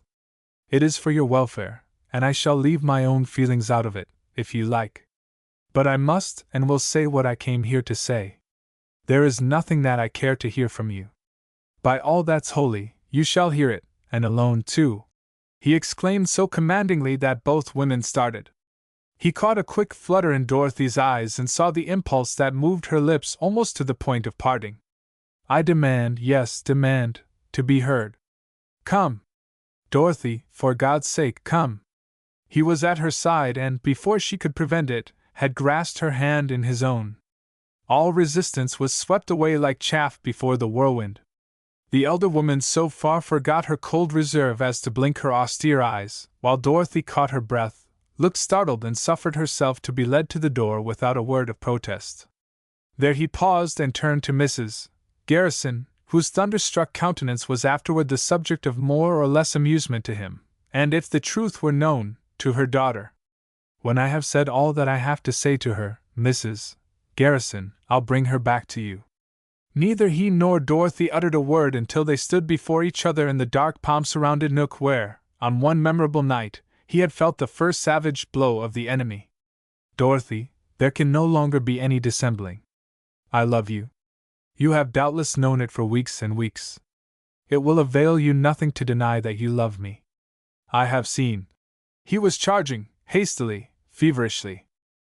"I do deny it." "How dare you make such an assertion?" she cried hotly. "I said it would avail you nothing to deny it, but I expected the denial. You have not forgotten those dear days when we were boy and girl. We both thought they had gone from us forever, but we were mistaken. Today I love you as a man loves, only as a man can love who has but one woman in his world. Sit here beside me, Dorothy." "I will not!" she exclaimed, trembling in every fiber, but he gently, firmly took her arm and drew her to the wicker bench. "I hate you, Philip Quinton!" she half sobbed, the powerlessness to resist infuriating her beyond expression. "Forget that I was rough or harsh, dear." "Sit still," he cried, as at the word of endearment she attempted to rise. "You forget yourself. You forget," was all she could say. "Why did you refuse to see me this afternoon?" he asked, heedlessly. "Because I believed you to be what I now know you are," she said, turning on him quickly, a look of scorn in her eyes. "Your adorer?" he half whispered. "A coward!" she said, slowly, distinctly. "Coward?" he gasped, unwilling to believe his ears. "What? I know I may deserve the word now, but this afternoon." "What do you mean?" "Your memory is very short. Don't speak in riddles, Dorothy," he cried. "You know how I loathe a coward, and I thought you were a brave man. When I was told, oh, it does not seem possible that you could be so craven." "Tell me what you have heard," he said calmly, divining the truth. "Why did you let Dickie Savage fight for you last night? Where was your manhood? Why did you slink away from Prince Ravarelli this morning?" she said intensely. "Who has told you all this?" he demanded. "No matter who has told me. You did play the part of a coward. What else can you call it? I did not have the chance to fight last night. Your informant's plans went wrong. Dickie was my unintentional substitute. As for Ravarelli's challenge this morning, I did not refuse to meet him. That is untrue. I declined to fight the duel with him, but I said I would fight as we do at home, with my hands. Would you have me meet him with deadly weapons? I only know that you refuse to do so, and that Brussels calls you a coward. You would have had me accept his challenge? Answer!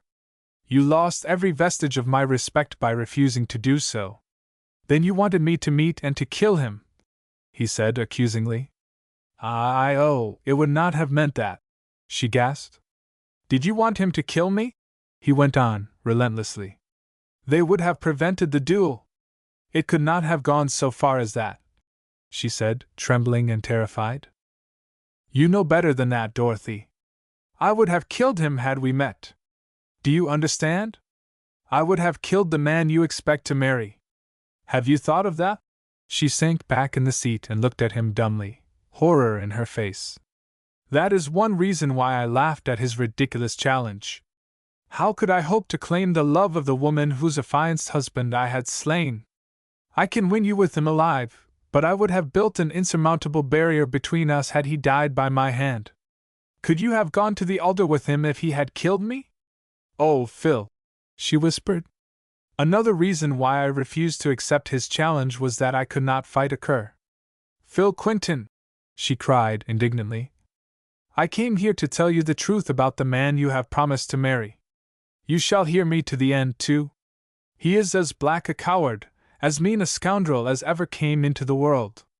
Despite her protests, despite her angry denials, he told her the story of Hugo's plotting, from the hour when he received the mysterious warning to the moment when he entered her home that evening.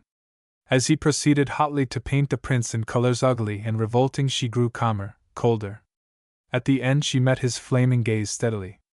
Do you expect me to believe this? She asked. I mean that you shall, he said imperatively. It is the truth. If you have finished this vile story, you may go. I cannot forgive myself for listening to you.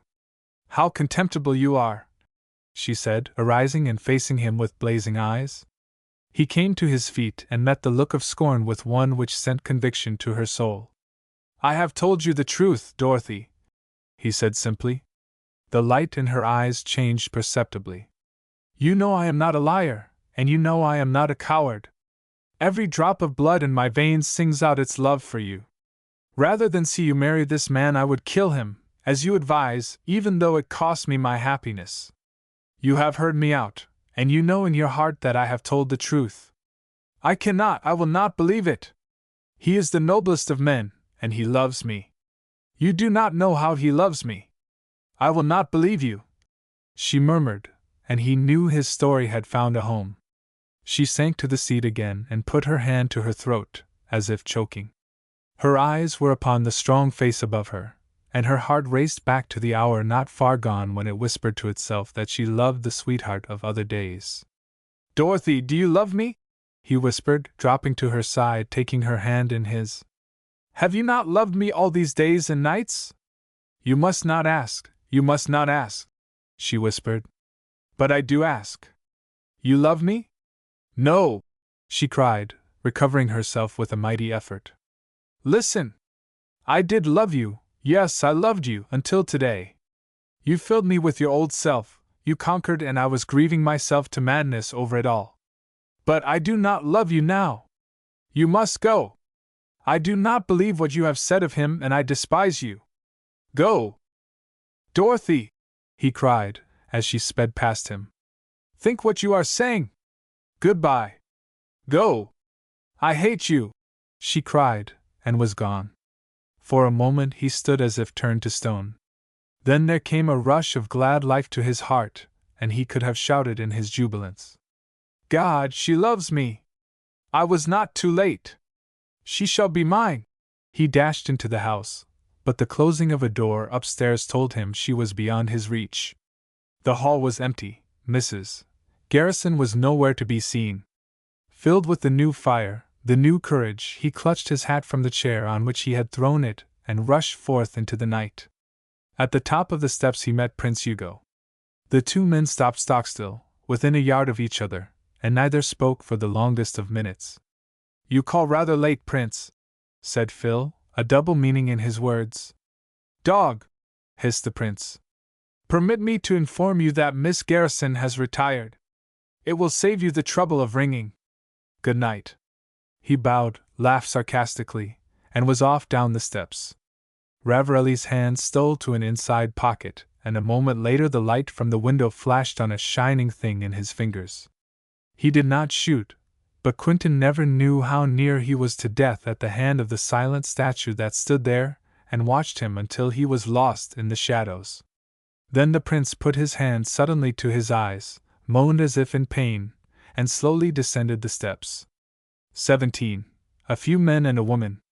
A stealthy figure joined His Highness at the foot of the steps, coming from the darkness below the veranda. It was Courant. What he said to the prince when they were safely away from the house caused the Italian's face to pale and his hands to twitch with rage. The French detective had heard and understood the conversation of the man and woman on the porch, and he had formed conclusions that drove all doubt from the mind of the noble lover. Quentin looked up and down the street for his cab. It was not in sight, but he remembered telling the man to drive to the corner below. The rainstorm that had been threatening dry and dusty Brussels all day was beginning to show itself in marked form. There were distant rumbles of thunder and faint flashes of lightning, and now and then the wind, its velocity increasing every minute, dashed a splattering raindrop in one's face. The storm for which the city had been crying was hurling itself along from the sea, and its full fury was almost ready to break. The few pedestrians were scurrying homeward, the tram cars were loaded, and many cabs whirled by in the effort to land their fares at home before the rain fell in torrents. Phil drank in the cool, refreshing breeze and cared not if it rained until the streets were flooded. At the corner stood a cab, the driver softly swearing to himself. He swung down and savagely jerked open the door. "Back to the Bellevue," said the fare airily, as he climbed into the vehicle. The cab had started off into a cross street, when Phil imagined he heard a shout in the distance. He looked forth but could see no one in the rushing darkness. The rattle of the cab, the growing roar of the night and toe swish of the rain, which was now falling quite heavily, drowned all other sounds, and he leaned back contentedly. Suddenly the cab came to a stop, loud voices were heard outside, and he was about to throw open the door when a heavy body was flung against the side of the vehicle. The next instant the half-lowered glass in the door was shattered, and a voice from the rainy night cried, "Don't resist, or you will be shot to pieces." "What the dev?" gasped Quentin, barely able to distinguish the form of a man at the door. Some strange influence told him that the point of a revolver was almost touching his breast, and the word died in his mouth. "No outcry, monsieur. Your valuables without a struggle. Be quick. There are many of us. You have no chance," came the hard voice, in good English. "But I have no valuables. Your diamond ring and your watch, at least, monsieur. The ring is in your vest pocket. Search me, you scoundrel! I have no ring, and my watch is in my room. I'm mighty slim picking for such noted gentlemen as you. I presume I have the honor of meeting the diamond collectors the town is talking so much about." He was now aware of the presence of another man in the opposite window, and there was the same uncanny feeling that a second revolver was leveled at his person. "Step outside, monsieur. It is cruel to force you into the rain, but we assure you it is very refreshing. It will make you grow. Whatever you choose to call us, we are wet to the skin. This must not, therefore, be a fruitless job. Step forth, quickly, and do not resist." Quentin hesitated for an instant, and then, seeing resistance was useless, boldly set foot upon the curbing. A flash of lightning revealed 4 or 5 men in the group. One of them had the driver covered with a pistol, and 2 of them were ready to seize the passenger. He observed, with amazement, that one of the men was a policeman in full uniform. "Officer!" he exclaimed. "Don't you see what they are doing?" "Oh, monsieur," said the spokesman, pleasantly, "you may tell the police of Brussels that they cannot hunt us down until they hunt themselves down. What's that? A carriage? Quick! Your watch, your ring!" Far down the street could be seen the lamps of an approaching cab, and Quentin's heart took a bound. He had not feared injury, for he was willing to submit to the searching without resistance, but now he thrilled with the excitement of possible conflict. A second flash in the sky revealed altered conditions in the setting of the tragic scene. The driver was on his box, and the policeman was climbing up beside him. A short man, masked to the chin, had pushed aside the man with the revolver, and a harsh voice cried as the darkness shut out the vivid picture, "Short work of him! The knife! The club, Carl! Hell! Into the cab with him!" shouted another voice, and Phil began to strike out with his fists. But the attack was too sharp, the odds too great. Something crashed down upon his head, he felt himself lunge backward into the open cab door, and then a heavy body hurled itself upon his half-prostrate form. Another stinging blow caught him over the ear, and, as he lost consciousness, a tremendous force seemed to be crushing the breath from his body. A revolver cracked, but he did not hear it, nor did he know that friends were at hand. Before the miscreants could hurl his body into the cab, a vehicle whirled up, the feeble glare from its lanterns throwing light upon the scene. The man who had fired from the door of the second cab leaped to the ground, followed by a companion, and in a moment they were among the scuffling robbers. Whatever might have been the original intentions of Quentin's assailants, they were not prepared to offer battle. Their aim was to escape, not to fight. A couple of shots were fired, a rush of feet ensued, and the earth seemed to swallow all but the two newcomers and the limp figure that lay half inside the cab. In an instant Quentin was drawn from the cab by the taller of the two, the smaller having made a short dash in pursuit of the bandits. Blood rushed from the head of the unconscious man, and he was a dead weight in the arms of his rescuer. "Good God, Phil! Have they killed you? Here, Turk! Never mind those fellows! Come here, quick, we must get him to a surgeon. I'm afraid they've fixed him. Into our cab with him! Gad, he's like a rag!" It was Dickie Savage, and he was filled with dread. Turk, exploding with impotent rage, and shivering with fear that his master was dead, came to his assistance, and they were soon racing for the Bellevue. A pair of wondering, patient, driverless horses watched the departure, but they did not move from the spot where they had been checked by the first attack. Across the doubletree behind them hung the limp form of their driver, a great, gaping wound in his head. He had driven them for the last time, and they seemed to know that his cold lips could never again command them to go on. Driven almost to the hilt, and the floor of the cab, was an ugly knife. Its point had been intended for Quentin's throat, but the hand that struck the blow was not as true as the will of its owner. In a high state of alarm and excitement, the two men in the cab took their friend to his room, their advent creating great commotion in the hotel. The wildest curiosity prevailed, and they were besieged with questions from hotel men, guests, and the crowd that had found shelter from the storm. Within 10 minutes the news was spreading forth over the city that a wealthy American had been held up and murdered by the daring diamond thieves. Police and reporters hurried to the hotel, and the uproar was intense.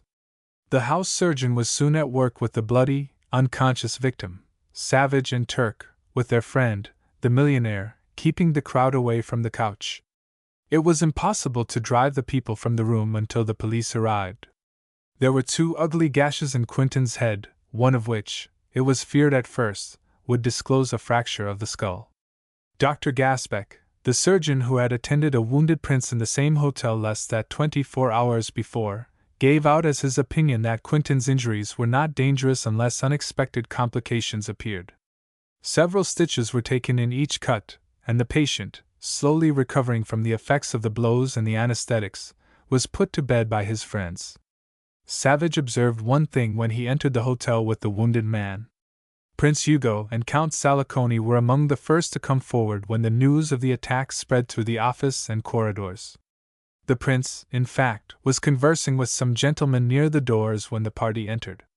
It was he who sent messengers to the Central Police Office, and who told the detectives where and how he had last seen the victim of the diamond thieves. Dickie sat all night beside his rolling, moaning friend, unnerved, almost despairing, but the morning brought the change that gladdened his heart and gave him a chance to forget his fears and apprehensions long enough to indulge in an impressive, though inadequate, degree of profanity, with continued reference to a certain set of men whom the world called thieves, but whom he designated as dogs. About 10 o'clock a telegram from Ostend came to the hotel for him. It read, "Are you not coming to Ostend for us? Jane." An hour later a very pretty young lady in Ostend tore a telegram to pieces, sniffed angrily and vowed she would never speak to a certain young man again. His reply to her rather peremptory query by wire was hardly calculated to restore the good humor she had lost in not finding him at the dock. "Cannot come. Awfully sorry. Can't leave Brussels. Hurry on. Will explain here." Richard Savage, her sister-in-law and fellow traveler from London, was mean enough to tease her with sly references to the beauty of Brussels women and the fickleness of all mankind. And so there was stored away for Mr. Savage's benefit a very cruel surprise. The morning newspapers carried the story of Quentin's adventure to the garrison home, and Dorothy's face, almost haggard as the result of a sleepless night, grew whiter still, and her tired eyes filled with dread. She did not have to recall their conversation of the night before, for it had not left her mind, but her thoughts went back to a former conversation in which he had ridiculed the bandits. The newspaper fell from her nerveless fingers, and she left the table, her breakfast untouched, stealing miserably to her room, to escape her mother's inquisitive eyes. Her wretched state was not improved by the visit of a veiled young woman later in the day. The visitor was undoubtedly a lady, but the story she poured into the unwilling ears was so astounding that Dorothy dismissed her indignantly before it was finished. The low-voiced, intense stranger, young and evidently beautiful, told her that Quentin's injuries were not inflicted by thieves, but by the hired agents of one who had cause to fear him. Before Miss Garrison could remonstrate, the stranger went into the details of a plot so cowardly that she was horrified all the more because, in a large measure, it sustained the charges made against her lover by Philip Quinton. When at last she could no longer endure the vilifying recital, she bade the woman to leave the house, hotly refusing to give countenance to the lies she was telling. The stranger desisted only after her abject pleading had drawn from the other a bitter threat to have her ejected by the servants. "You will not hear me to the end, but you must give me the privilege of saying that I do not come here to do him or you an injury," said the visitor, tremulously. "It is to save you from him, and to save him from myself. Mademoiselle, I love him. He would marry me were it not for you. You think jealousy, then, inspired this visit? I admit that jealousy is the foundation, but it does not follow that I am compelled to lie. Everything I have said and would say is true. Perhaps he loves you, but he loved me first. A week ago he told me that he loved me still. It was I who warned the American gentleman against him, and my reason is plain. I want him to win. It would mean death to me if it were known that I came to you with this story. Do you bid me go, or will you hear me to the end? You must go. I cannot listen to the infamous things you say about him," said Dorothy, her voice choking toward the end. A horrible fear seized upon her heart. Was this woman mad, or had Quentin told the truth? A new thought came to her, and she grasped the woman's hand with convulsive fingers. "You have been sent here by Mr. Quentin. Oh, how plain it is! Why did I not see through it at once? Go back to your employer and tell him that." She was crying hysterically when the woman snatched away her hand, and drawing herself to full height interrupted haughtily. "I have humbled myself that I might do you the greatest service in the world. You drive me from your presence, and you call me a liar. All of that I must endure, but I will not suffer you to accuse this innocent man while I have voice to offer up in his defense. I may be someone's slave, but I am not the servant of any man. I do not know this American, he does not know me. I am my own agent and not his tool. What I have tried to tell you is true, and I confess my actions have been inspired by selfish motives. Mademoiselle, the man you are to marry promised to make me his wife long before he knew you. To make you his wife? Absurd. Men of his station do not marry, nor promise to marry, the grisettes or the— Madam! It is not a grisette to whom you are speaking. The blood in my veins is as noble as that which flows in his. The name I bear, and perhaps disgrace, God help me, is as proud as any in all France. But I have not millions as you have. My face, my person may win and hold the heart, but I have not the gold with which to buy the soul. You will pardon my intrusion, and you will forgive me for any pang I have caused. He would not hearken to the appeals from my breaking heart, he would not give me all his love. There was left but one course to preserve what rightfully belongs to me, and I have followed it as a last resort. Were you to tell him that a woman came to you with this story, he would deny everything, and he would be lost to me, even though you cast him off in the end. It is not in my power to command you to protect the woman who is trying to help you. You do not believe what I have told to you, therefore I cannot hope for pity at your hands. You will tell him that I have been here, and I shall pay the penalty for being the fool, the mad woman. I am not asking for pity.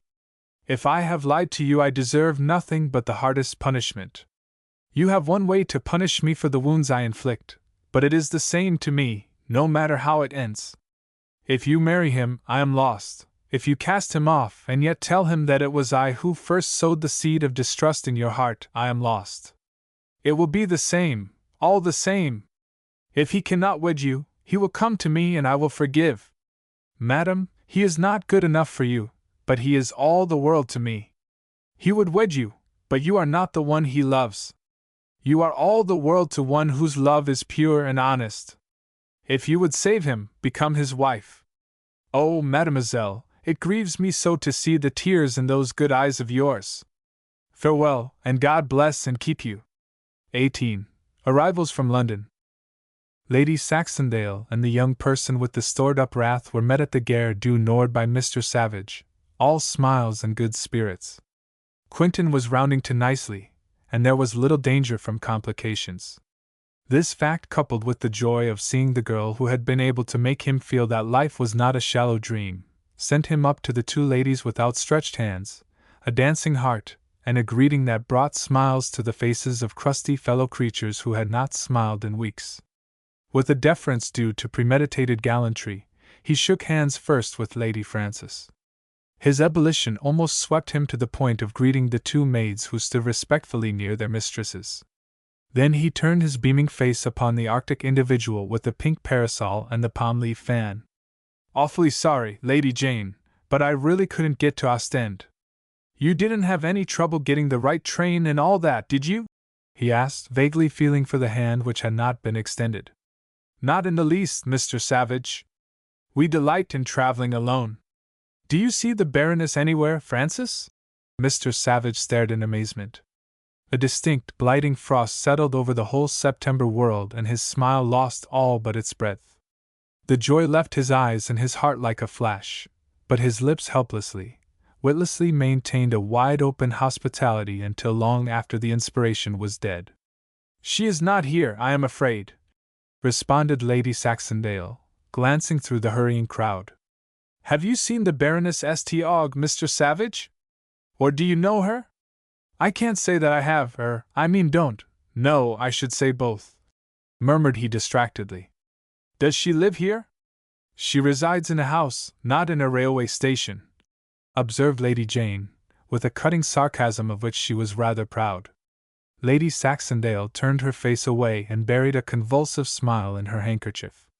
"I mean in Brussels," floundered Dicky, his wits in the wind.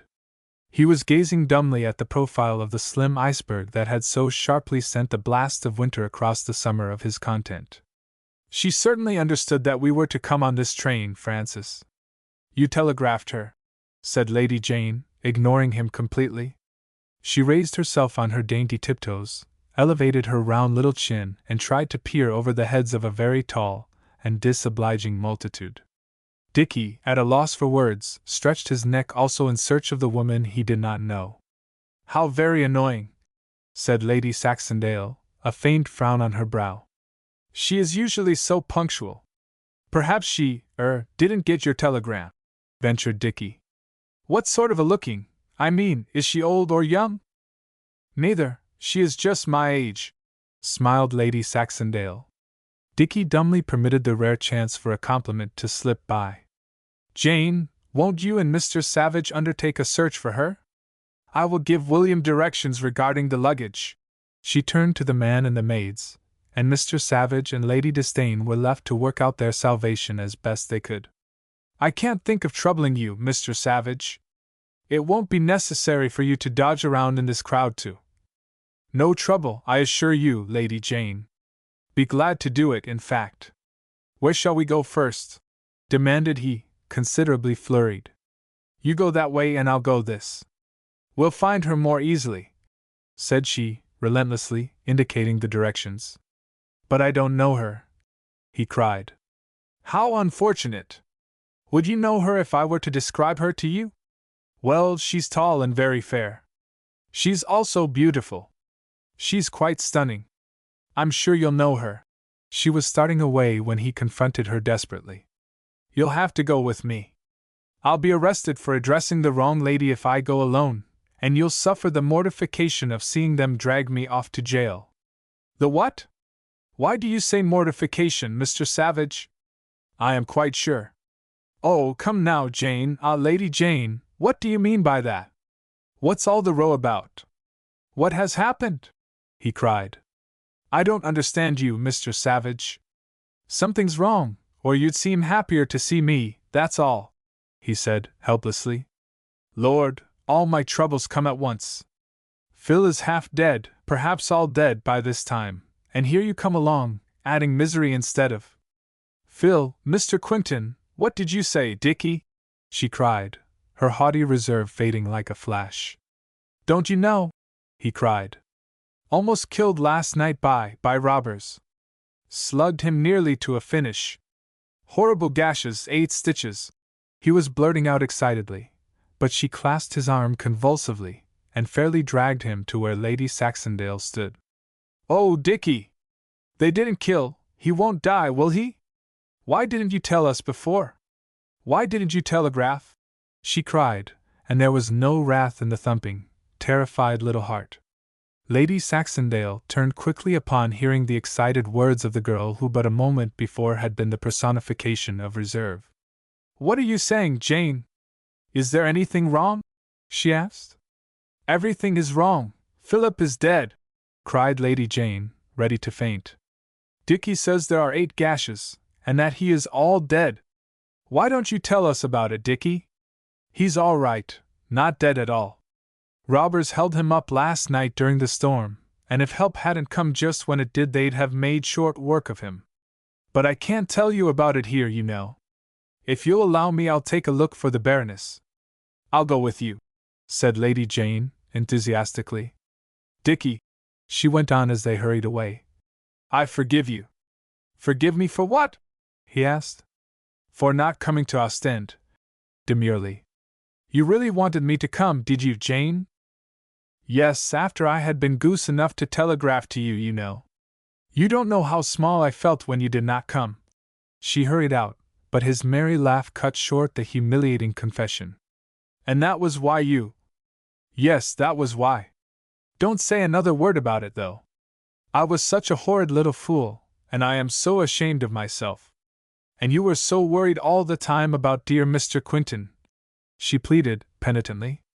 You might have known that nothing short of death could have prevented me from coming to Ostend, said he softly. But I've all sorts of news to tell you. When I tell you about the duel, you'll go into convulsions, when you hear. A duel? Good heavens, how, I mean who? She gasped, her eyes wider than ever.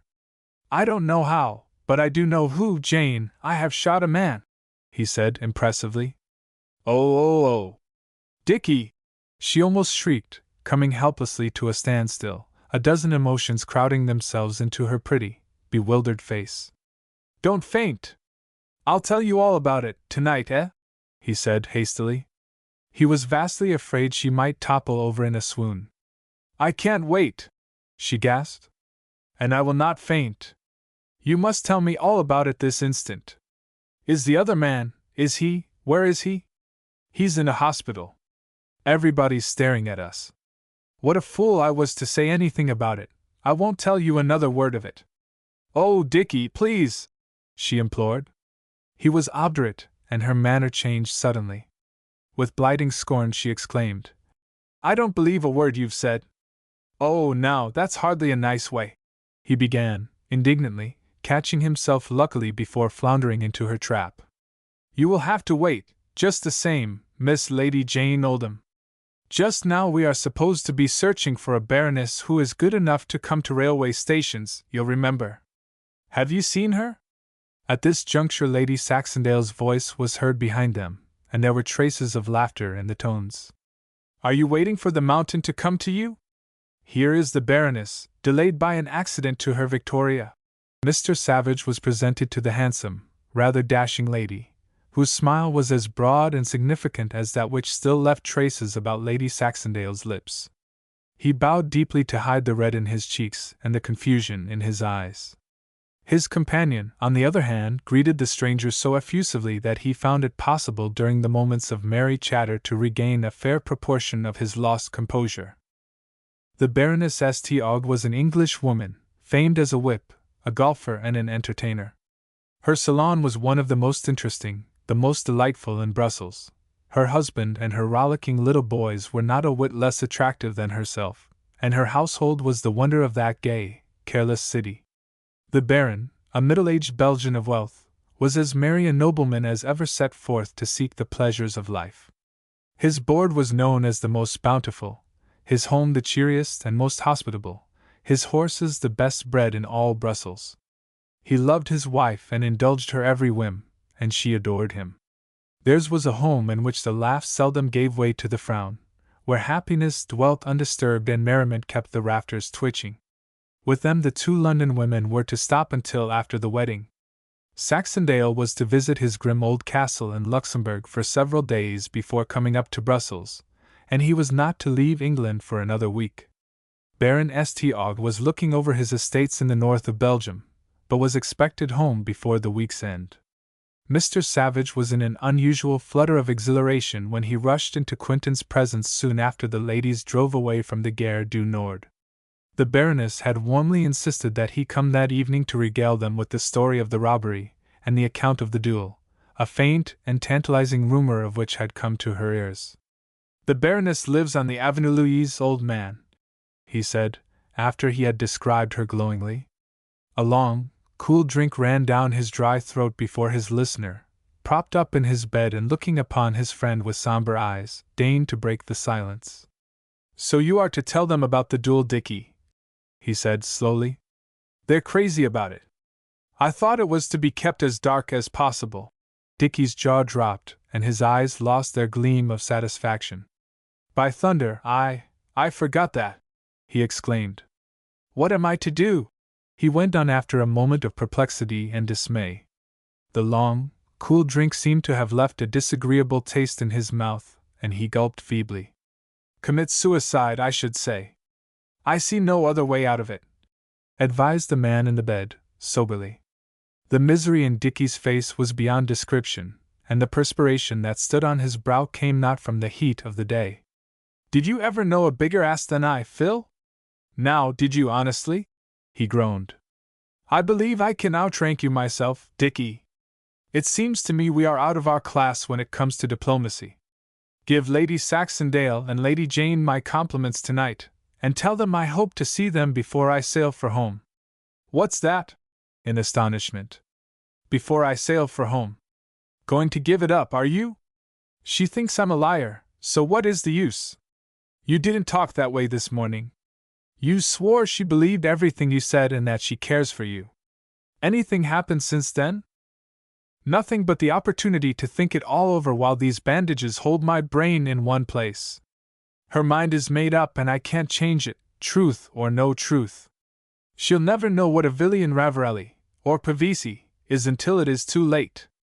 You'll feel better tomorrow, old man. The stitches hurt like the devil, don't they? Cheer up, old chap, I'm the one who needs encouragement. See what I have to face tonight. Good Lord, there'll be 3 women, at least, maybe a dozen, begging, commanding me to tell all about that confounded shooting match, and I was getting along so nicely with her, too," he concluded, dolefully. "With the Baroness? On such short acquaintance? No, of course not. With Jane Oldham. I don't know how I'm going to square it with her, by Jove I don't. Say, I'll bet my head I bray in my sleep, don't I? That's the kind of an ass I am." When he looked listlessly into Quentin's room late that evening he wore the air of a martyr, but he was confident he had scored a triumph in diplomacy. Diplomacy, in his estimation, was the dignified synonym for lying. For an hour he had lied like a trooper to 3 women. He left them struggling with the conviction that all the rest of the world lied and he alone told the truth. With the perspiration of despair on his brow, he had convinced them that there had been no real duel, just a trifling conflict, in which he, being a good Yankee, had come off with a moderate victory. Lady Jane believed. Lady Saxondale was more or less skeptical, while the Baroness, although graciously accepting his story as it came from his blundering lips, did not believe a word of it. His story of the robbery was told so readily and so graphically that it could not be doubted. Like true women, Lady Saxondale and her sister, accompanied by their hostess and her brother, Colonel Denslow, seized the first favorable opportunity to call at the rooms of Mr. Quentin. They found him the next morning sitting up in a comfortable chair, the picture of desolation, notwithstanding the mighty efforts of Dickie Savage and the convivial millionaire. The arrival of the party put new life into the situation, and it was not long before Phil found his spirits soaring skyward.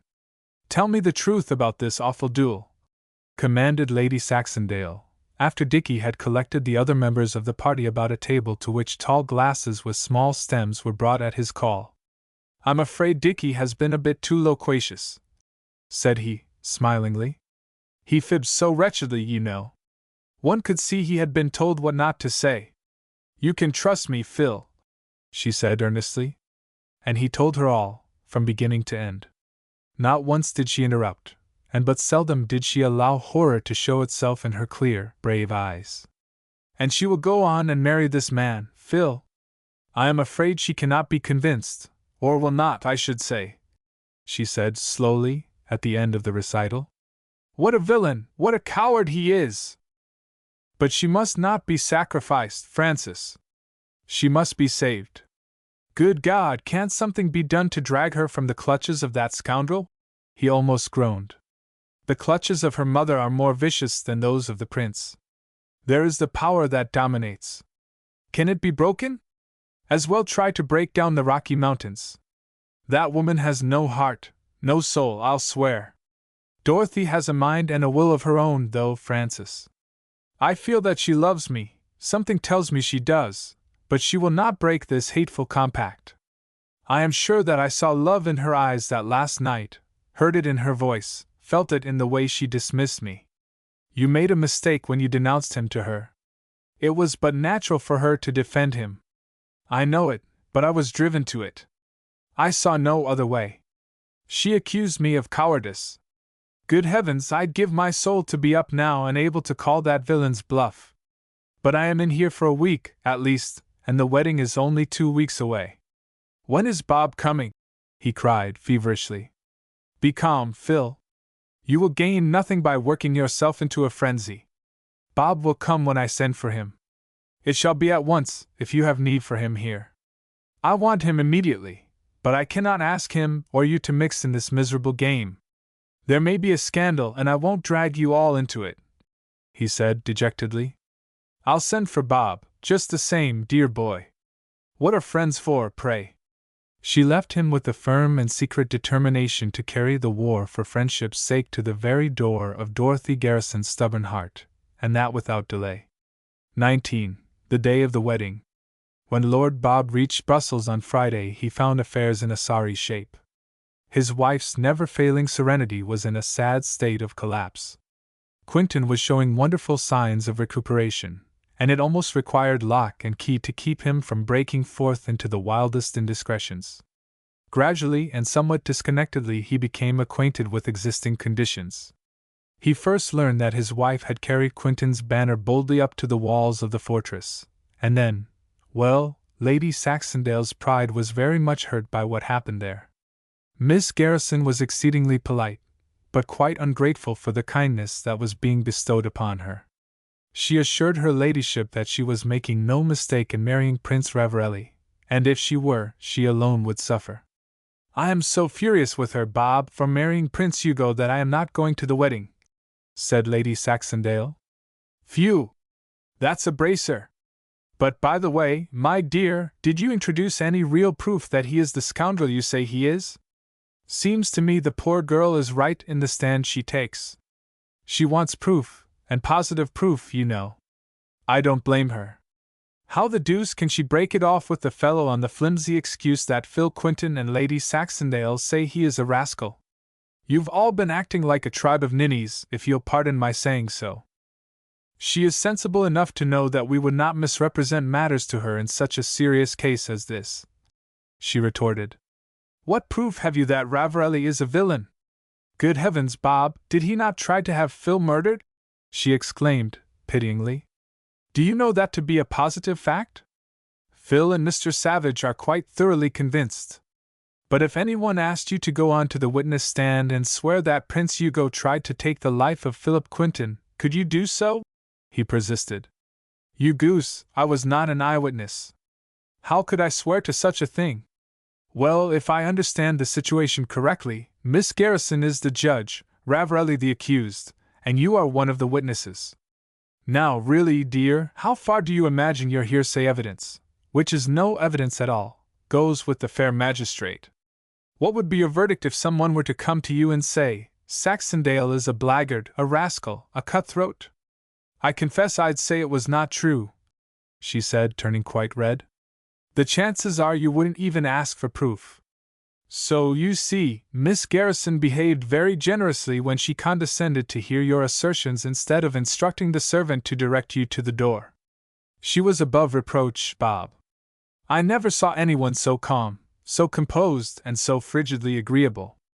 If she had shown the faintest sign of anger, displeasure, or even disgust, I could forgive her, but she acted just as if she were tolerating me rather than to lower herself to the point of seriously considering a word I uttered.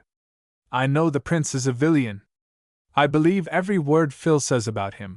She took Lord Bob's hands in hers, and her deep, earnest eyes burnt conviction into his brain. And so do I, Francis. I am as sure that Hugo is a scoundrel as if I had personal knowledge of his transactions. In fact, I have never believed in him. You and I will stand together, dear, in this fight for poor old Phil, and, by the Lord Harry, they'll find us worth backing to the finish. If there's anything to be done that can be done, we'll do it, my girl. And he was amply repaid for his loyal declaration by the love that shone refulgent from her eyes. Quentin naturally chafed under the restraint. There was nothing he could do, nothing his friends could do, to avert the disaster that was daily drawing nearer. Lord Bob infused a momentary spark of hope into the dying fire of his courage, but even the resourceful Briton admitted that the prospect was too gloomy to warrant the slightest encouragement. They could gain absolutely no headway against the prince, for there was no actual proof to be had. To find the strange woman who gave the first warning to Quentin was out of the question. Turk had watched every movement of the prince and his aides in the hope of in some way securing a clue to her identity or whereabouts. There was but one proposition left: the purchase of Courant. This plan seemed feasible until Turk reported, after diligent search, that the French detective could not be found. Dicky was for buying the two Italian noblemen, but that seemed out of the question, and it was unreasonable to suspect that the other hirelings recognized the prince as their real employer. The slightest move to approach the two noblemen might prove disastrous, and wisdom cut off Dicky's glorious scheme to give each of them $100 to tell the whole truth and nothing but the truth. Quentin at last burst all bonds, and finding himself out of the doctor's hands, determined to make a last desperate appeal to Dorothy Garrison. If that appeal failed, he would then give up the struggle. He would at least end the suspense. He knew how difficult it would be to obtain an audience with her, but he went ahead with the confidence of the drowning man, the boldness of the man who is wounded to the death but does not know it. It was the Wednesday just 1 week before the wedding that saw the pale-faced, tall and somewhat unsteady American deliberately leave his cab and stride manfully up the steps of a certain mansion in the Avenue Louise. Miss Garrison was not at home, and her mother was not at home, so said the obsequious footman. "Take my card to Miss Garrison," said Quentin coolly. The man looked bewildered and was protesting that his young mistress was not in the house when the lady herself appeared at the top of the broad stairway. Phil stood in the center of the hall watching her as she slowly descended the steps. At the bottom of the steps she paused. Neither spoke, either smiled, for the crisis was upon them. If he were pale from the loss of blood, she was white with the aches from a fever-consumed heart. "Why have you come?" she asked, at last, her voice so low that the words scarcely reached his ears. "Dorothy," was all he said. "You knew what I must say to you before you entered the door. Will you let me tell you how deeply I have grieved over your misfortune? Are you quite wise in coming out before you have the strength? You are so pale, so weak. Won't you go back to your hotel and save yourself all the pain that will come to you here?" There was pity in her eyes, entreaty in her voice, and he was enveloped in the tender warmth of her sincerity. Never had she seemed so near as now, and yet never so far away. "Dorothy, you must know what manner of love it is that brings me to plead for the smallest crumb of what has been once refused. I come simply, in all humility, with outstretched hands to ask your love." He drew nearer, and she did not retreat. "Oh, it is so useless, so hopeless, Phil," she said softly. Why will you persist? I cannot grant even the crumb. I love you, Dorothy, he cried passionately. Oh, Phil, you must understand that I can give you nothing, absolutely nothing. For God's sake, for my sake, for the sake of that dear friendship we own together, go away and forget everything, she said piteously. A half hour later he slowly descended the steps, staggering like a man sick unto death. She sat where he left her, her wide, dry eyes seeing nothing, her ears hearing nothing but the words his love had forced her to utter. These words: Yes, heaven help me, I do care for you. But go! Go! I can never see you again. I shall keep the bargain I have made, if I die at the altar. I cannot break my promise to him. And all his pleading could not break down that decision, not even when she found herself for one brief, terrible instant in his straining arms, his lips upon hers. It was all over. He calmly told his friends, as he had told her, that he would sail for New York on the first steamer, and Turk reluctantly began to pack the things. The night before he was to leave for Hamburg, the Saxondales, Lady Jane and Savage sat with him long into the night. Prince Hugo's watchdogs were not long in discovering the sudden turn affairs had taken, and he was gleefully celebrating the capitulation. The next day the Saxondales accompanied the two Americans to the railway station, bade them a fond farewell, and hastened back to the home of the Baron St. Aug with new resolutions in their hearts. The forepart of the ensuing week saw their departure from Brussels. Deliberately they turned their backs on the great wedding that was to come, and as if scorning it completely, journeyed to Lord Bob's ruins in Luxembourg, preferring the picturesque solitude of the tumble-down castle to the empty spectacle at St. Gudule. Brussels may have wondered at their strange leave-taking on the eve of the wedding, but no explanation was offered by the departing ones. When Dorothy Garrison heard that Philip Quinton had started for the United States, she felt a chill of regret sink suddenly into her soul, and it would not be driven forth. She went on to the very night that was to make her a princess, with the steel in her heart, but the world did not know it was there. There was no faltering, no wavering, no outward sign of the emotions which surged within. She was to be a princess. But when the Saxondales turned their faces from her, spurning the invitation to her wedding, the pride in her heart suffered. That was a blow she had not expected. It was like an accusation, a reproach. Little Lady Jane blissfully carried with her to the Valley of the Alzette the consciousness that Richard Savage was very much in love with her, even though he had not found courage to tell her so in plain words. A telegram from him stating that he and Quinton had taken passage for New York and would sail on the following day dispelled the hope that he might return. Brussels was full of notables. The newspapers of two continents were fairly blazing with details of the wedding. There were portraits of the bride and groom, and the bishop, and pictures of the gowns, the hats, the jewels. There were biographies of the noted beauty and the man she was to marry.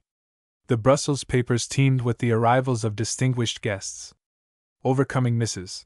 Garrison's objections, Dorothy had insisted on and obtained special permission to have a night wedding. She had dreamed of the lights, the splendor, the brilliancy of an after-sunset wedding and would not be satisfied until all barriers were put aside. Dorothy's uncle, Henry Van Dyckman, her mother's brother, and a number of elated New York relatives came to the Belgian capital, shedding their American opulence as the sun throws out its light. The skill of a general was required to direct, manage, and control the pageant of the 16th. Thousands of dollars were tossed into the cauldron of social ambition by the lavish mother, who, from behind an army of lieutenants, directed the preliminary maneuvers. The day came at last, and St. Gudule presented a scene so bewilderingly, so dazzlingly glorious that all Brussels blinked its eyes and was awed into silence. The church gleamed with the wealth of the universe, it seemed, and no words could describe the brilliancy of the occasion. The hour of this woman's triumph had come, the hour of the Italian conqueror had come, the hour of the victim had come. In front of the house in the Avenue Louise, an hour before the beginning of the ceremony, there stood the landau that was to take the bride to the cathedral. Carriage after carriage passed, bearing the visitors from the New World to the church. All were gone save the bride, her mother, and her uncle. Down the carpeted steps and across to the door of the carriage came Dorothy and her uncle, followed by the genius of the hour. At the last moment Dorothy shuddered, turned sick and faint for an instant, as she thought of a ship far out at sea. The footman swung up beside the driver, and they were off by quiet streets toward the church where waited all impatient, the vast assemblage and the triumphant prince. The silence inside the carriage was like that of the tomb. What were the thoughts of the occupants could not well be described. "Are we not almost there, Dorothy?" nervously asked her mother, after many minutes. "Good heavens! We are late! Oh, what shall we do?" cried she in despair. In an instant the somber silence of the cab's interior was lost. The girl forgot her prayer in the horror of the discovery that there was to be a hitch in the well-planned arrangements. Her mother frantically pulled aside the curtains and looked out, fondly expecting to see the lights of St. Gudule on the hill. Uncle Henry dropped his watch in his nervousness and was all confusion. "We are not near the church, why, where are we? I have never seen these houses before. Henry, call to the driver! He has lost his way. My heavens, be quick!" It was not necessary to hail the driver, for at that instant the carriage came to a sudden standstill. The door opened quickly, and before the eyes of the astonished occupants loomed the form of a masked man. In his hand he held a revolver. XX, with strange companions. "A word, a sound, and I fire!" came the cold, hard voice of the man in the mask. He spoke in French. The trio sat petrified, speechless, breathless. So sudden, so stunning was the shock to their senses that they were as graven images for the moment. There was no impulse to scream, to resist. They had no power to do either. "We will injure no one unless there is an outcry or a struggle. Monsieur, madame, there is no occasion for alarm, no more is there a chance to escape," said the mask quietly. 3 pairs of eyes looked dumbly into the gleaming holes in the black mask that covered his face. "The police?" finally whispered Mrs. Garrison, coming slowly out of her stupor. "Silence, madam! You are not to speak. Faint if you like, we will not object to that, and it may be a relief to you," said the man, sarcastically gallant. "I must ask you to make room for me inside the carriage. We cannot remain here, the police may come this way. I mean those who are not engaged in guarding the grand cathedral to which you were going." He was inside the carriage and sitting beside Dorothy when he concluded the last observation. With a shudder she drew away from him.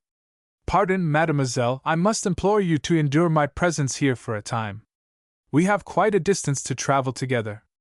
A nameless dread sent chills to the hearts which had begun to thump wildly in the reaction. What did he mean? "What are you going to do with us?" groaned the horrified mother. The carriage was now moving rapidly over the pavement. "In due time you may know, madam. You have only to be patient. For the moment, it is necessary that you keep perfectly quiet. Although you are a woman, I shall have to kill you if you disobey my commands. We take desperate chances tonight in the coup which shall make all Europe ring with the crowning act of the great diamond robbers, as you are pleased to call us, and we can brook no resistance. You see my revolver, monsieur, it is on a direct line with your breast.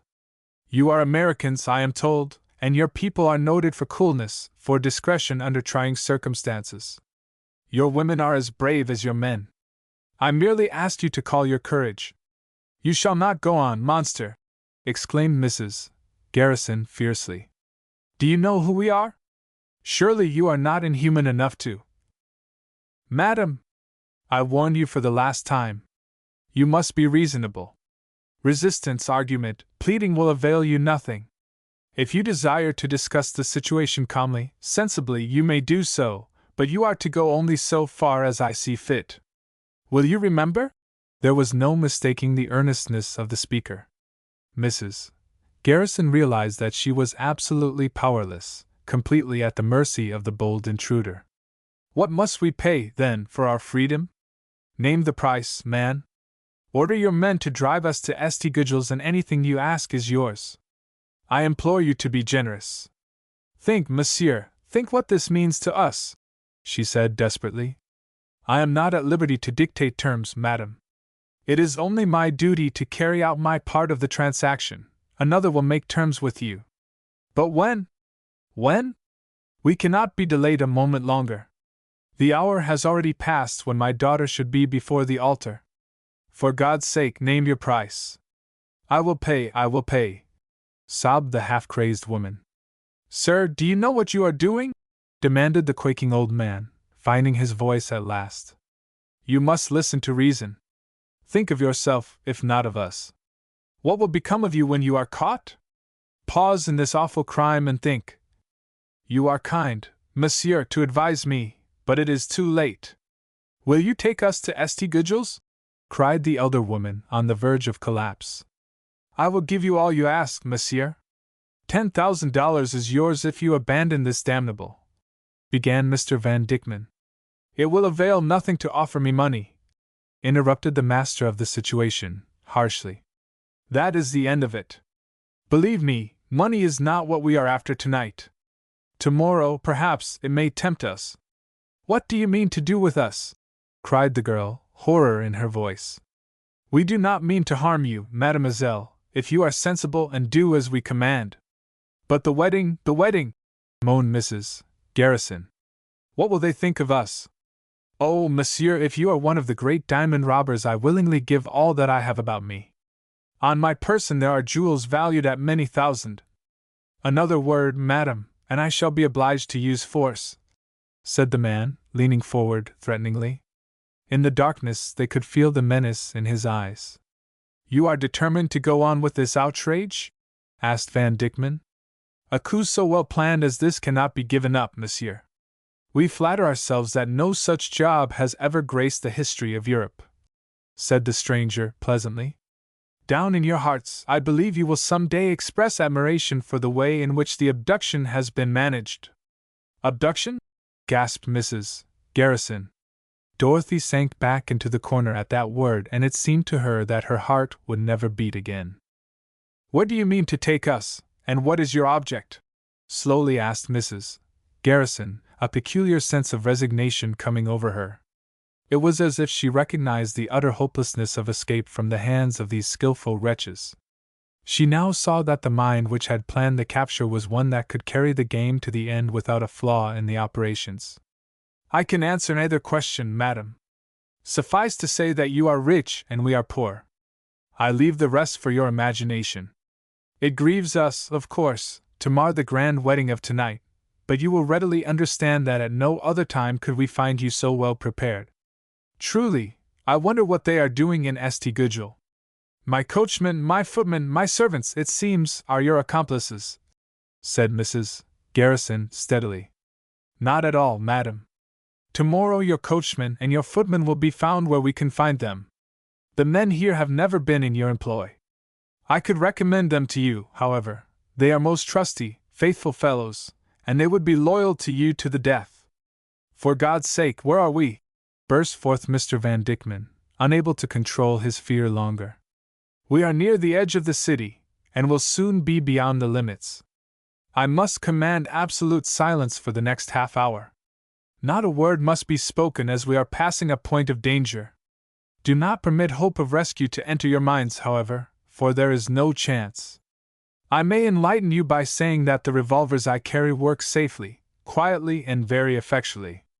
Will you join me in a half-hour's silent consideration of the scenes that are now taking place in old St. Gudule? I am sure there is no limit to the imagination when we give over our thoughts to that subject. Whatever may have been the desire to shriek, to call for help, to tear away the window curtains, the three helpless captives were unable to break through the influence this lone bandit spread about them. The thought of St. Gudule, of the great gathering, of the impatience, the consternation, the sensation occasioned by the non-arrival of the bride, brought madness to the brains of the hapless trio. Like a vivid panorama, they saw everything that was going on in the church. They saw alarm in faces of those closely interested in the wedding, heard the vague rumors and questionings, the order for the search, the report of accident, and then, the police and newspapers. At last the carriage came to a stop and the footman swung down from the seat, opening the door quickly. That they were far beyond the streets of the city was apparent in the oppressive stillness, broken only by the heavy panting of the horses. This is the place, came in the coarse voice of the footman. We have no time to lose. Then I must ask you to get down, monsieur, and the ladies. We are about to enter a house for a short while, the better to complete the details of our little transactions. Remember, no noise means no violence. Be quick, please. Thus spoke the man in the seat, who an instant later stepped forth into the darkness. The trembling, sobbing women dragged themselves to the ground, their gorgeous gowns trailing in the dust, unthought of and unprotected. Mr. Van Dyckman, old as he was, took courage in the momentary relaxation, and attempted to halloo for help. A heavy hand was clasped over his mouth, and strong arms subdued his show of resistance. Swiftly across a short stretch of ground they went, up rickety steps and into the black hallway of a house. There were stifled moans of terror on the lips of the two women, but there was no resistance save the weight their strengthless forms imposed upon the men who had them in charge. There was no light in the house and no sign that it was occupied by others than themselves. We remain here for several hours. If all goes well, you will then be at liberty to depart for your home in the city. Here is a chair, madam. Pray be seated. Pardon our inability to give you a light. You will be patient, I am sure, when it is said on the sacred word of a gentleman that no harm is to come to you.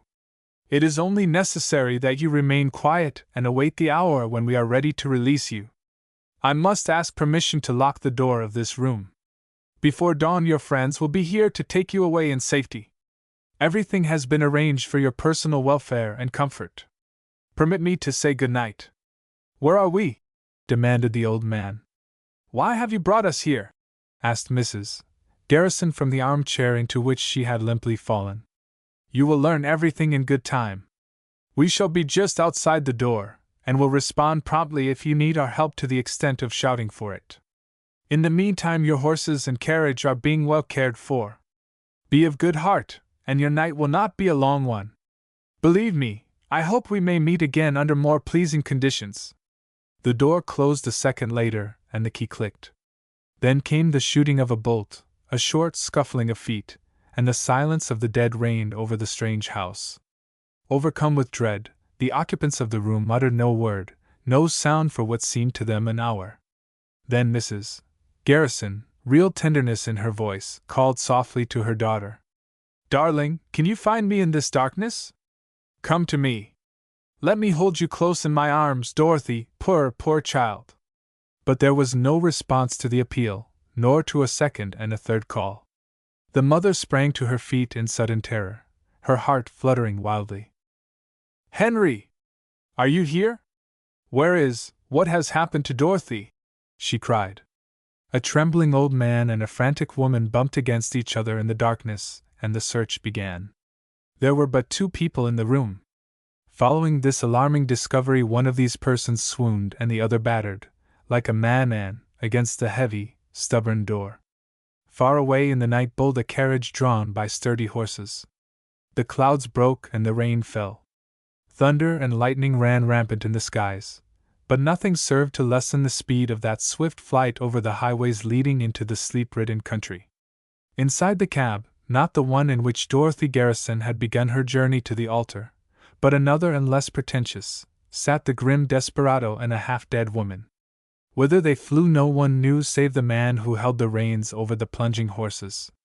How long their journey? Well, it was to have an end. True to the promise made by the bandit, a clattering band of horsemen dashed up to the lonely house at the break of dawn. They were led by Prince Hugo Ravarelli, disheveled, half-crazed. A shivering woman in silks and a cowering old man sobbed with joy when the rescuers burst through the door. Tacked to a panel in the door was an ominous, ghost-like paper on which was printed the following message from the night just gone. In time the one who is missing shall be returned to the arms of her mother, absolutely unharmed. She will be well cared for by those who have her in charge. After a reasonable length of time her friends will be informed as to the terms on which she may be restored to them. Mrs. Garrison, more dead than alive, was conveyed to her home in the Avenue Louise, there to recover her strength with astonishing quickness. This vastly purposeful, indomitable woman, before many hours had passed, was calmly listening to plans for the capture of her daring abductors and the release of her daughter. Friends, overcome with the horror of the hour, flocked to her aid and comfort. The government offered its assistance, and the police went to work as one massive sleuth hound. Newspapers all over the world fairly staggered under the burden of news they carried to their readers, and people everywhere stood aghast at the most audacious outrage in the annals of latter-day crime. As completely lost as if the earth had swallowed them were the diamond robbers, for all the world accepted them as the perpetrators, and their fair prize. No one saw the carriage after it turned off the Avenue Louise on the night of the abduction. No one saw the party leave the lonely house in the country. A placard found on the steps of a prominent citizen's home at an early hour in the morning told the frenzied searchers where to look for the mother and the uncle of the missing girl. A reward of 100,000 francs for the arrest of the abductors or the return of Miss Garrison was offered at once by the stony-faced woman in the Avenue Louise, and detectives flew about like bees. Every city in the land was warned to be on the lookout, every village was watched, every train and station was guarded. 9 in every 10 detectives maintained that she was still in Brussels, and house after house, mansion after mansion was searched. 3 days after the abduction, word came from London that 4 men and a young woman, apparently insane, all roughly attired, had come to that city from Ostend, and had disappeared before the officials were fully cognizant of their arrival. The woman, according to the statements of men who saw her on the train, was beautiful and pale as with the sickness that promised death. 21. The home of the brigands. It was past midnight, after a wild ride through the storm, when an old gentleman and his wife, with their sick daughter, boarded a fast eastbound train at Namur. Had the officers of the law known of the abduction at that hour, it would have been an easy matter to discover that the loose-flowing gown which enveloped the almost unconscious, partially veiled daughter, hid a garment of silk so fine that the whole world had read columns concerning its beauty. The grey beard of the rather distinguished old man could have been removed, at a single grasp, while the wife, also veiled, wore the clothing of a man underneath the skirts.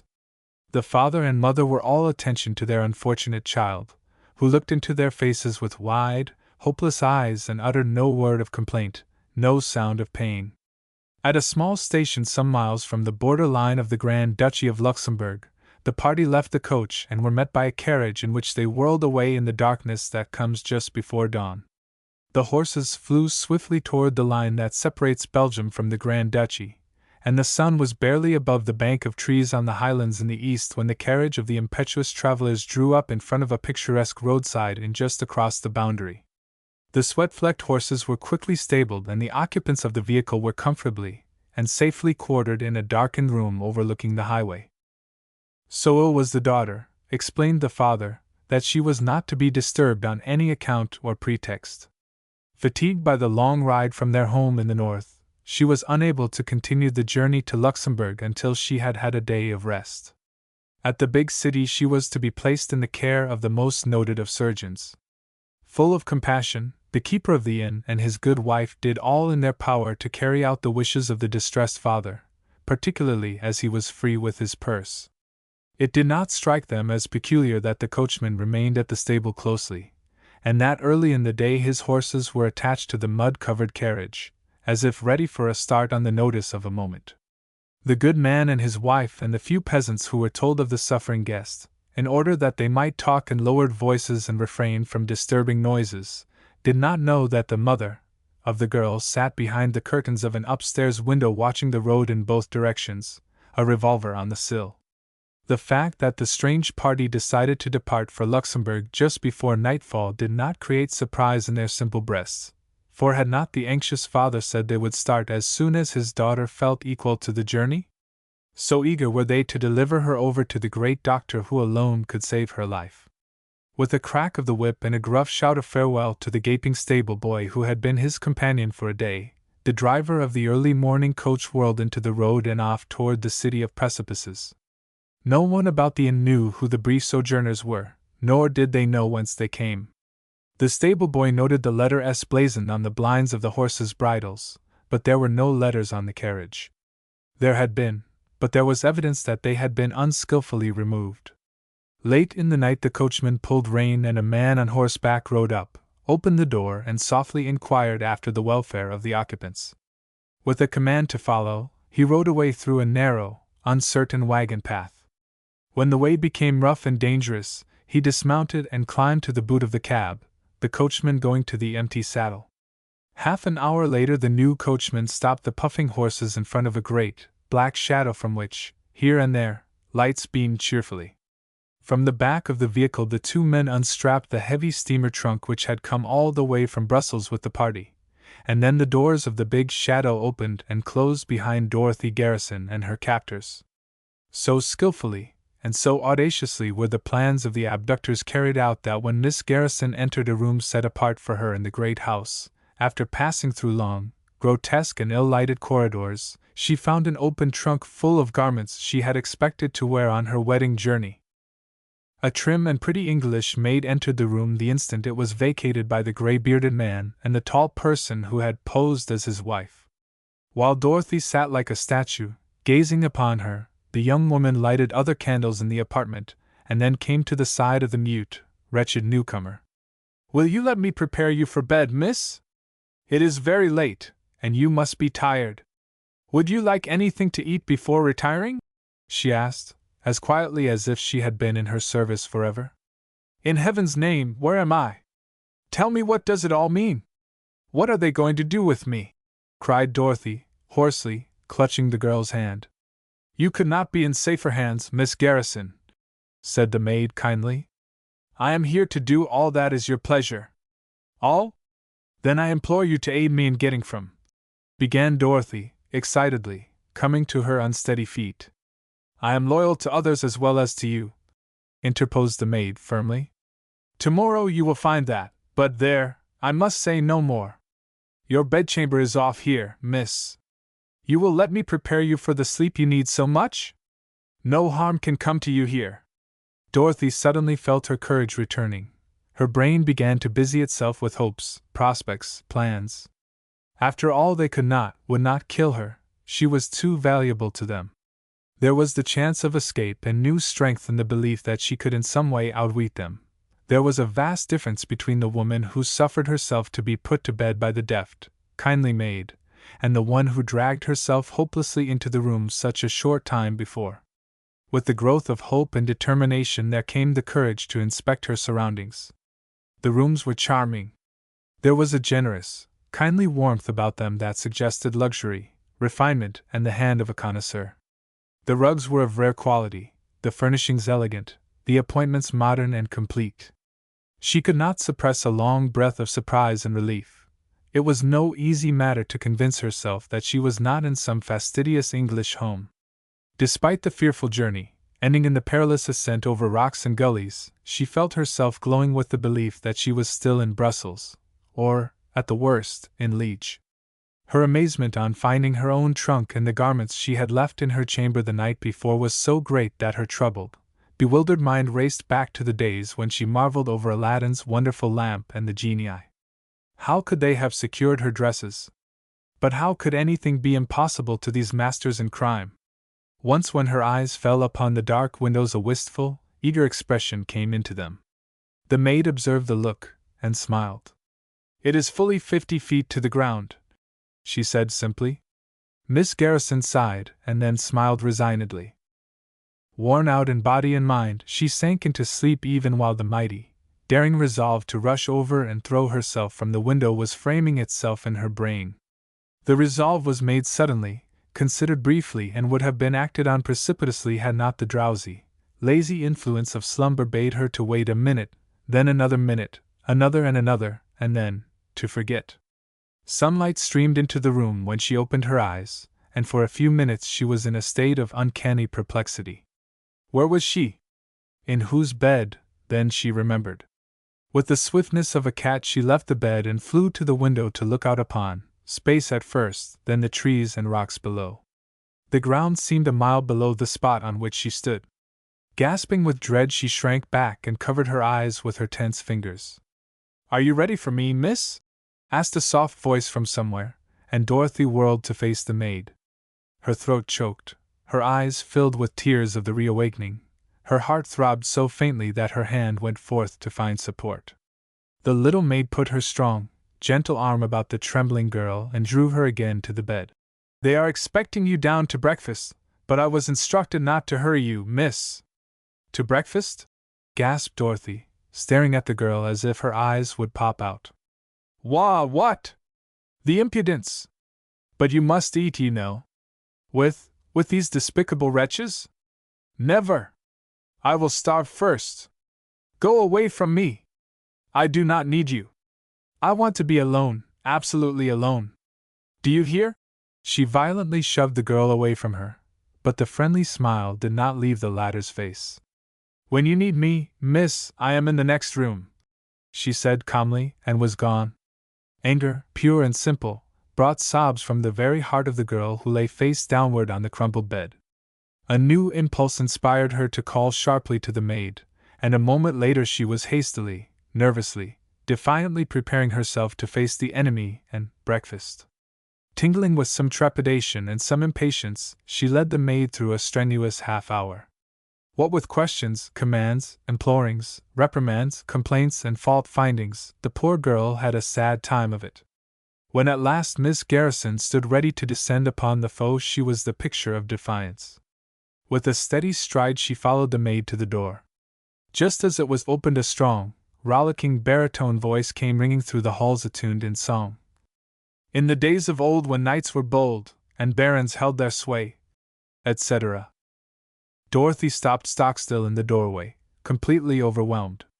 She turned helplessly to the maid, tried to gasp the question that filled her mind, and then leaned weakly against the wall. The singer's voice grew suddenly fainter with the slam of a door, and while its music could still be heard distinctly, she knew that he of the merry tones had left the lower hallway. Feebly she began to wonder what manner of men these thieves could be, these miscreants who lived in a castle, who had ladies' maids about them, who sang in cheery tones and who knew neither fear nor caution. One of the new guests who came last night, explained the maid, unconcernedly. One who came with me. Oh, how can such a wretch sing so gaily? Have they been drinking all night? Cried Dorothy, shrinking back into the room. Lor, no, miss, there can't be any such goings-on as that here. I think they are waiting for you in the breakfast-room, said the girl, starting down the broad steps. I'd sooner die than venture among those ruffians. But the ladies are expecting you. Ladies? Here? Gasped Dorothy. Yes, miss, why not? Dorothy's head whirled again.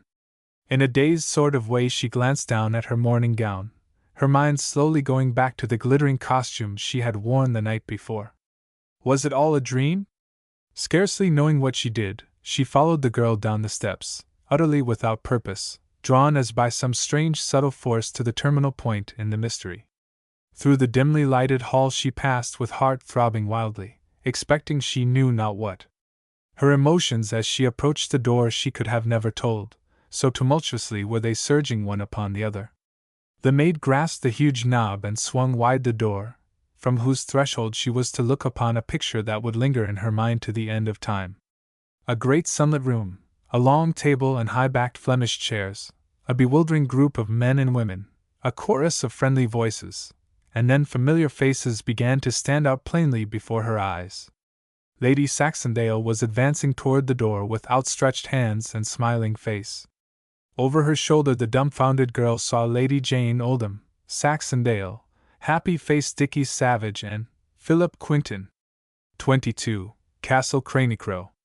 Dorothy staggered into the arms of Lady Saxondale, choking with a joy that knew no bounds, stupefied past all power of understanding.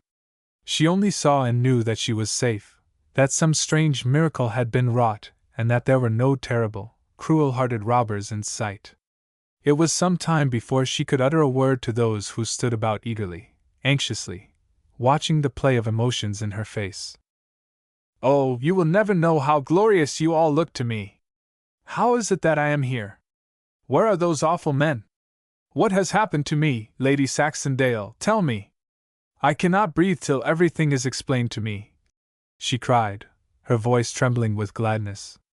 In her vast exuberance she found strength, and with it the desire to embrace all these good friends.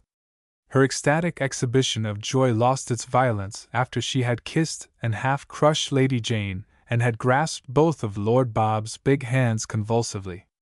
The young men came in for a much more formal and decorous greeting. For an instant she found herself looking into Quentin's eyes as he clasped her hand, and there was a strange light in them, a bright, eager, victorious gleam which puzzled her not a little. "Oh, tell me all about it! Please do! I've been through such a terrible experience. Can it be true that I am really here with you?" "You certainly are, my dear," said Lady Saxondale, smiling at her, then glancing involuntarily into the faces of the others, a queer expression in her eyes. "Where is Mamma? I must go to her at once, Lady Saxondale.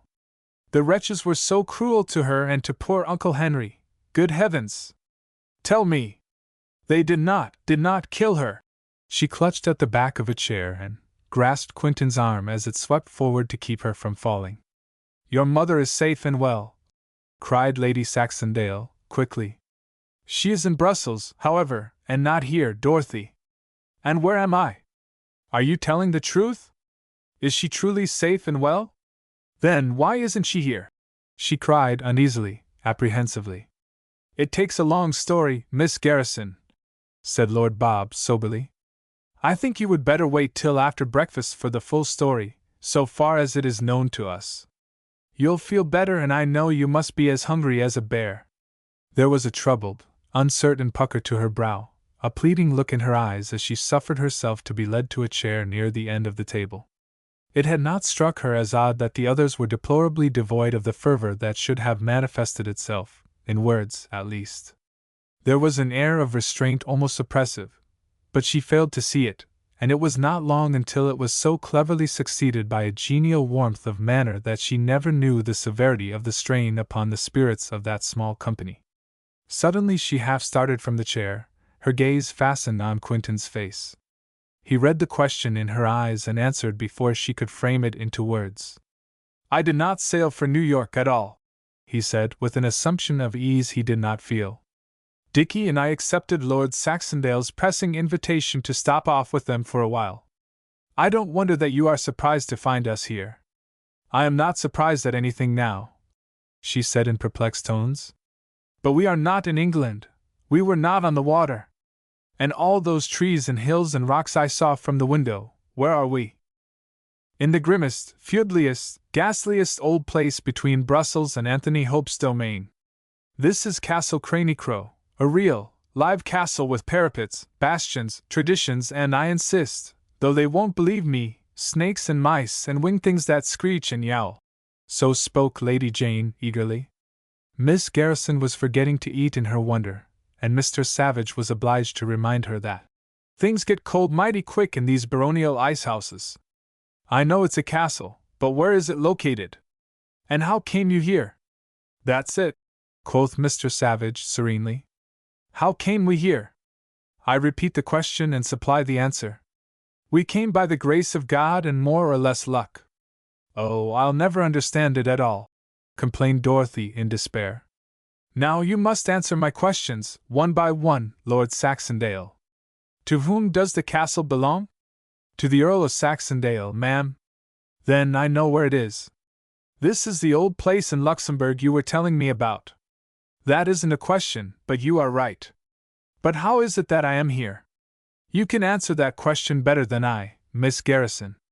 I only know those wretches, the one who disguised himself as my father and the one who tried to be my mother, jostled me till I was half dead and stopped eventually at the doors. Oh! She broke off, in startled tones, dropping her fork.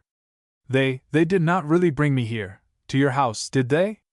They were good enough to turn you over to our keeping last night, and we are overjoyed to have you here." "Then," she exclaimed, tragically, rising to her feet, "where are the men who brought me here?" A peculiar and rather mirthless smile passed from one to the other of her companions, and it angered her. "I demand an explanation, Lord Saxondale." "I can give none, Miss Garrison, upon my soul. It is very far from clear to me. You were brought to my doors last night, and I pledge myself to protect you with my life. No harm shall come to you here, and at the proper time I am sure everything will be made clear to you, and you will be satisfied. Believe me, you are among your dearest friends." "Dearest friends!" she cried bitterly. "You insult me by running away from my wedding, you league yourselves with the fiends who committed the worst outrage that men ever conceived, and now you hold me here a prisoner. Yes, a prisoner. I do not forget the words of the maid who attended me. I do not forget the inexplicable presence of my traveling clothes in this house, and I shall never forget that my abductors came direct to your castle, wherever it may be. Do you mean to say that they brought me here without an understanding with you? Oh, I see it all now. You perpetrated this outrage. On the contrary, Miss Garrison, I am the meekest and lowliest of English squires, and I am in no way leagued with a band of robbers. Perhaps, if you will wait a little while, Lady Saxondale may throw some light on the mystery that puzzles you. You surely will trust Lady Saxondale. Lady Saxondale did me the honor to command me to give up Prince Ravarelli. I am not married to him, and I am here, in her home, a prisoner," said Dorothy, scornfully. "I do not understand why I am here, and I do not know that you are my friends. Everything is so queer, so extraordinary that I don't know how to feel toward you. When you satisfactorily explain it all to me, I may be able to forget the feeling I have for you now and once more regard you as friends. It is quite clear to me that I am not to have the privilege of quitting the castle without your consent. I acknowledge myself a prisoner and await your pleasure. You will find me in the room to which you sent me last night. I cannot sit at your table, feeling that you are not my friends. I should choke with every mouthful." No one sought to bar her way from the dining room. Perhaps no one there felt equal to the task of explaining, on the moment, the intricacies of a very unusual transaction, for no one had quite expected the bolt to fall so sharply. She paced the floor of her room angrily, bewailing the fate that brought her to this fortress among the rocks. Time after time she paused at the lofty windows to look upon the trees, the little river, and the white roadbed far below. There was no escape from this isolated pile of stone. She was confined as were Bluebeard's victims in the days of giants and ogres, and there were no fairy queens to break down the walls and set her free. Each thought left the deeper certainty that the people in the room below were banded against her. An hour later, Lady Saxondale found her, her flushed face pressed to the window pane that looked down upon the world as if out of the sky. "I suppose, Lady Saxondale, you are come to assure me again that I am perfectly safe in your castle," said the prisoner, turning at the sound of her ladyship's voice. "I have come to tell you the whole story, from your wedding to the present moment. Nothing is to be hidden from you, my dear Miss Garrison. You may not now consider us your friends, but some day you will look back and be thankful we took such desperate, dangerous means to protect you," said Lady Saxondale, coming to the window. Dorothy's eyes were upon the outside world, and they were dark and rebellious. The older woman complacently stationed herself beside the girl, and for a few moments neither spoke. "I am ready to hear what you have to say," came at last from Miss Garrison. "It is not necessary to inform you that you were abducted." "Not in the least.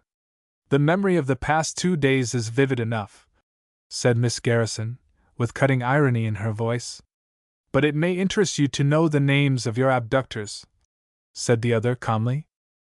"I could not miss them far in guessing, Lady Saxondale.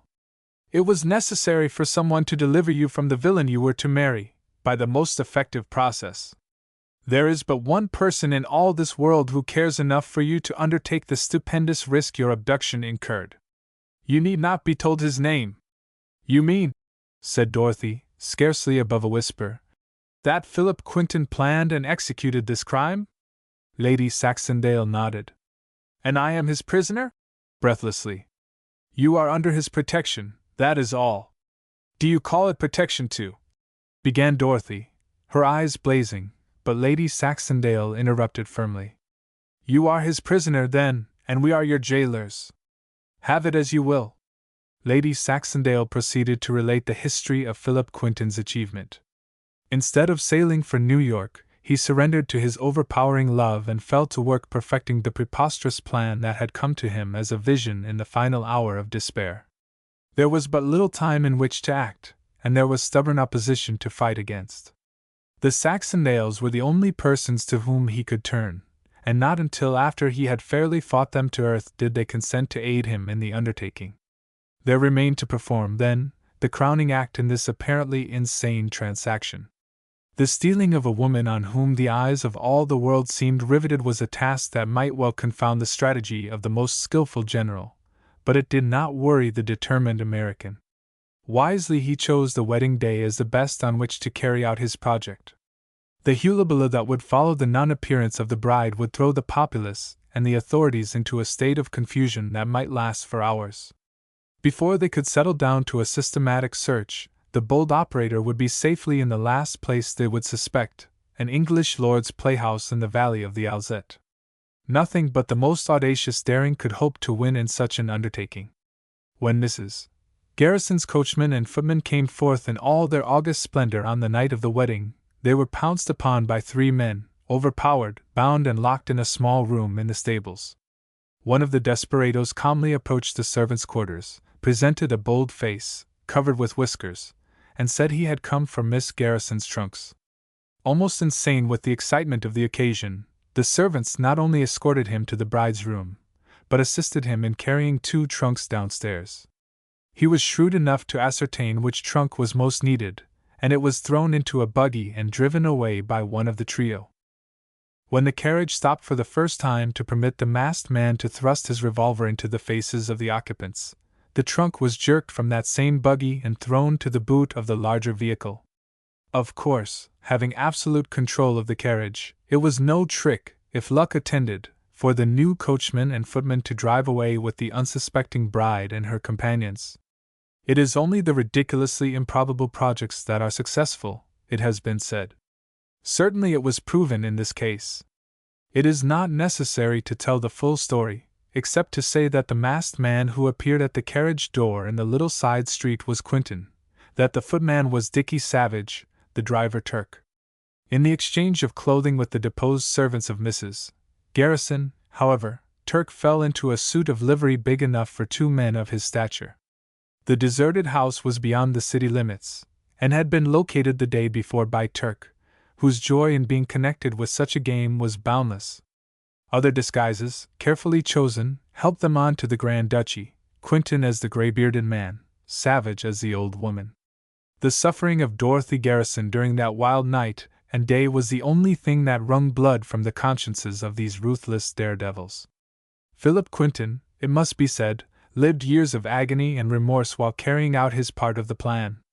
How the plot was carried to the stage where it became Lady Saxondale's duty to acquaint Dorothy Garrison with the full particulars, the reader knows. It only remains to say that good fortune favored the conspirators at every turn, and that they covered their tracks with amazing effectiveness.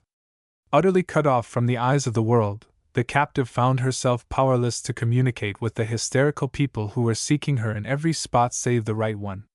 Now that you have finished this remarkable story and have pleaded so prettily for him, may I ask just what Mr. Quinton expects of me? Asked Dorothy, cold, calm, and entirely the mistress of herself and the million emotions that Lady Saxondale's disclosures aroused. He expects you to give him your heart, said her ladyship, slowly. Dorothy fell back against the wall, aghast, overcome by this crowning piece of audacity. Dorothy, a week ago you loved Phil Quinton. Even when you stepped inside the carriage that was to take you to the altar, you loved him better. I did not. I hate him, cried Dorothy. Perhaps now, but let me ask you this question. When you were being dragged away by those 3 men, when they were putting miles and miles between you and your friends, of whom were you thinking? Ah, your face, your eyes betray you. You were thinking of Philip Quinton, not of Ugo Ravarelli. You were praying that one strong arm might come to your relief. You knew but one man in all the world who had the courage, the love, the power to rescue you. Last night, when you entered this dismal place, you wondered if Philip Quinton, yes, Philip Quinton, could break down the doors and save you. And then you remembered that he could not help you, for you had thrown aside his love, had driven him away. Listen! Don't deny it, for I am a woman and I know. This morning you looked from yon window, and your heart sank with despair. Then, forgetful again, your eyes swept the road in the hope of seeing whom? But one man was in your mind, Dorothy Garrison, and he was on the ocean. When you came into the breakfast room, whose face was it that sent the thrill to your heart? Whose presence was it that told you your prayers had been answered? Whom did you look upon as your savior, your rescuer? That big American, who loves you better than life. Philip Quinton had saved you from the brigands, and you loved him for it. Now, Dorothy Garrison, you hate him because he saved you from a worse fate, marriage with the most dissolute hypocrite in Europe, the most cunning of all adventurers. You are not trying to check the tears that blind your eyes, but you will not confess to me that your tears come from a heart full of belief in the man who loves you deeply enough to risk his honor and his life to save you from endless misery. Lie where you are, on this couch, Dorothy, and just think of it all, think of Phil. When Dorothy raised her wet eyes from the cushion in which they had been buried, Lady Saxondale was gone. Philip Quinton stood in the doorway. 23. His only. In an instant she was on her feet and struggling to suppress the sobs that had been wrung from her by the words of Lady Saxondale. Dorothy, said Quinton, his voice tender and pleading, you have heard what Lady Saxondale had to say? She was now standing at the window, her back to him, her figure straight and defiant, her hands clenched in the desperate effort to regain her composure. Yes, she responded, hoarsely. I have not come to ask your pardon for my action, but to implore you to withhold judgment against the others. I alone am to blame. They are as loyal to you as they have been to me. Whatever hatred you may have in your heart, I deserve it. Spare the others a single reproach, for they were won to my cause only after I had convinced them that they were serving you, not me. You are with true friends, the best that man or woman could have. I have not come to make any appeal for myself. There will be time enough for that later on, when you have come to realize what your deliverance means.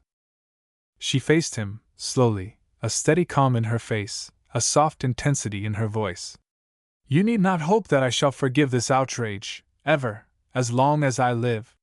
You may have had motives which from your point of view were good and justifiable, but you must not expect me to agree with you. You have done something that no love on earth could obliterate. You have robbed my memory of a sweet confidence, of the one glorious thing that made me look upon you as the best of men, your nobility. I recognize you as the leader in this cowardly conspiracy, but what must I think of these willing tools you plead for? Are they entitled to my respect any more than you? I am in your power. You can and will do with me as you like, but you cannot compel me to alter that over which I have no control, my reason.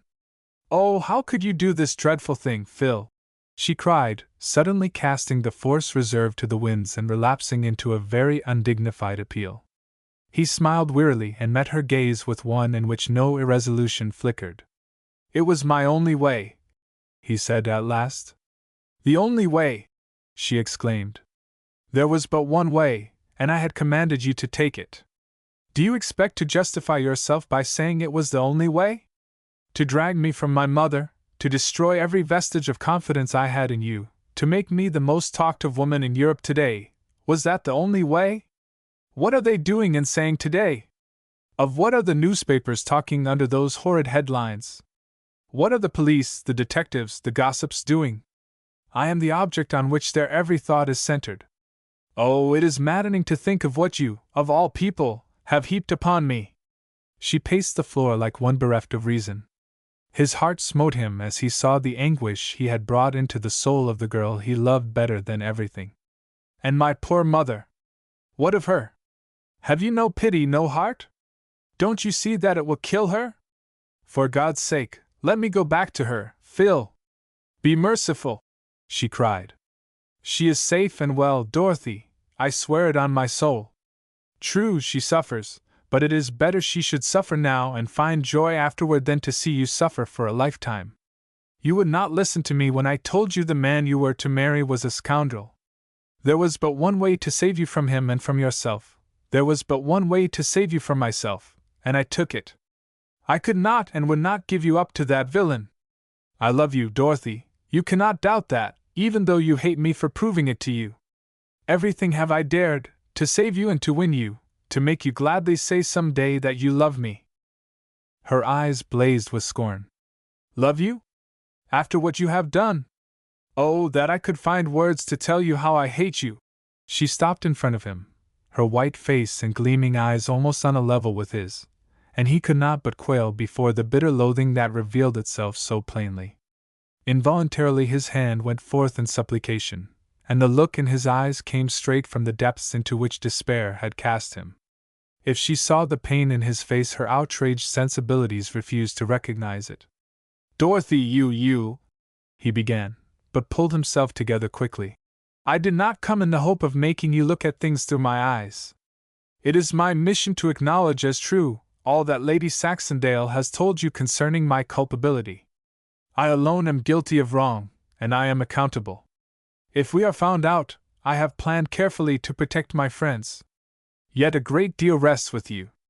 When the law comes to drag me from this place, its officers will find me alone, with you here as my accuser.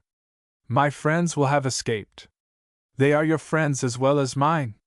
You will do them the justice of accusing but me, for I alone am the criminal. You assume a great deal when you dictate what I am to do and to say, if I have the opportunity. They are as guilty as you, and without an incentive. Do you imagine that I shall shield them? I have no more love for them than I have for you, not half the respect for you, at least, have been consistent. Will you answer one question? Certainly. How long do you purpose to keep me in this place? Until you, of your own free will, can utter 3 simple words. And those words? I love you. Then, she said slowly, decisively, I am doomed to remain here until death releases me. Yes, the death of ambition. She turned from him with a bitter laugh, seating herself in a chair near the window. Looking up into his face, she said, with maddening submission, I presume your daily visits are to be a part of the torture I am to endure? His smile, as he shook his head in response, incensed her to the point of tears, and she was vastly relieved when he turned abruptly and left the apartment. When the maid came in, she found Miss Garrison asleep on the couch, her cheeks stained with tears. Tired, despairing, angry, she had found forgetfulness for the while. Sleep sat lightly upon her troubled brain, however, for the almost noiseless movements of the maid awakened her, and she sat up with a start. Oh, it is you, she said after a moment. What is your name? Baker, miss. The captive sat on the edge of the couch and for many minutes watched, through narrow eyes, the movements of the servant. A plan was growing in her brain, and she was contemplating the situation in a new and determined frame of mind. Baker, she said finally, come here. The maid stood before her, attentively. Would you like to earn £1,000? Without the faintest show of emotion, the least symptom of eagerness, Baker answered in the affirmative. Then you have but to serve me as I command, and the money is yours. I have already been instructed to serve you, miss. I don't mean for you to dress my hair and to fasten my gown and all that. Get me out of this place and to my friends. That is what I mean, whispered Dorothy eagerly. You want to buy me, miss, said Baker calmly. Not that, quite, Baker, but just. You will not think badly of me if I cannot listen to your offer, miss? I am to serve you here, and I want you to like me, but I cannot do what you would ask. Pardon me if I speak plainly, but I cannot be bought. There was no mistaking the honest expression in the maid's eyes. Lady Saxondale is my mistress, and I love her. If she asks me to take you to your friends, I will obey. Dorothy's lips parted and a look of incredulity grew in her eyes. For a moment she stared with unconcealed wonder upon this unusual girl, and then wonder slowly changed to admiration. Would that all maids were as loyal, Baker. Lady Saxondale trusts you and so shall I. But, wonder again manifesting itself. I cannot understand such fidelity. Not for £5,000? No, miss, thank you. Respectfully and firmly.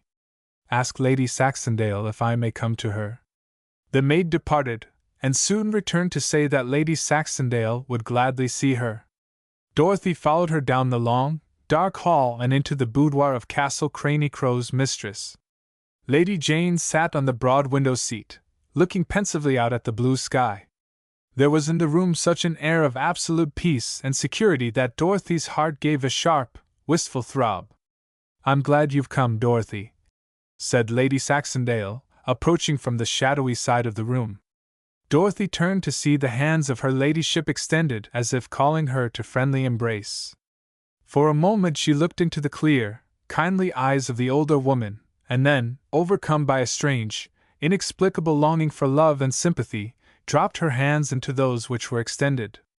"I've come to beg, Lady Saxondale, to beg you to be kind to me, to have pity for my mother. I can ask no more," she said simply. "I love you, dear, we all love you. Be content for a little while, and then you will thank heaven and thank us." "I demand that you release me," cried the other. "You are committing a crime against all justice.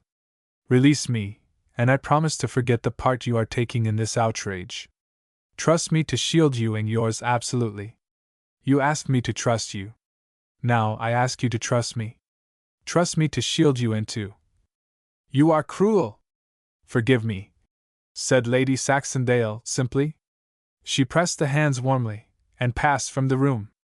Dorothy felt her head reel, and there was in her heart the dread of losing something precious, she knew not what. "Come up into the tower with me, Dorothy," said Lady Jane, coming to her side, her voice soft and entreating. "The view is grand. Mr. Savage and I were there early this morning to see the sun rise. Are you all against me? Even you, Lady Jane? Oh, how have I wronged you that I should be made to suffer so at your hands? Yes, yes! Take me to the tower! I can't stay here. I shall ask Mr. Savage to go with us. He will hold you. It would be too bad to have you try to fly from up there, because it's a long way to the crags, and you'd never fly again, in this world, at least. I believe I'll call Dickie, to be on the safe side." There was something so merry, so free and unrestrained about her that Dorothy smiled in spite of herself. With a new sensation in her heart, she followed her guide to the top of the broad stairway. Here her ladyship paused, placed 2 pink fingers between her teeth, and sent a shrill whistle sounding down between the high walls. "All right," came a happy voice from below. There was a scramble of feet, 2 or 3 varied exclamations in masculine tones, and then Mr. Savage came bounding up the stairs. "Playing chess with your brother, and had to break up the game. When duty calls, you know. Morning, Miss Garrison. What's up?" "We're just on the point of going up," said Jane sweetly. "Up in the tower. Miss Garrison wants to see how far she can fly. About 800 feet, I should say, Miss Garrison. It's quite a drop to the rocks down there. Well, we're off to the top of Craney-Crow. Isn't that a jolly old name? Chick-o-me, Craney-Crow, went to the well to wash her toe. When she got back her chicken was dead. Chick-o-me, chop off his head. What time is it, old witch? Who gave the castle such an odd, uncanny name?" asked Dorothy, under the spell of their blithesome spirits. "Lady Jane, the young lady on your left, and may it please you, miss," said Dickie. "Bob couldn't think of a name for the old thing, so he commissioned me. Isn't Craney-Crow delightful? Crane, that's a bird, you know, and crow is another bird too, you know. Isn't it a joy? I'm so proud of it," cried Lady Jane, as she scurried up the narrow, winding stone steps that led to the top of the tower. Dorothy followed more sedately, the newborn smile on her lips, the excitement of a new emotion surging over the wall of anger she had thrown up against these people. "I wish I could go out and explore the hills and rocks about this place," said Dickie, wistfully.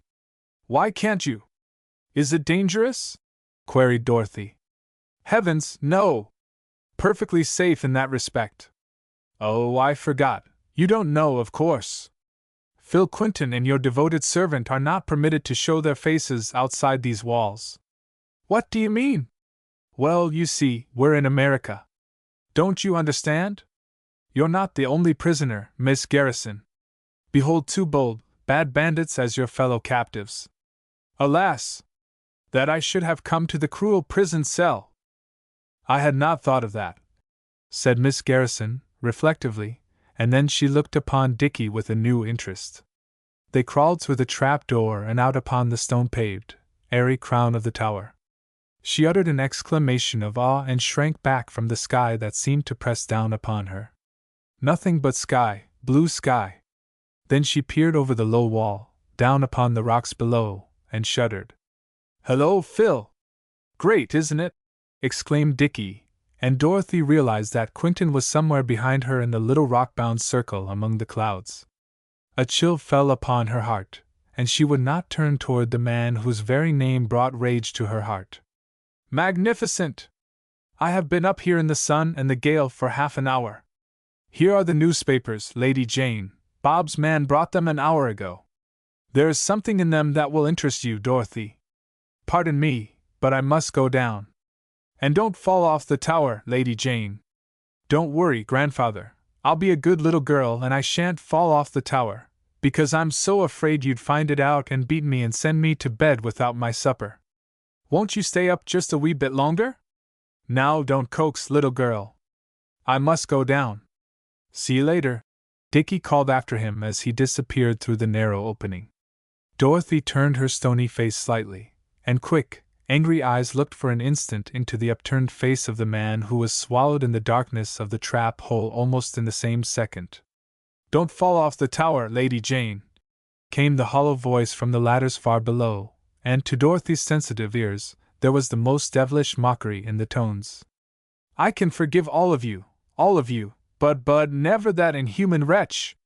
Oh, how I hate him! Cried she, her face ablaze, her voice trembling with passion. Oh, Dorothy!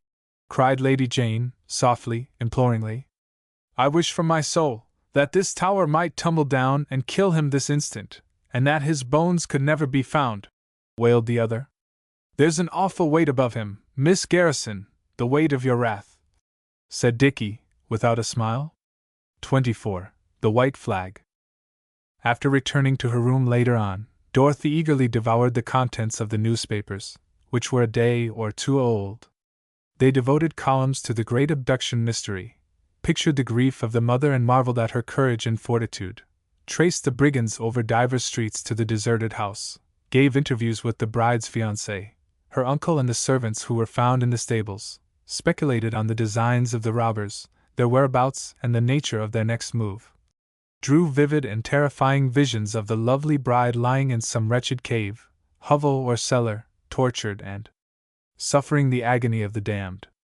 Opinions of police officers disclosed some astonishing solutions to the mystery, but withal, there was a tone of utter bewilderment in the situation as they pictured it. She read the long and valiant declaration of Prince Hugo Ravarelli, the frantic, broken-hearted bridegroom, in which he swore to rescue the fair one from the dastards, whoever and wherever they might be. Somehow, to her, his words, in cold print, looked false, artificial, theatrical, anything but brave and convincing. She stared in amazement at the proclamation offering 100,000 francs for her restoration. The general opinion, however, was that the abductors might reasonably be expected to submit a proposition to give up their prize for not less than twice the amount. To a man, the police maintained that Miss Garrison was confined somewhere in the city of Brussels. There were, with the speculations and conjectures, no end of biographical sketches and portraits. She found herself reading with a sort of amused interest the story of how one of the maids had buckled her satin slippers, another had dressed her hair, another had done something and another something else. It was all very entertaining, in spite of the conditions that made the stories possible. But what amused her most of all were the wild guesses as to her present whereabouts.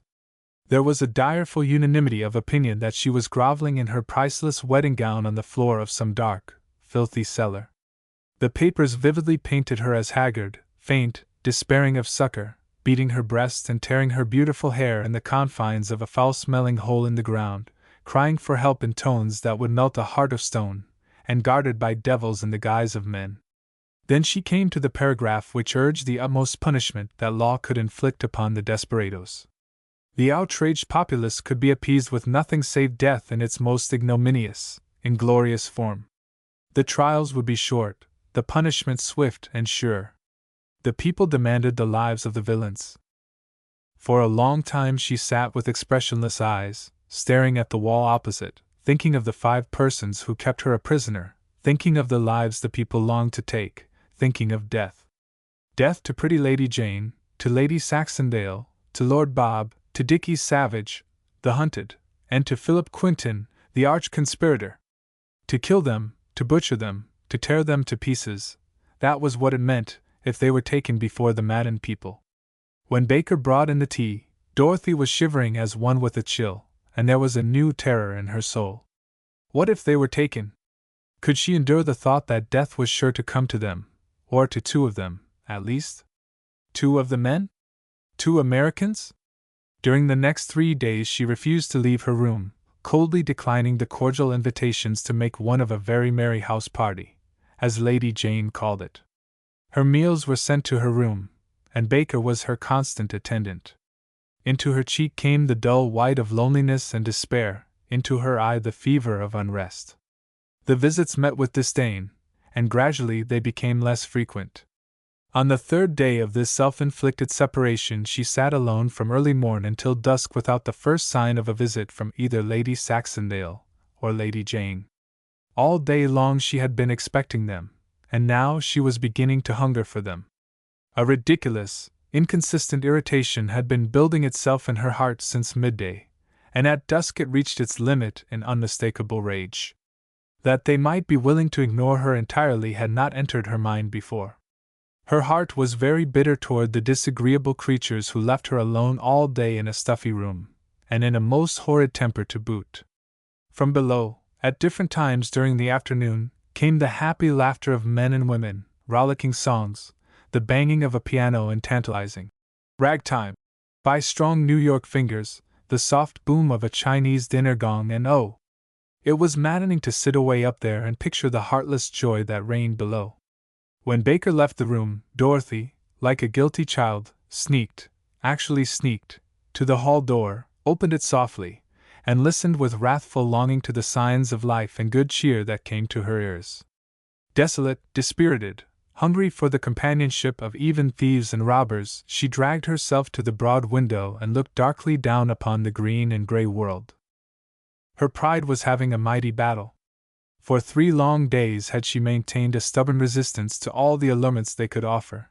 She had been strong and steadfast to her purpose until this hour came to make her loneliness almost unendurable, the hour when she saw they were mean enough to pay her in the coin of her own making. Now she was crying for them to come and lift the pall of solitude, to brighten the world for her, to drive the deadly sickness out of her heart. They had ignored her for a whole day, because, she was reasonable enough to see, they felt she did not want them to be near her. Would they never come to her again? Pride was commanding her to scorn them forever, but a lonely heart was begging for fellowship. "Baker!" she called, suddenly, turning from the window, her face aglow, her breath coming fast, her heart bounding with a new resolution, or the breaking of an old one. Baker did not respond at once, and the now thoroughly aroused young lady hurried impatiently to the bedchamber in quest of her. The maid was seated in a window, with ears as deaf as a stone, reading the harrowing news from the latest newspaper that had come to Castle Craney-Crow. Dorothy had read every line of the newest developments, and had laughed scornfully over the absurd clues the police were following. She had been seen simultaneously in Liverpool and in London and in Paris and in Brussels. And by reputable witnesses, too. "Baker!" "Yes, miss." And the paper rattled to the floor, for there was a new tone in the voice that called to her. "You may go to Lady Saxondale and say that I accept yesterday's invitation to dine with her and Lord Saxondale." "Yesterday's invitation, you mean today's, miss?" In bewildered tones. "I mean yesterday's, Baker. You forget that I have no invitation for today. Tell her that Miss Garrison will be delighted to dine with her." Baker flew out of the room and downstairs with the message, the purport of which did not sift through her puzzled head until Lady Saxondale smiled and instructed her to inform Miss Garrison that she would be charmed to have her dine with her both yesterday and today.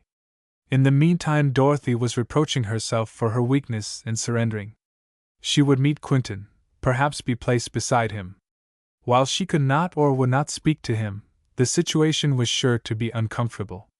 And they would think she was giving in to them, and he would think she was giving in to him, but anything was better than exile. While standing at the window awaiting Baker's return, her gaze fell upon a solitary figure, trudging along the white, snake-like road, far down among the foothills, the figure of a priest in his long black robe. He was the first man she had seen on the road, and she watched him with curious, speculative eyes. A holy priest, she was thinking. The friend of all in distress. Why not me? Could he help me? Oh, good father, if you could but hear me, if I could but reach your ears! How far away he is, what a little speck he seems away down there! Why, I believe he is, yes, he is looking up at the castle. Can he see me? But, pshaw! How could he know that I am held here against my will? Even if he sees my handkerchief, how can he know that I want him to help me? She was waving her handkerchief to the lonely figure in the road. To her amazement he paused, apparently attracted by the signal.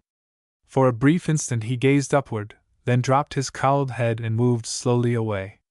She watched him until the trees of the valley hid his form from view, and she was alone with the small hope that he might again some day pass over the lonely road and understand.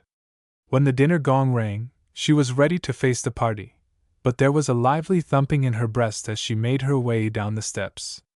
At the bottom she was met by Lady Saxondale, and a moment later Lord Bob came up, smiling and good-natured.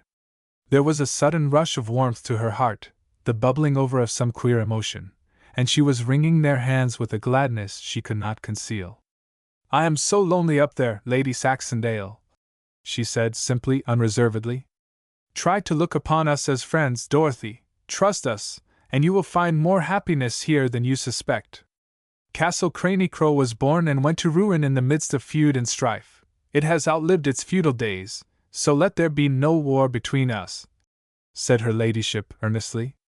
"If we must live together within its battered walls, let us hoist a flag of truce, pick up the gauntlet and tie up the dogs of war," added bluff Lord Bob. Dorothy smiled and said, "There is one here who is not and can never be included in our truce. I ask you to protect me from him. That is the one condition I impose. You have no enemies here, my dear. But I have a much too zealous friend. Last call for dinner in the dining car," shouted Dickie Savage, corning down the stairs hurriedly. "I was afraid I'd be late. Glad to see you. I haven't had a chance to ask how you enjoyed that view from the tower the other day." She had given him her hand and he was shaking it rapturously. "It was glorious, and I haven't had the opportunity to ask if you have explored the hills and forest. I'm afraid of snakes and other creeping things," he said slyly. They had gone to the dining room when Quentin entered. He was paler than usual, but he was as calm, as easy and as self-possessed as if he had never known a conscience in all his life. She was not looking at him when he bowed to her, but she heard his clear voice say, "I am glad to see you, Dorothy." He sat across the table, beside Lady Jane, who was opposite Dorothy. If he noticed that she failed to return his greeting, he was not troubled. To his credit be it said, however, he did not again address a remark to her during the meal. Within the sound of his voice, under the spell of his presence, in such close proximity to his strong, full-blooded body, she could not but give a part of her thought to this man who, of all others, the mob would slay if they had the chance. She could not conceal from herself the relief she felt in mingling with friends. A wilful admiration grew full in the face of resentful opposition, and there was a reckless downfall of dignity. They treated her without restraint, talked as freely of their affairs as if she were not there, boldly discussed the situation in Brussels, and laughed over the frantic efforts of the authorities. Helplessly she was drawn into the conversation, and, at last, to her dismay, joined with them in condolences to the police. "But some day they will find the right trail and pounce upon you like so many wild beasts," she said soberly. "What then? You may be laughing too soon. It would be hard luck to have to break up such an awfully nice house party," said Dickie, solemnly. "And the papers say they will kill us without compunction," added Lady Jane. "It wouldn't be the first slaughter this old house has known," said Lord Bob. "In the old days they used to kill people here as a form of amusement. It might amuse some people even in our case, but not for me, thanks," said Quentin. "They'd execute me first, however, and I wouldn't have to endure the grief of seeing the rest of you tossed out of the windows." "Do you really believe they would kill poor little me?" demanded Lady Jane slowly, her eyes fastened on her brother's face. "Good heaven, no!" cried Dorothy, at the possibility of such a calamity. "Why should they kill a helpless girl like you? But I am one of the wretches they are hunting for." "I'm a desperado," argued Lady Jane. I'd insist on their killing Lady Jane just the same as the rest of us. It would be all wrong to discriminate, even if she is young and, well, far from ugly," declared Dickie, decidedly. "You might try to save my life, Mr. Savage. It would be the heroic thing to do," she said. "Well, I'll agree to let him kill me twice if it will do any good. They'd surely be obliging if I said it was to please a lady. Couldn't you suggest something of the kind to them, Miss Garrison? You know the whole massacre is in your honor, and I imagine you might have a good bit to say about the minor details." "Of course, Lady Jane and I are minor details, purely incidentals. We are in the chorus only," added Lady Jane, humbly. "If you persist in this talk about being killed, I'll go upstairs and never come down again," cried Dorothy, wretchedly, and the company laughed without restraint. "Dickie, if you say another word that sounds like kill, I'll murder you myself," threatened Lord Bob. Lady Jane began whetting a silver table knife on the edge of her plate. That evening Dorothy did not listen to Dickie Savage's ragtime music from an upstairs room.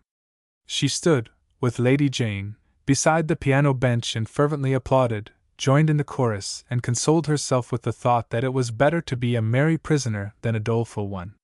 She played while Dickie and Jane danced, and she laughed at the former's valiant efforts to teach the English girl how to cake walk.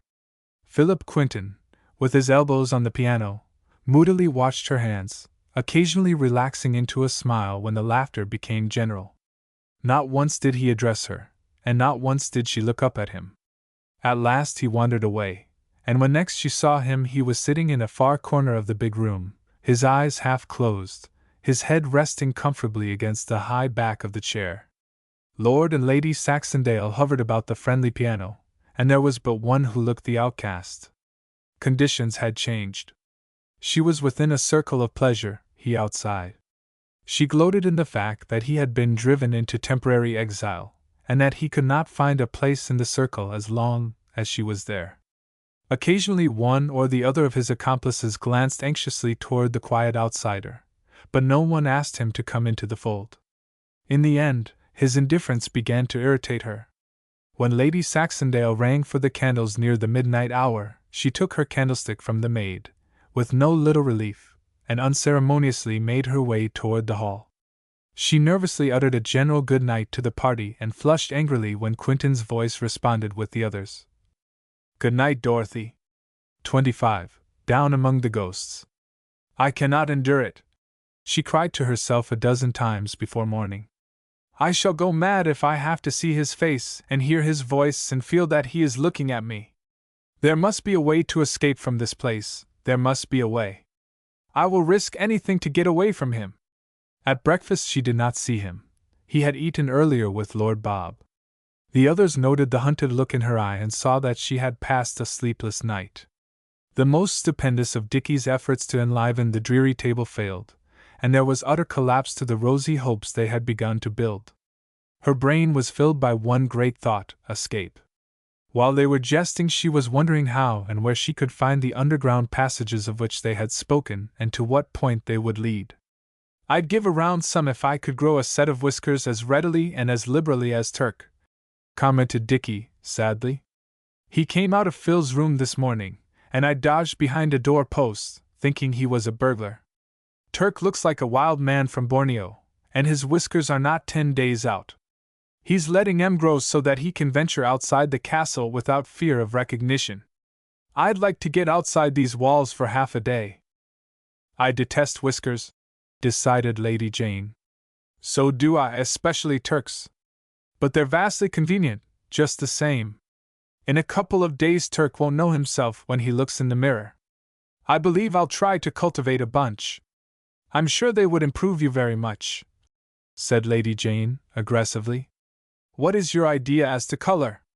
"Well, I rather fancy a nice amber. I can get one color as easily as another. Have you a preference? I think pink or blue would become you, Dickie. But don't let my prejudices influence you. Of course, it can't make any difference, because I won't recognize you, you know. In other words, if I don't cut my whiskers, you'll cut me? Dead. Lots of nice men have whiskers. And so do the goats. But a brigand always has a full set, in the opera at least.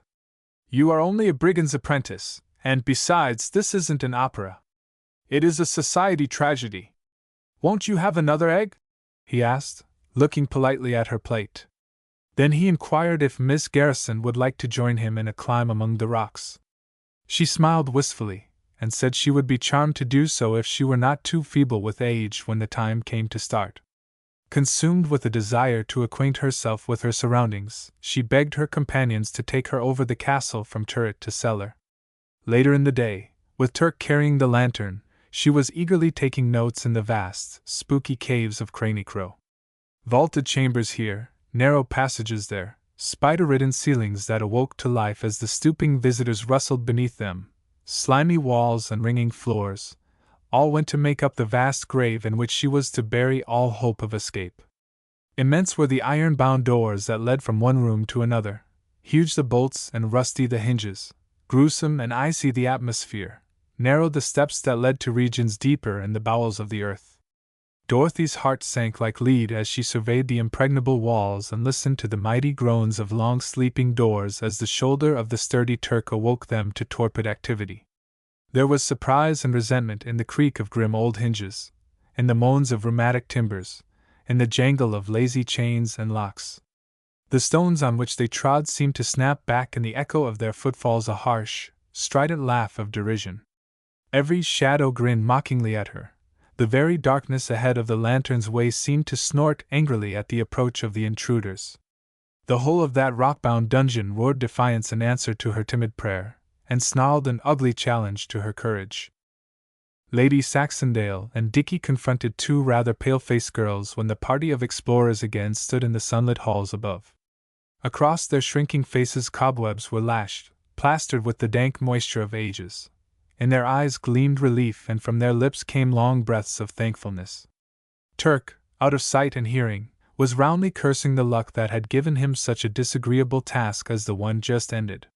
From the broad, warm windows in the south drawing-room, once the great banquet hall, the quartet of uncomfortable sight-seekers looked out upon the open courtyard that stretched down to the fort-like wall, and for the moment Dorothy envied Philip Quinton.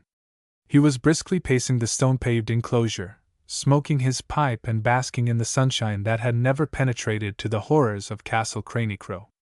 Lord Bob was serenely lounging on a broad oaken bench, his back to the sun, reading from some musty-backed book. "Oh, won't you let me go out in the sun for just a little while?" she cried imploringly. A mist came over Lady Saxondale's eyes and Dicky turned away abruptly. "As often as you like, Dorothy. The courtyard is yours as much as it is ours. Jane, will you take her through our fort? Show her the walls, the parapets, the bastions, and where the moat and drawbridge were when the place was young. It is very interesting, Dorothy." With Dicky and Lady Jane, Dorothy passed into the courtyard and into the open air for the first time in nearly a week. She felt like a bird with clipped wings. The most casual inspection convinced her that there was no possible chance of escape from the walled quadrangle, in the center of which loomed the immense, weather-painted castle. The wall was high, and its strength was as unbroken as in its earliest days. Lord Saxondale joined them and explained to her all the points of interest about the castle as viewed from the outside, but Quinton quietly abandoned his walk and disappeared. "It is as difficult to get out of Castle Craney-Crow as it is to get in, I dare say," observed Dorothy, looking with awe upon the grim old pile of rocks they called a castle. Far above their heads stood the tower, from which she had seen earth and sky as if in a panorama, 3 days before. "One might be able to get out if he could fly. It seems the only way, provided, of course, there were opposition to his departure," said Lord Bob, smiling. "Alas, I cannot fly," she said directly. At the rear of the castle, where the stonework had been battered down by time, man and the elements, she saw several servants at work. "You have trustworthy servants, Lord Saxondale. I have tried to bribe one of them. You see, Miss Garrison, they love Lady Frances. That is the secret of their loyalty. The chances are they'd sell me out tomorrow, but they'd die before they'd cut loose from my wife. By Jove, I don't understand how it is that everybody is won over by you American women." During the trip through the cellars, Dorothy had learned that the secret passages to the outside world began in the big chamber under the tower.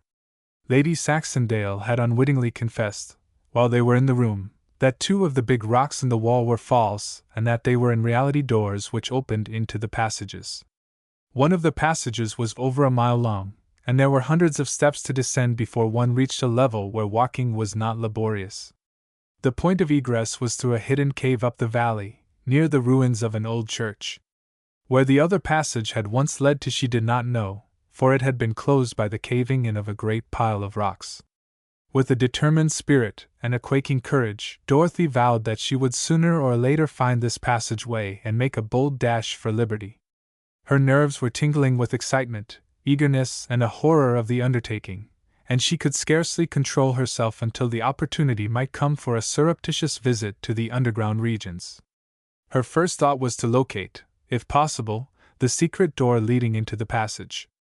With that knowledge in her possession, she could begin the flight at once, or await a favorable hour on some later day. That very afternoon brought the opportunity for which she was waiting. The other women retired for their naps, and the men went to the billiard room. The lower halls were deserted, and she had little difficulty in making her way unseen to the door that led to the basement. Here she paused irresolutely, the recollection of the dismal, grasping solitude that dwelt beyond the portal sending again the chill to her bones. She remembered that Turk had hung the lantern on a peg just inside the door, and she had provided herself with matches. To turn the key, open the door, pass through and close it, required no vast amount of courage, for it would be but an instant until she could have a light. Almost before she knew what she had done, she was in the draughty, damp stairway, and the heavy door was between her and her unsuspecting captors. With trembling, agitated fingers she struck a match. It flickered and went out. Another and another met the same fate, and she began to despair. The darkness seemed to choke her, a sudden panic rushed up and overwhelmed her fainting courage, and with a smothered cry of terror she turned to throw open the door. But the door refused to open. A modern spring lock had set itself against her return to the coveted security of the halls above. A deathly faintness came over her. She sobbed as she threw herself against the stubborn door and pounded upon its panels with her hands. Something dreadful seemed to be crawling up from behind, out of the cavernous hole that was always night. The paroxysms of fear and dread finally gave way to despair, and despair is ever the parent of pluck.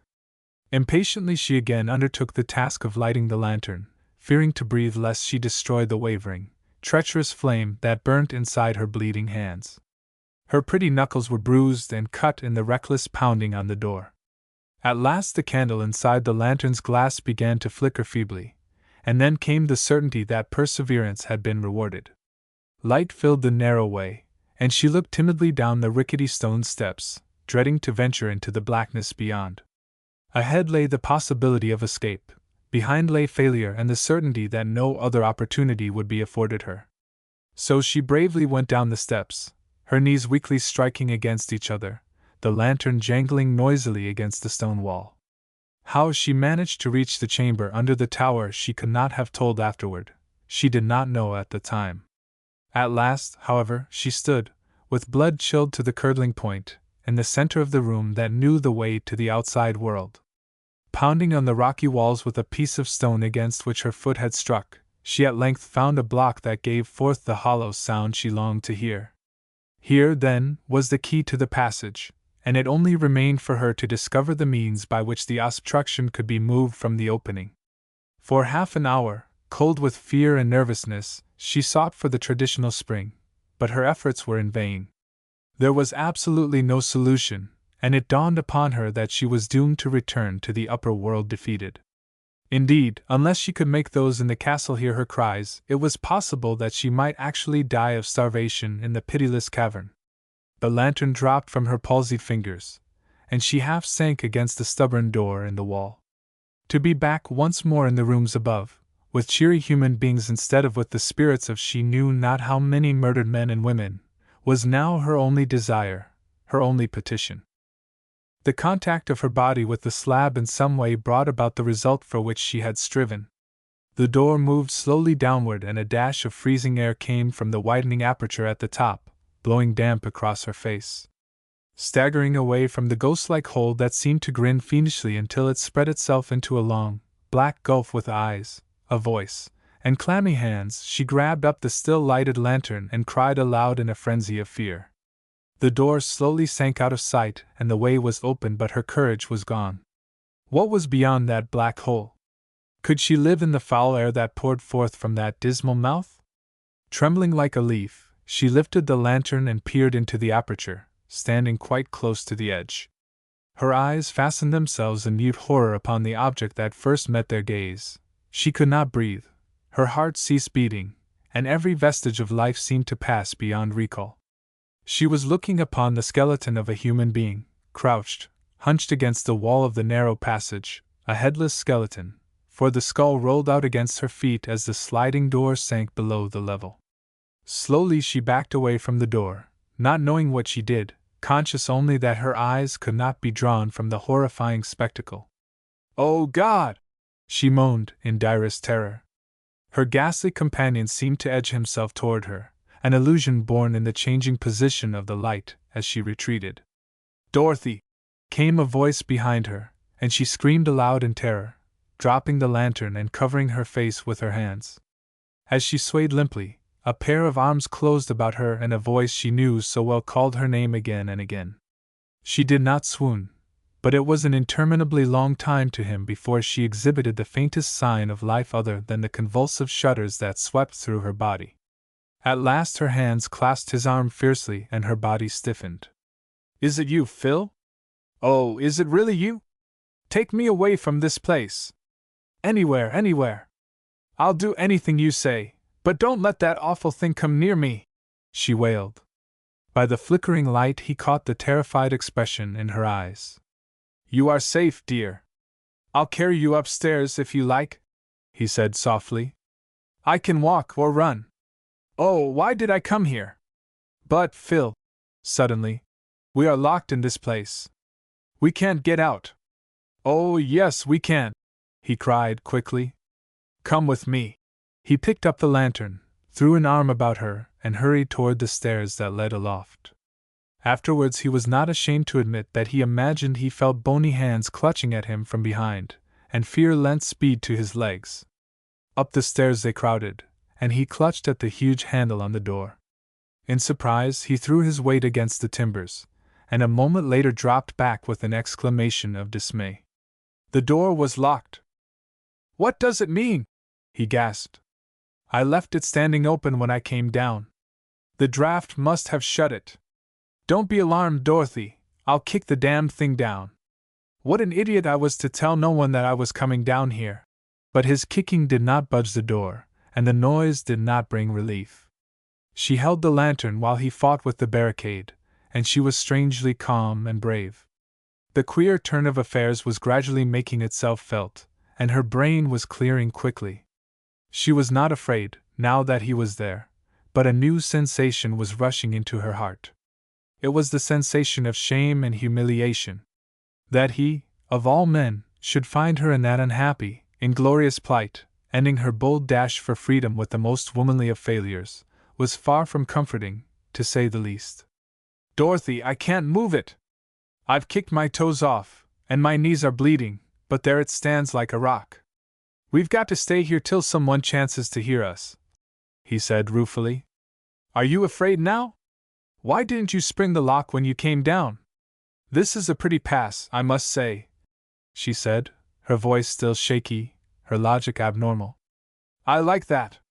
Were you any better off before I came than you are now? How were you going to get out, may I ask?" he demanded, coolly seating himself on the top step. She stood leaning against the wooden door, the diplomatic lantern between them. "I was going out by another way," she said shortly, but a shudder gave the lie to the declaration. "Do you know where that hidden passage leads to?" he asked, looking up into her face. She was brushing cobwebs from her dress. "To a cave near the old church," she replied triumphantly. "Blissful ignorance!" he laughed. "It doesn't lead anywhere as it now exists. You see, there was a cave-in a few decades ago." "Is that the one that caved in?" she cried in dismay. "So Saxondale tells me." And how did how did that awful thing get in there? She asked, a new awe coming over her. Well, that's hard to tell. Bob says the door has never been opened, to his knowledge. Nobody knows the secret combination, or whatever you call it. The chances are that the poor fellow whose bones we saw got locked in there and couldn't get out. So he died. That's what might have happened to you, you know. Oh, you brute! How can you suggest such a thing?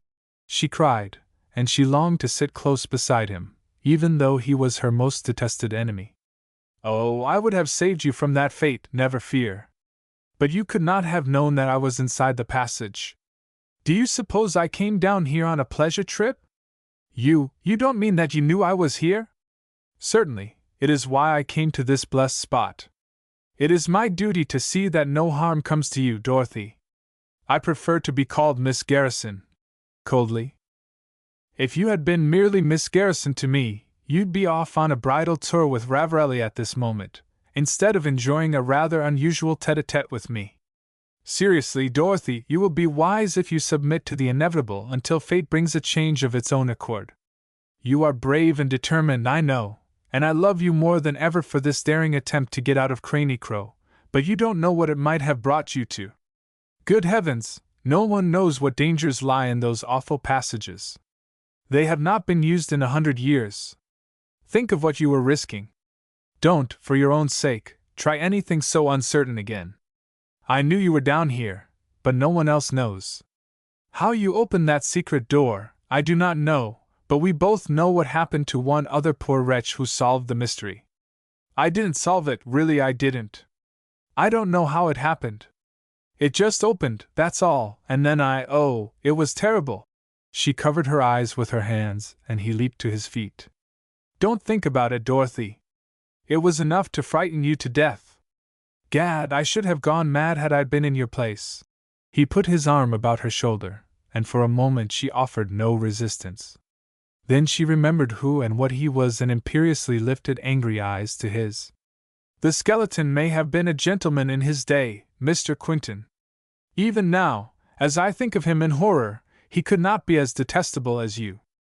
Open this door, sir, she said, her voice quivering with indignation. I wish I could, Dorothy. You don't believe that I have the power to open this door and am blackguard enough to keep you here? My God, what do you think I am? He cried, drawing away from her. Open this door, she commanded, resolutely. He looked long and earnestly into her unflinching eyes, and his heart chilled as if ice had clogged the blood. I cannot open it, he said at last. With not another word he sat down again at her feet, and for what seemed like an age neither spoke. The lantern sputtered warningly, but they did not know the light of its life was ebbing away. They breathed and thought, and that was all. At length the chill air began to tell, and he plainly heard the chatter of her teeth, the rustling of her dress as her body shivered. He arose, stiff and cold, drew off his coat and threw it about her shoulders. She resisted at first, but he was master. Later his waistcoat was wrapped about her throat and the warm lantern was placed at her feet, but she never gave him one look of gratitude. At intervals he pounded on the door until finally there came the joyous, rasping sound of a key in the lock, and then excited exclamations filled the ears of the two prisoners. 26. The King of Evildoers. Turk has been in Brussels, said Quinton to her on the day following her underground adventure. She was walking in the courtyard, and her brain was busy with a new interest. Again had the lonely priest passed along the road far below, and she had made him understand that he was wanted at the castle gates. When he turned off the road and began slowly to climb the steep, she was almost suffocated with nervous excitement. Her experience of the day before had left her unstrung and on the verge of collapse, and she was beginning to enjoy a strange resignation. She was beginning to feel that there were terrors worse than those of the kindly prison, and that escape might be tenfold more unpleasant than confinement. Then she saw the priest, and her half-hearted attempt to attract his attention to her plight resulted so differently from what she had expected that her nerves were again leaping with the old desire to outwit her captors. He was coming to the castle, but how was she to acquaint him with the true state of affairs? She would not be permitted to see him, much less to talk with him, of that she was sure. Not knowing what else to do, she went into the courtyard and loitered near the big gates, trying to appear at ease. She prayed for but a few moments' time in which to cry out to him that she was a prisoner, and the woman for whom 100,000 francs were offered in Brussels. But now comes Quentin upon the scene. His voice was hoarse, and it was plain that he had taken a heavy cold in the damp cellar. She deliberately turned her back upon him, not so much in disdain as to hide the telltale confusion in her face. All hope of conversing with the priest was lost if Quentin remained nearby. "I sent him to Brussels, Dorothy, and he has learned something that will be of vital interest to you," Philip went on, idly leaning against the gate as if fate itself had sent him there to frustrate her designs. "Don't talk to me now, Philip. You must give me time. In an hour, when I have gotten over this dreadful headache, I will listen to you. But now, for heaven's sake, leave me to myself," she said rapidly, resorting to deception. "I'm sorry I have disturbed you. In an hour, then, or at any time you may feel like listening. It concerns Prince Hugo." "Is he? What has happened to him?" she demanded, turning to him with alarm in her eyes. "It is not what has happened to him, but to one who is his intimate. The woman who warned me to beware of his treachery has been murdered in Brussels. Shall I come to you here in an hour?" "Yes," she said slowly, the consciousness of a new dread showing itself in her voice. It was not until he re-entered the house that she became fully possessed of a desire to learn more of this startling news.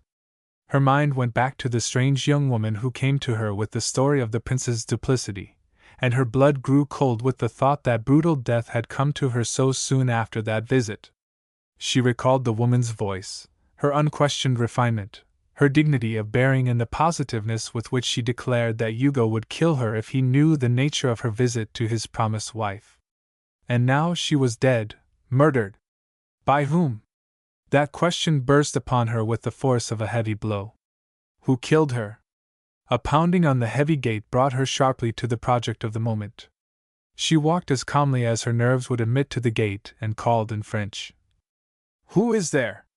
"Father Paul," came a subdued voice from the outside.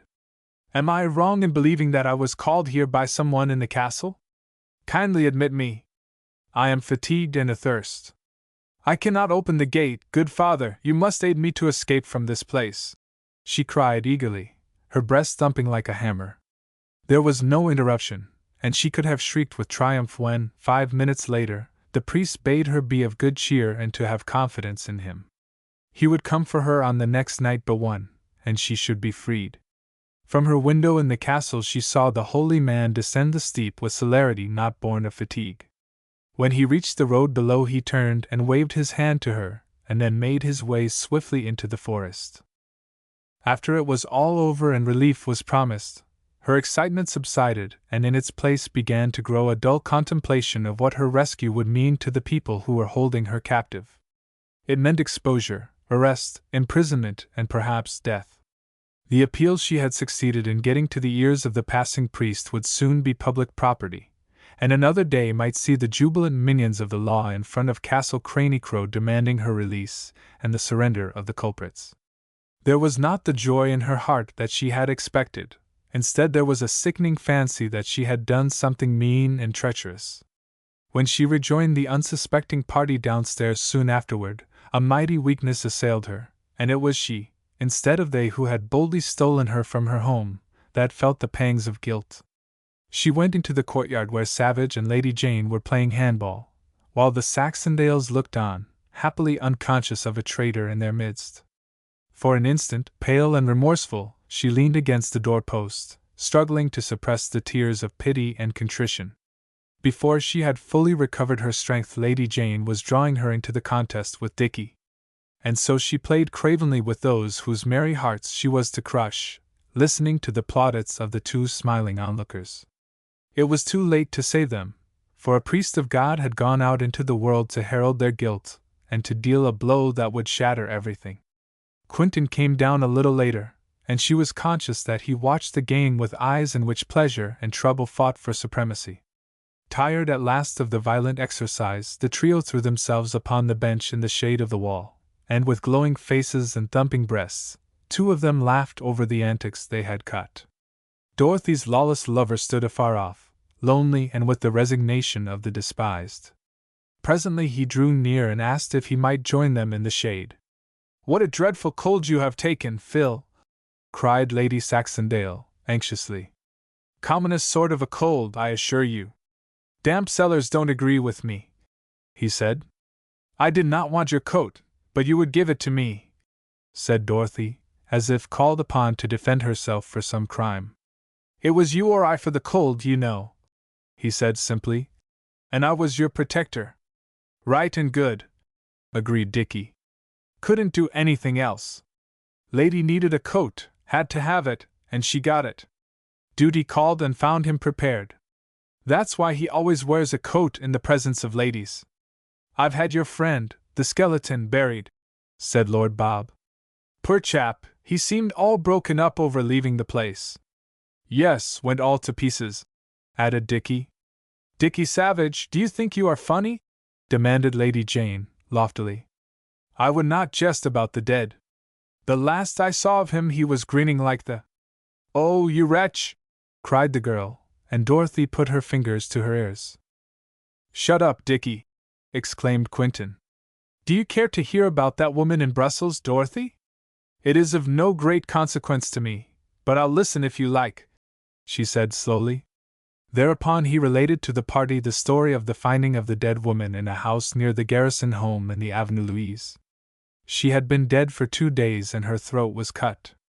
The house in which she was found was the one into which Turk had seen Caronte disappear on the night of the veranda incident at the Garrisons. Turk had been sent to Brussels by Quentin on a mission of considerable importance, arriving there soon after the body was discovered. He saw the woman's face at the morgue and recognized her as the one who had approached Quentin in the train for Paris. Turk learned that the police, to all appearances, had found a clue, but had suddenly dropped the whole matter and the woman was classified with the unknown dead.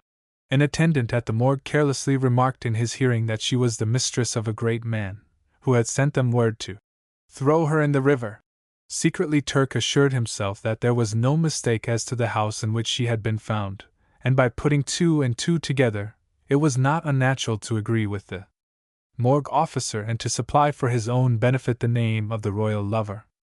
The newspapers which Turk brought from Brussels to Castle Craney-Crow contained accounts of the murder of the beautiful woman, speculated wildly as to her identity, and termed the transaction a mystery as unsolvable as the Great Abduction. The same papers had the report, on good authority, that Miss Garrison had been murdered by her captors in a small town in Spain, the authorities being so hot on the trail that she was put out of the way for safety's sake.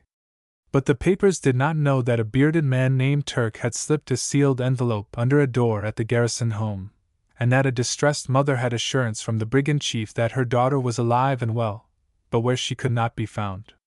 To prove that the letter was no imposition, it was accompanied by a lock of hair from Dorothy's head, 2 or 3 bits of jewelry, and a lace handkerchief that could not have belonged to another. Dorothy did not know how or when Baker secured these bits of evidence. When Quentin told her the chief object of Turk's perilous visit to Brussels, her eyes filled with tears, and for the first time she felt grateful to him. "I have a confession to make," she said, after the story was finished and the others had deliberately charged Hugo with the crime. "That poor woman came to me in Brussels and implored me to give up the prince. She told me, Phil, that she loved him and warned me to beware of him. And she said that he would kill her if he knew that she had come to me." "That settles it!" exclaimed he, excitedly, the fever of joy in his eyes. "He killed her when he found that she had been to you. Perhaps, goaded to desperation, she confessed to him. Imagine the devilish delight he took in sniffing out her life after that. We have him now. Dorothy, you know as well as I that he and he alone had an object in killing her. You have only to tell the story of her visit to you and we'll hang the miserable coward." He was standing before her, eager-eyed and intense. "You forget that I am not and do not for some time expect to be in a position to expose him. I am inclined to believe that the law will first require me to testify against you, Philip Quentin," she said, looking fairly into his eyes, the old resentment returning like a flash. Afterward she knew that the look of pain in his face touched her heart, but she did not know it then. She saw the beaten joy go out of his eyes, and she rejoiced in the victory. "True," he said softly. "I have saved the woman I love, while he has merely killed one who loved him."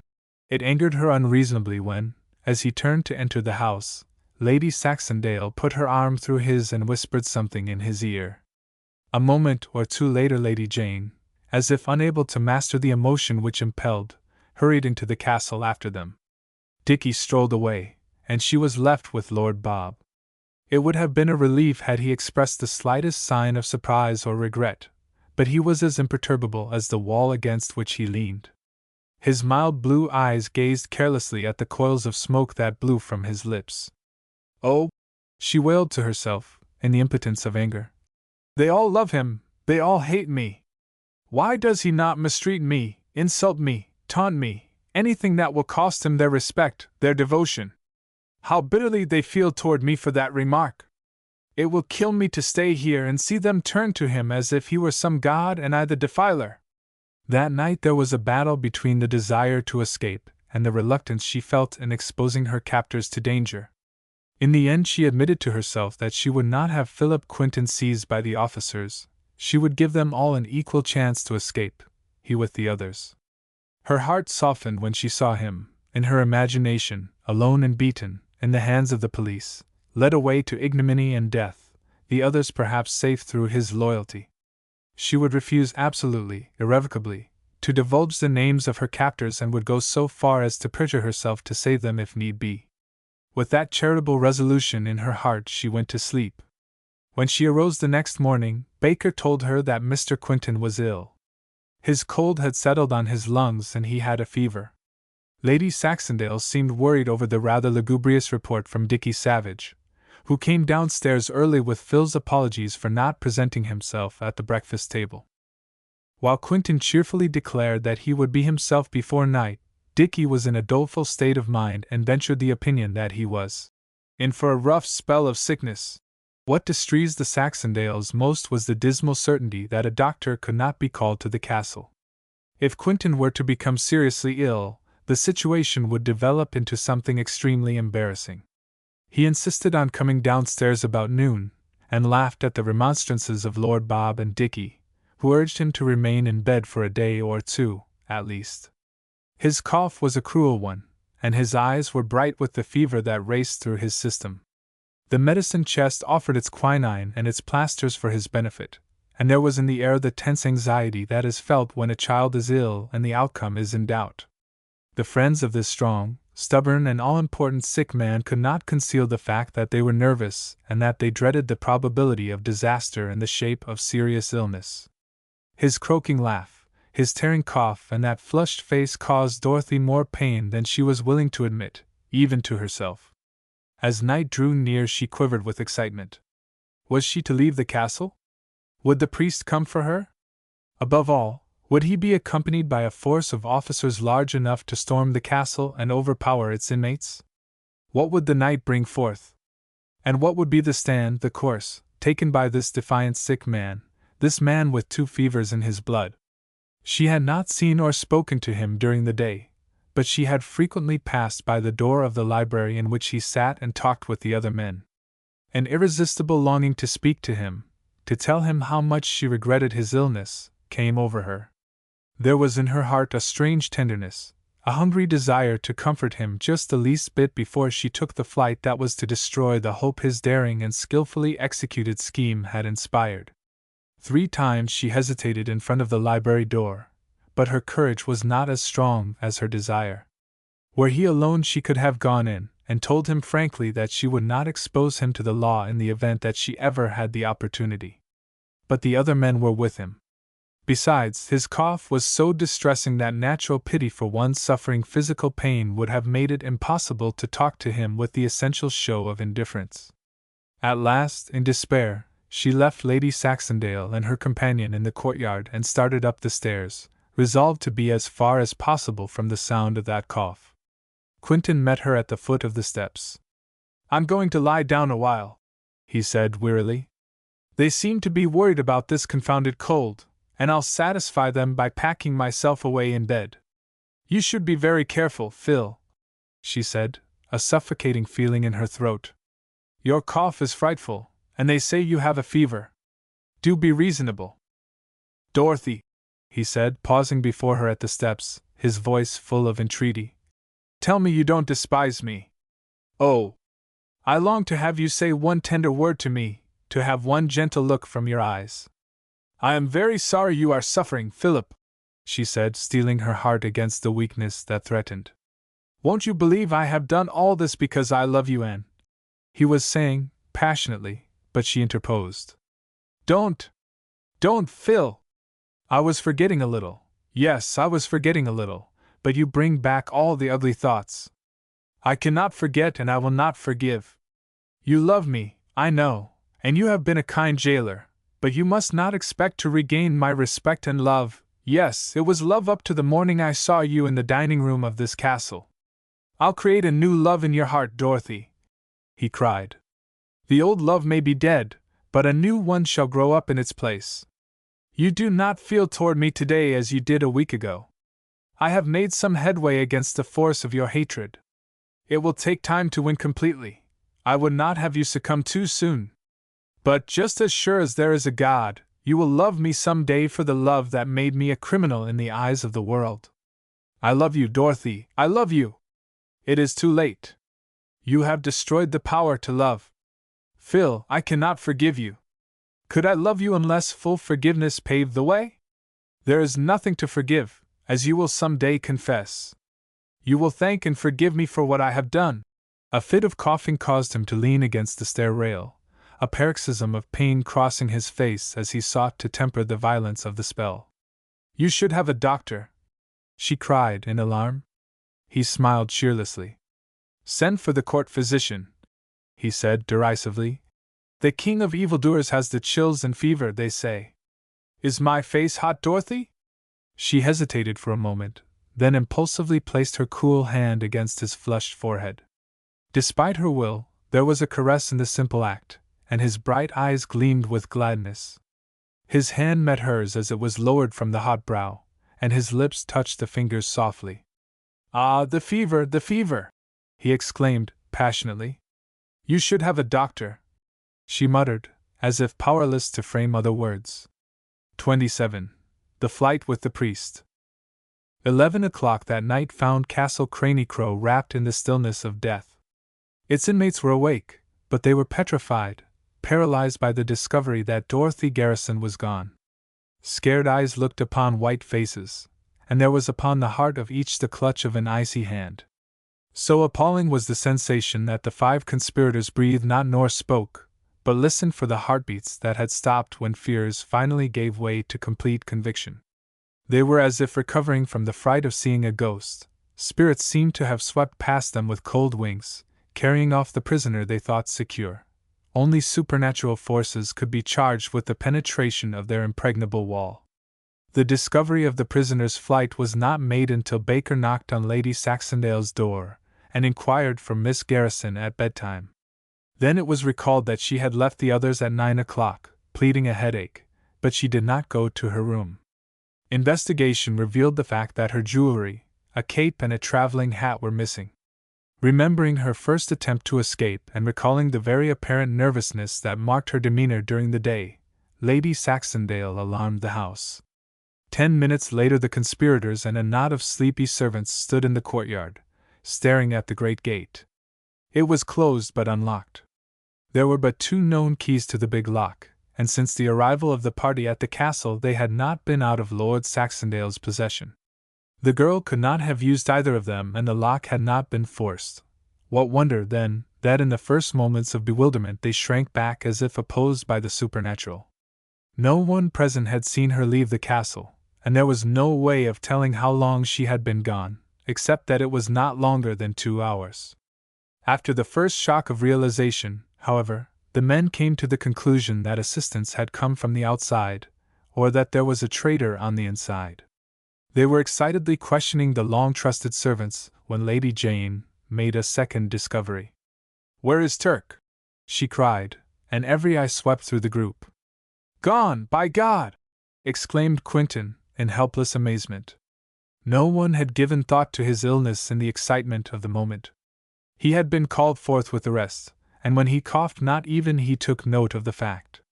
This was no time to think of colds and fevers and such a trifling thing as death.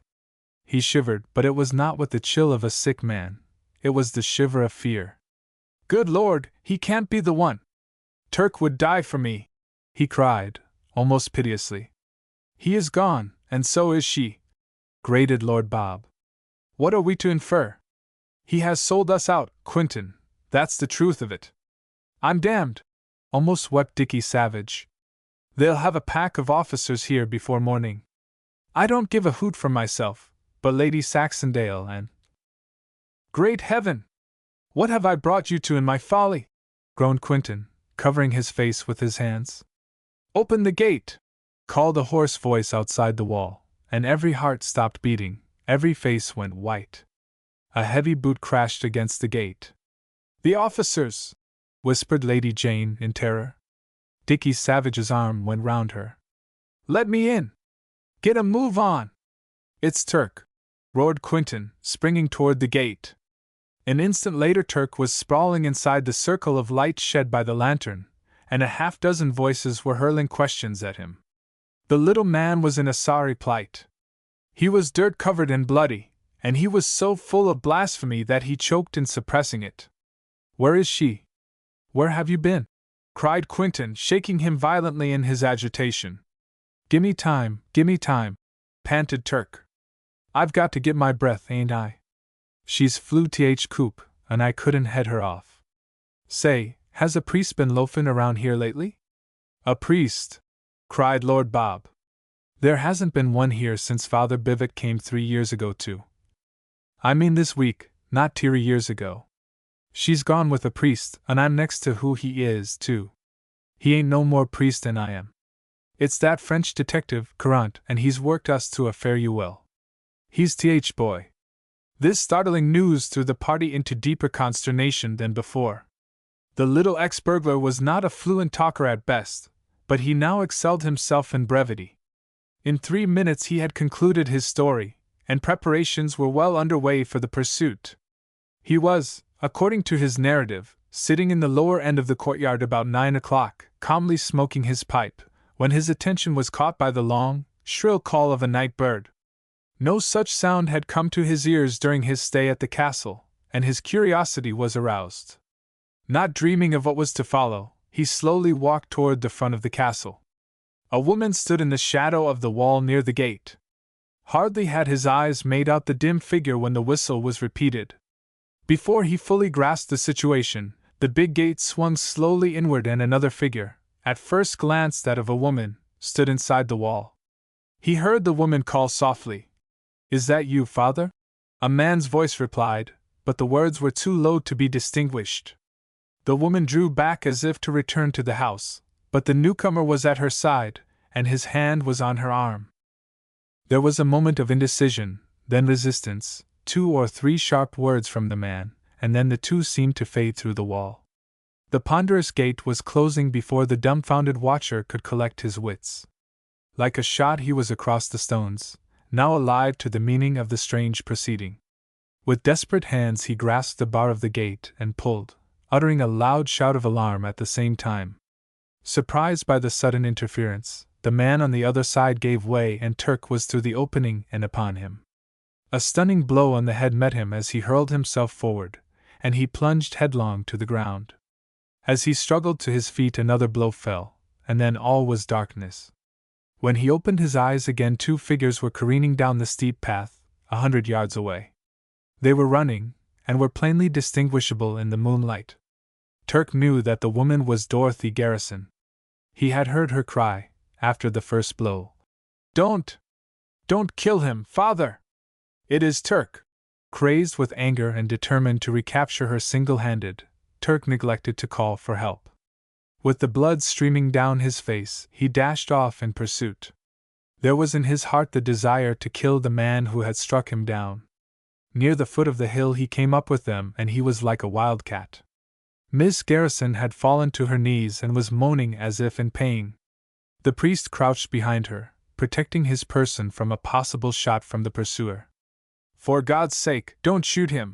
Screamed the girl, but a moment later there was a flash of light, a report, and a pistol ball whizzed by Turk's ear. He was unarmed, but he did not stop. Throwing himself forward, he stretched out his arms to grasp the crouching priest, hoping to prevent the firing of another shot. But he had not reckoned on the cleverness of the man at bay.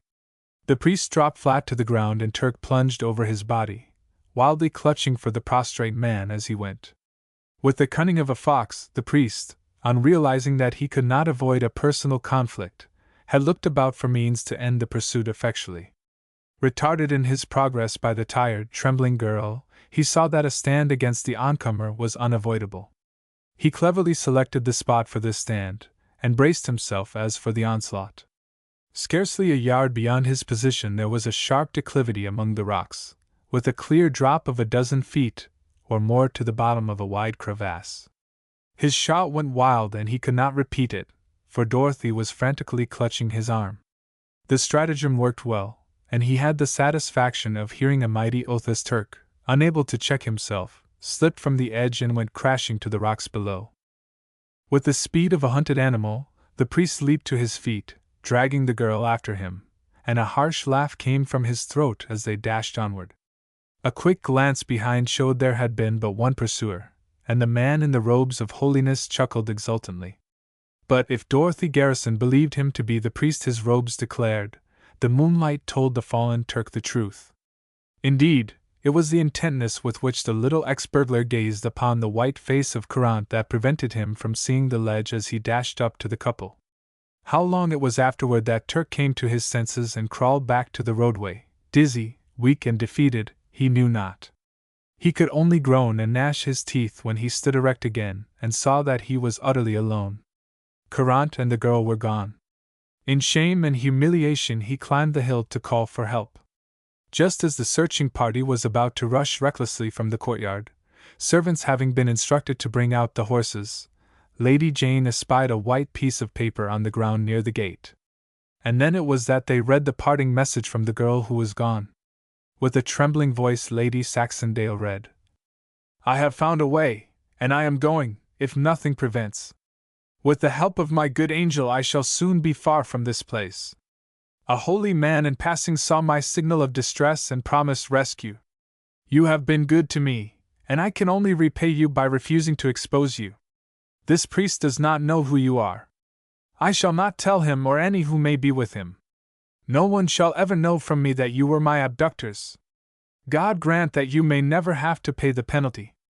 Go while you may, for the truth may become known without my help, and I may not be able to save you. Save yourselves, all of you. I mean Philip Quinton too, because I know he loves me. Dorothy." Philip Quinton took the forlorn, even distressed, message from the hands of Lady Saxondale, kissed it devoutly, and placed it in his pocket. "Philip is too ill to go out on this desperate chase," cried Lady Saxondale. "Ill? I'll die if I am not gone from here in 5 minutes. Great Lord, Bob, those fools have been an hour getting the horses," groaned Quinton, pacing back and forth like a caged animal. "Don't get excited, Phil, keep your head. You're not fit to be running about in a business like this, but all Christendom couldn't stop you. It may be a wild goose chase, after all," said Lord Bob. "She's been carried back to the accursed villain who employs Courant, and I'll die before I'll let him have her. Oh, what fools we've been!" "Here's a puzzler, old man," said Dickie. "Why was not Hugo here to help Courant if he knew anything about the fellow's actions? By cracky, I don't believe Hugo knows anything about the Frenchman's find. He owns Courant, body and soul. That Jackie is out for the 100,000 francs, and he's working on his own hook this time, my boy. He's after the reward, and he's the only one that has been keen enough to find us out. Mark me, he is working alone." "Sure he is," added Turk. "He's got no partners in TH's job, or he'd a had 'em along tonight. I suppose he'd run into a gang like this alone if he had anybody to fall back on. Not on your life. We're a mighty tough gang, and he takes no chances with us if he's workin' fair anybody else." "We're not a tough gang," wailed Lady Jane, in tears. "Oh, what will become of us?" The Lord only knows, if we failed to get both Dorothy and Courant," said Quentin in real anguish. "They may be in Luxembourg by this time," said Saxondale. "Gad, this is working in the dark. That road down there don't go to Luxembourg direct, Lord," quickly interposed Turk. "It goes off into Th Hills, don't you remember? And then out Th Valley some place way to Th North. If he'd been going to Th City he'd a taken Th Road back here and kept from going down Th Hill." "You're right, Turk," exclaimed Lord Bob. "He has gone up the valley, headed for one of the little towns, and will steer clear of the Luxembourg officers for fear they may demand a part of the reward." "God, Saxondale, are those horses never coming?" fumed Quentin. "I won't wait." And he was off like a madman through the gate and down the steep. Behind him tore Turk, the faithful. 28. The Game of the Priest. When Turk pitched over the crouching form of the priest and into the dark chasm beyond, Dorothy for the first time began to appreciate the character of her cowled rescuer. Panting and terrified, she looked into his hideously exultant face as he rose and peered over the ledge after the luckless pursuer. It was not the face of a holy man of God, but that of a creature who could laugh in the taking of a human life. "Come on!" he cried, grasping her by the wrist with no gentle regard. "He's out of the way, but we have no time to lose. The others may miss you at any moment, and we must be in the wood if we hope to fool them." "I have changed my mind," she began, holding back as he dragged her after him down the slope. "It is too late," he said harshly. "You will soon be with your friends, my child. Do not lose heart, but trust to me." "Who are you?" "You are not a priest. Why have you disguised yourself?" "Not so loud, my child, not so loud. They may have guards even here. If I am not a priest, then may heaven shut its gates on me forever. Because I am a man and have undone one of your enemies, you should not question my calling. It is no time for prayer. When we are safe from pursuit, you will regret the doubt you have just expressed. Trust to me, my child. But run, for God's sake, run! Don't hang back when all depends on our speed in the next half hour. Where are you taking me? Answer, or I shall refuse to go another step with you," she exclaimed, now thoroughly aroused and determined. "My wagon is hitched in the wood over there. In it we will go to a town up the valley, where I have the promise of help. I could have brought a big force of men with me, but don't you see what a mistake it would have been? Rather than surrender you to a force, they would have killed you and secreted your body in the passages under the castle. It is commonly known that the cellars are paved with skeletons." Here Dorothy shuddered in recollection. "Strategy was the only means of getting you out safely. They would not have killed me," she cried breathlessly. They were moving rapidly along the level roadway now, and his grip on her wrist was like a clasp of iron. "To save themselves?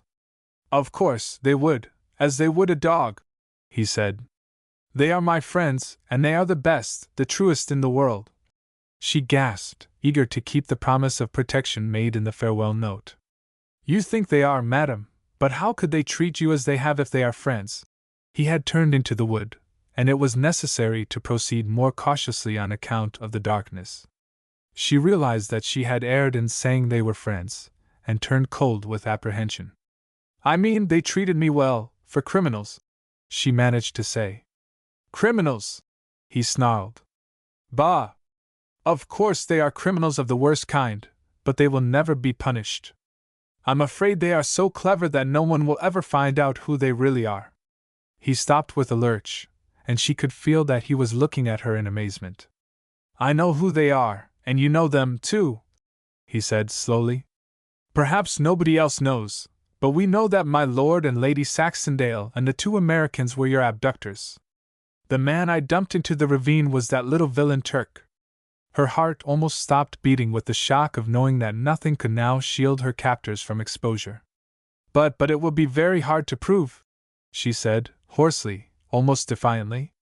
"You have only to take oath," he said meaningly. "I don't know the name or face of a person in that castle," she said deliberately. He was silent for a full minute. "You intend to shield them?" he demanded. There was no answer to the question. Now she was positive that the man was no priest, but someone who knew the world and who had made it his business to trace her and her captors to the very gates of the castle. If he knew, then others must also be in possession of the secret. "Who are you?" she demanded, as he drew her deeper into the wood. There was now the wild desire to escape from her rescuer and to fly back to the kindly jailers on the hill. "A poor priest, by the grace of God," he said, and she heard him chuckle. "Take me back to the road, sir," she commanded. "I will take you to your mother," he said, "and to no one else." "But I am afraid of you," she exclaimed, her courage going. "I don't know you. I don't know where you are taking me. We will not go far tonight. I know a place where you can hide until I secure help from the city. But you said you had a wagon. The horse must have strayed away, worse luck," said he, with a raucous laugh. She broke from his grasp suddenly, and like a frightened deer was off through the darkness, knowing not whither she went, or what moment she might crash against a tree. The flight was a short one. She heard him curse savagely as he leaped upon her from behind after a chase of a few rods, and then she swooned dead away. When she regained consciousness, a faint glow of light met her eyes as the lids feebly lifted themselves from their torpor. Gradually there came to her nostrils a dank, musty odor, and then the smell of tobacco smoke. She was lying on her back, and her eyes at last began to take in broad rafters and cobwebby timbers not far above her head. The light was so dim that shadows and not real objects seemed to constitute the surroundings. Then there grew the certainty that she was not alone in this dismal place. Turning her head slightly, she was able, with some effort, to distinguish the figure of a man seated on the opposite side of the low, square room, his back against the wall, his legs outstretched. At his elbow, on a box, burned a candle, flickering and feeble in its worthlessness. He was smoking a pipe, and there was about him an air of contentment and security. Slowly past events crowded themselves into the path of memory, and her brain took them up as if they were parts of a dream. For many minutes she was perfectly quiet, dumbly contemplating the stranger who sat guard over her in that wretched place. In her mind there was quickly developed, as one brings the picture from the film of a negative, the truth of the situation. She had escaped from one set of captors only to give herself into the clutches of others 1,000 times more detestable, infinitely more evil-hearted. "You've come back to life, have you?" She started violently and shivered as with a mighty chill at the sound of these words. They came from the slouching smoker. "Where am I?" she cried, sitting up, a dizzy whirling in her head. Her bed was no more than a heavy piece of old carpet. "In the house of your friends," laconically responded the voice, now quite familiar. Her eyes swept the room in search of the priest. His robes lay in a heap across her feet. "Where is Father Paul?" she demanded. "He is no more," said the man in somber tones. "I was he until an hour ago. And you are no priest? Ah, God help me, what have I done? What have I come to in my miserable folly?" she cried, covering her face with her hands. "Look here, Miss Garrison," said the man quietly. "I am no priest, but you have nothing to fear because of that fact. The truth is, I am a detective. For a month I was in the employ of Prince Ravarelli, and it was no honest business, I can tell you. What I have done tonight is straight and honest. I mean you no harm, and you have but to follow my instructions in order to find yourself safe in Brussels once more. I have been interested in a number of queer transactions, but let me say this in my own defense, I was never employed in any game so detestable, so low, as the one your noble prince was playing when you were snatched away from him. The only regret I have in taking you back to your mother comes from the fear that you may go ahead and marry that knave."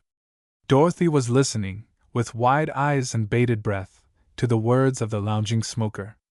"I will never, never marry him!" she cried vehemently. "Stick to that resolve, my child," said Courant, with mock benevolence. "He is a scoundrel, and I cut loose from him to do this little job down here on my own responsibility. Tell me, if you know, did he plan to kill Mr. Quinton? I must have the truth," she cried eagerly. "He did worse than that.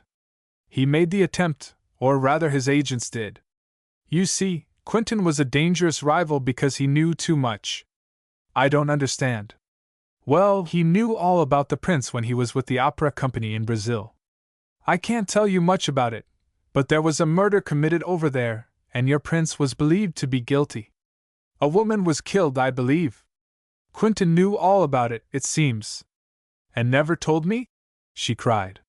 He was not positive, I suppose. There was the danger of being mistaken, and this American friend of yours seems honest. He only told you what he knew to be a fact, I conclude. Yesterday I heard that a woman had been murdered in Brussels, a woman who came to warn me against the prince. Do you know who killed her? Good God! Has she been killed? I knew it would come. He was obliged to get rid of her. I did not know of her death, but I leave you to guess who was responsible for it. God, he is a devil! You owe a great deal, mademoiselle, to the clever men who stole you from him. Alas, I am beginning to know it, now that it is too late. And he was ill when I stole away tonight. I implore you, take me back to the castle, she pleaded, her heart wrung by the anguish in her soul.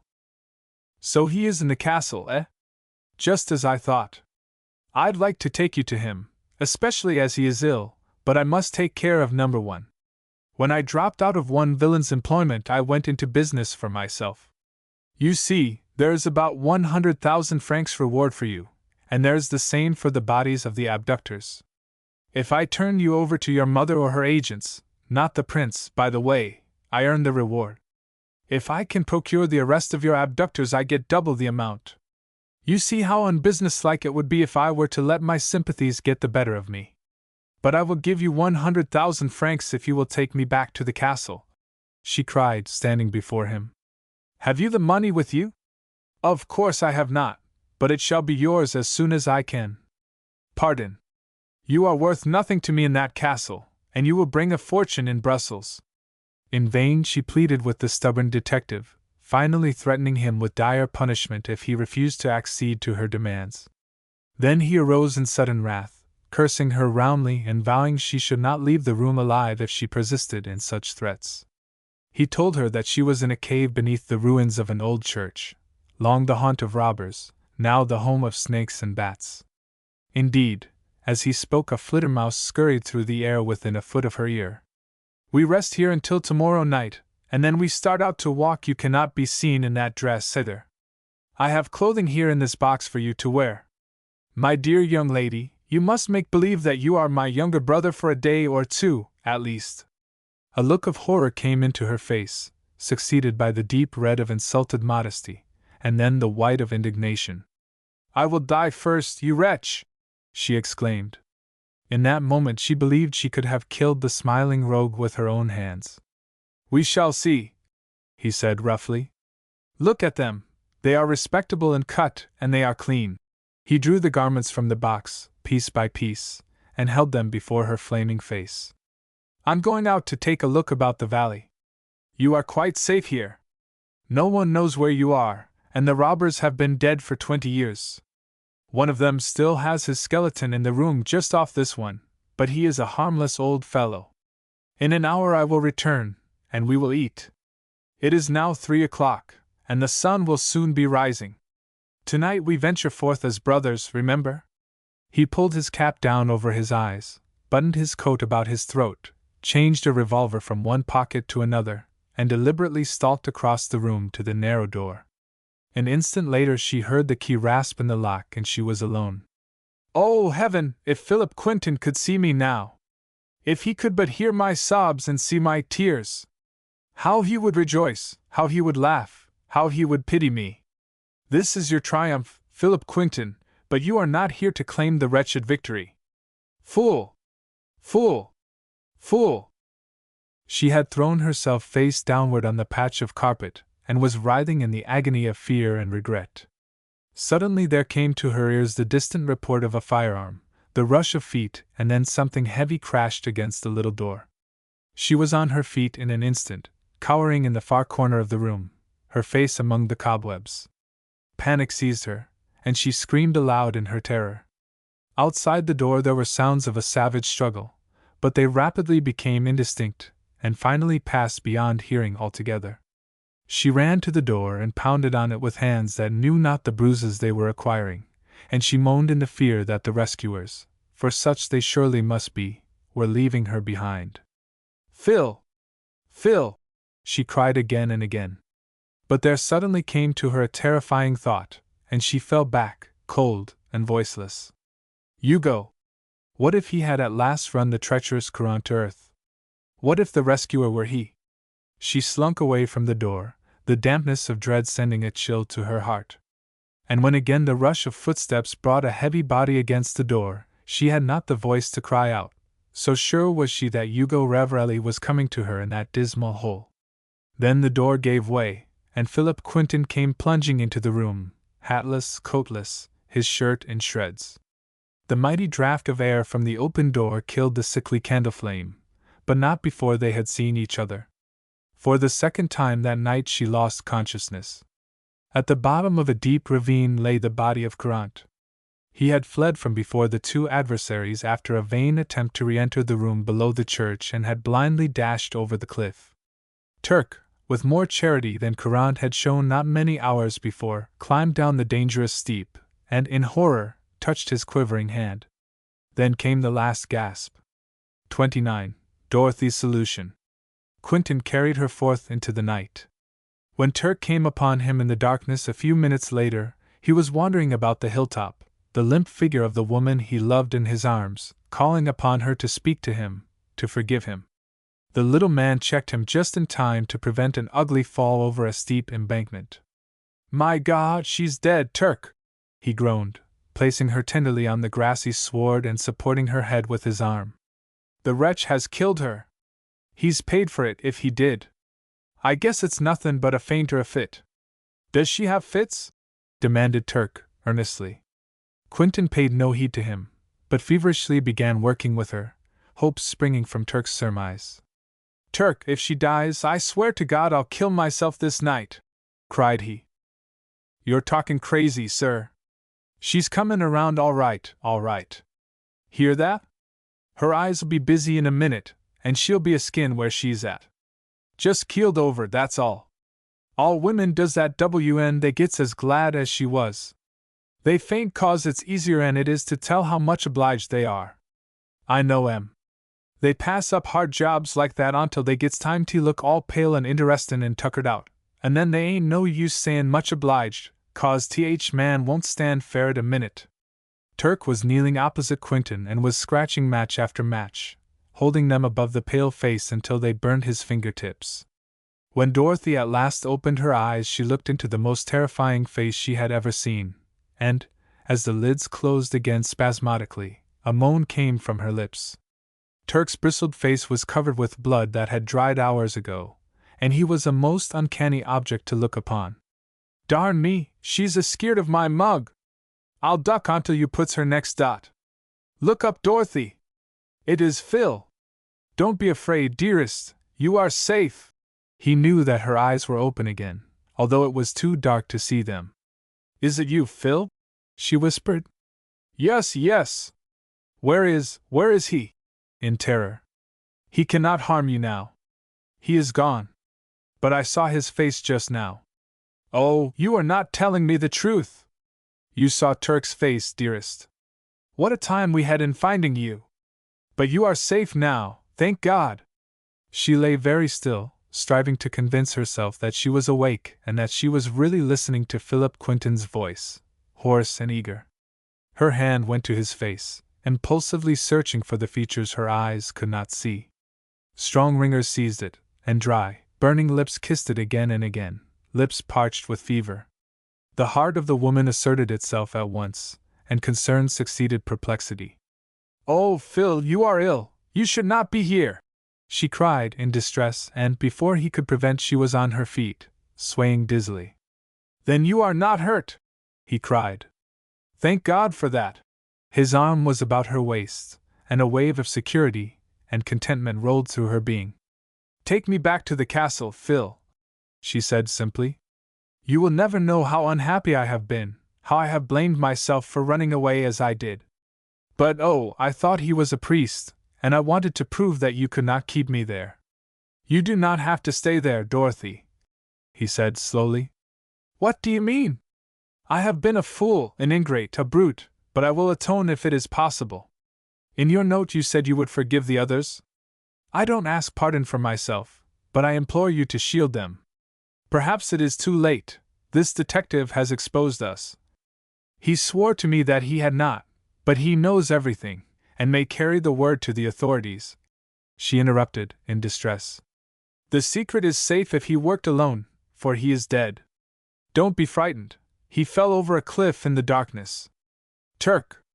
Here, sir. We must get back to the castle as soon as possible. It is 5 miles, at least. Try to find a trap of some sort at once. Miss Garrison cannot walk that distance. But I can and will, she objected. I am not hurt and I am stronger than you. Nonsense! I'm all right. I will return with you to Brussels tomorrow. Your imprisonment is at an end. There is no need for you to think again of escape, for you are free to go at this moment. Come back to Lady Saxondale for a while, though, and when you are able to go with me, we will take the train for Brussels. Believe me, I am sorry, but I am not fool enough to ask you to forgive. I don't deserve pardon, perhaps, but I know that my heart was in the right and that I saved you from a much worse bondage than that which you have spent in Castle Craney-Crow. As if in a dream, she walked with him through the first faint light of the dawning day, stunned by the unexpected words he had uttered. In her mind there began to grow, rebelliously, the fear that he would do as he said. Turk, following close behind, suddenly gave a loud shout and sped away like a flash in front of them. It's Mr. Savage, he yelled back to the startled couple. And he's on horseback. Hi there! As Dickie Savage came plunging up the slope, roaring with excited joy, she said to Awenton, her voice low and intense. I know now that you saved me from a worse fate than death, Phil, and if you ask, I will forgive as I hope you will forgive me. Courant was Hugo's tool, and I had the truth from him. You are the truest, the best of friends, and I should. Stop, Dorothy! Not now, some day, when you are home, after you have had time to think over all that I have done, right and wrong, I may come to you with the question I will not ask now. What I have sinned for, if you want to call it that, I will sue for some other day when the world is looking on. I will not make my prisoner pay penalty without a trial. I want you to know that I do not hate you, she argued persistently. But you hated me yesterday. I did not. Just then Dickie pounced upon them, and, as they hurried to the spot where Turk was holding the newcomer's horse, Phil briefly told how he and the little ex-burglar had accidentally stumbled upon the hiding place of the pseudo-priest after hours of hopeless search. The two pursuers, tired and despairing, were lying on the ground in front of the church ruins, taking a few moments of rest before climbing to the summit of the hill, when the luckless Courant ventured forth. With quick intuition, Turk called out the detective's name, and the ruse worked. The man they could not see gave a snort of dismay and turned to re-enter the door. And then came his undoing. Turk was the general who planned the return to the castle. He insisted that Quentin, who was very weak, take Miss Garrison upon the horse's back and ride, while he and Savage walked. In this way they reached the gates of Craney-Crow. It was like the homecoming of loved ones who had been absent for years. 3 women were in tears, and all of the men were in smiles. Quentin's was the smile of one bordering on delirium, however. A chill broke over him, and the fever in his body renewed its disputed sway. An hour later he was in bed, and Turk, dispatched by Dorothy Garrison, was riding to the nearest town for a physician, much against the wishes of the sick man. He stubbornly insisted that he would start with her for Brussels within 24 hours, and it was not until the doctor told him that he was in extreme danger of pneumonia that he consented to keep to his bed. Resolutely he checked all desire to cry his love into the ear of the gentle nurse who sat with him for hours. He would not grant himself the slightest deviation from the course he had sworn to follow, and he suffered more from restraint than from fever.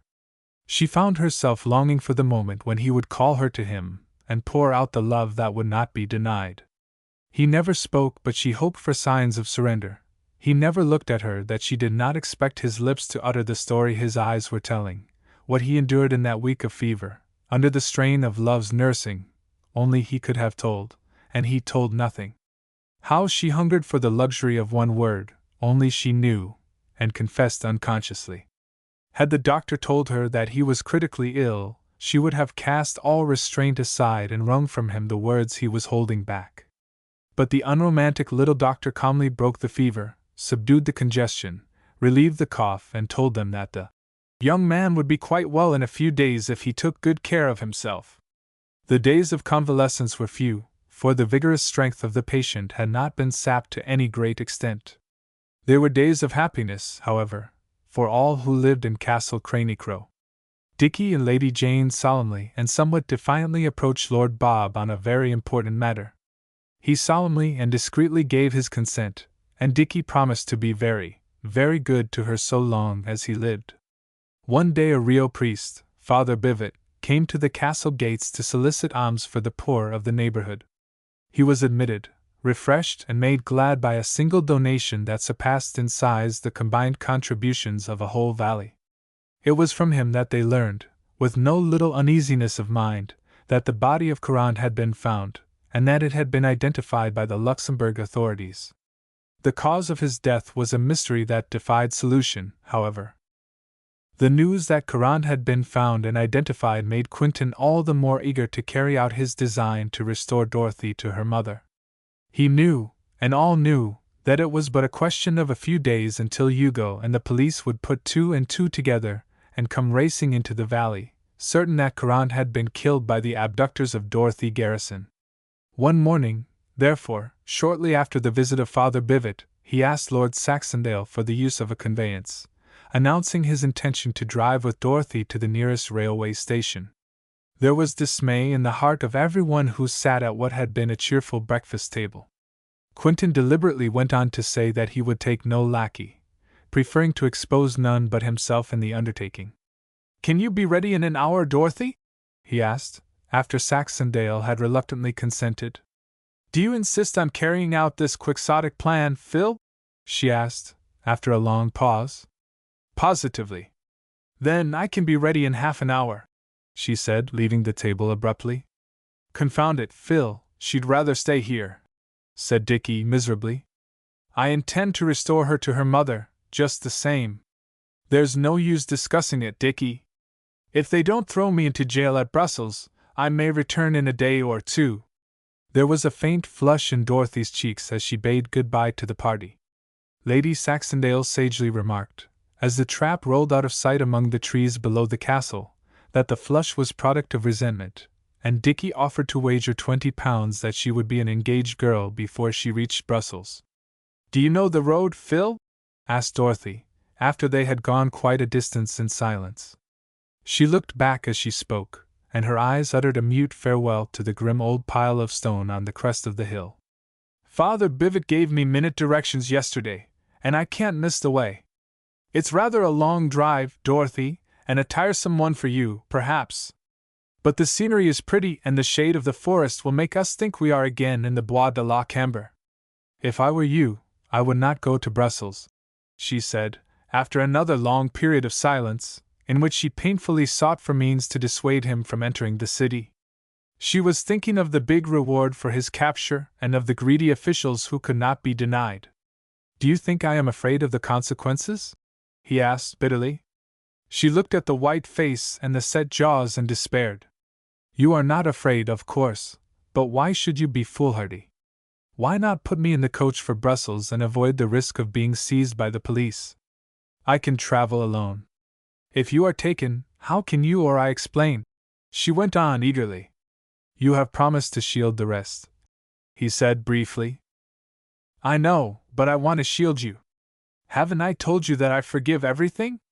Don't make me unhappy, Phil. It would kill me now if you were to fall into the hands of the police. They are crazy to catch my abductors, and don't you remember what the paper said? It said the people would kill without mercy. Please, Phil, for my sake, don't go to Brussels.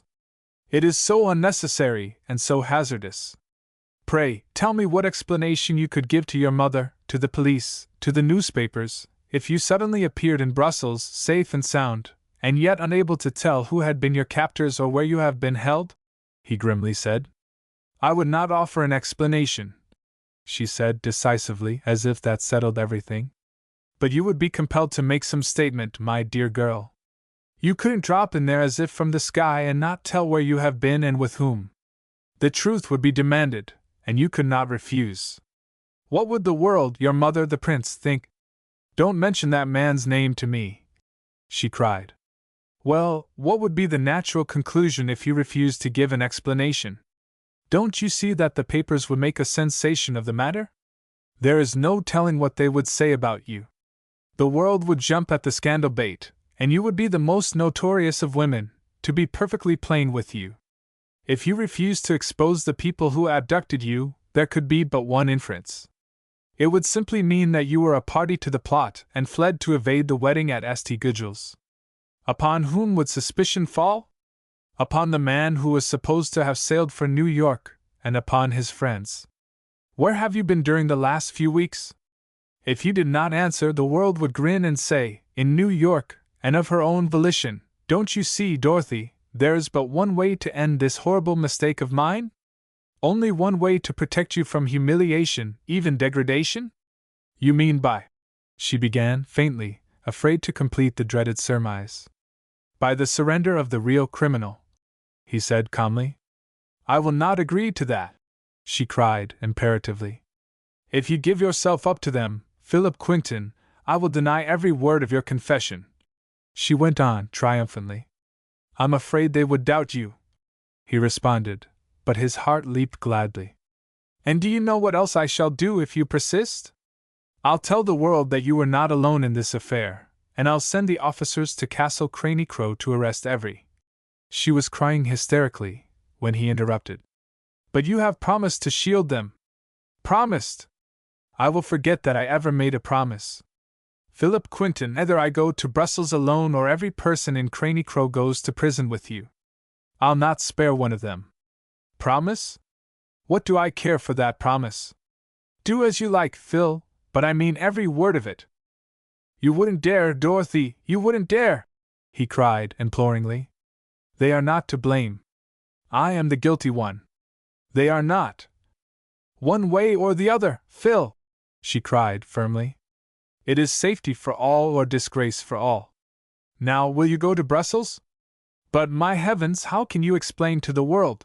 He cried in deepest distress. I have thought of all that.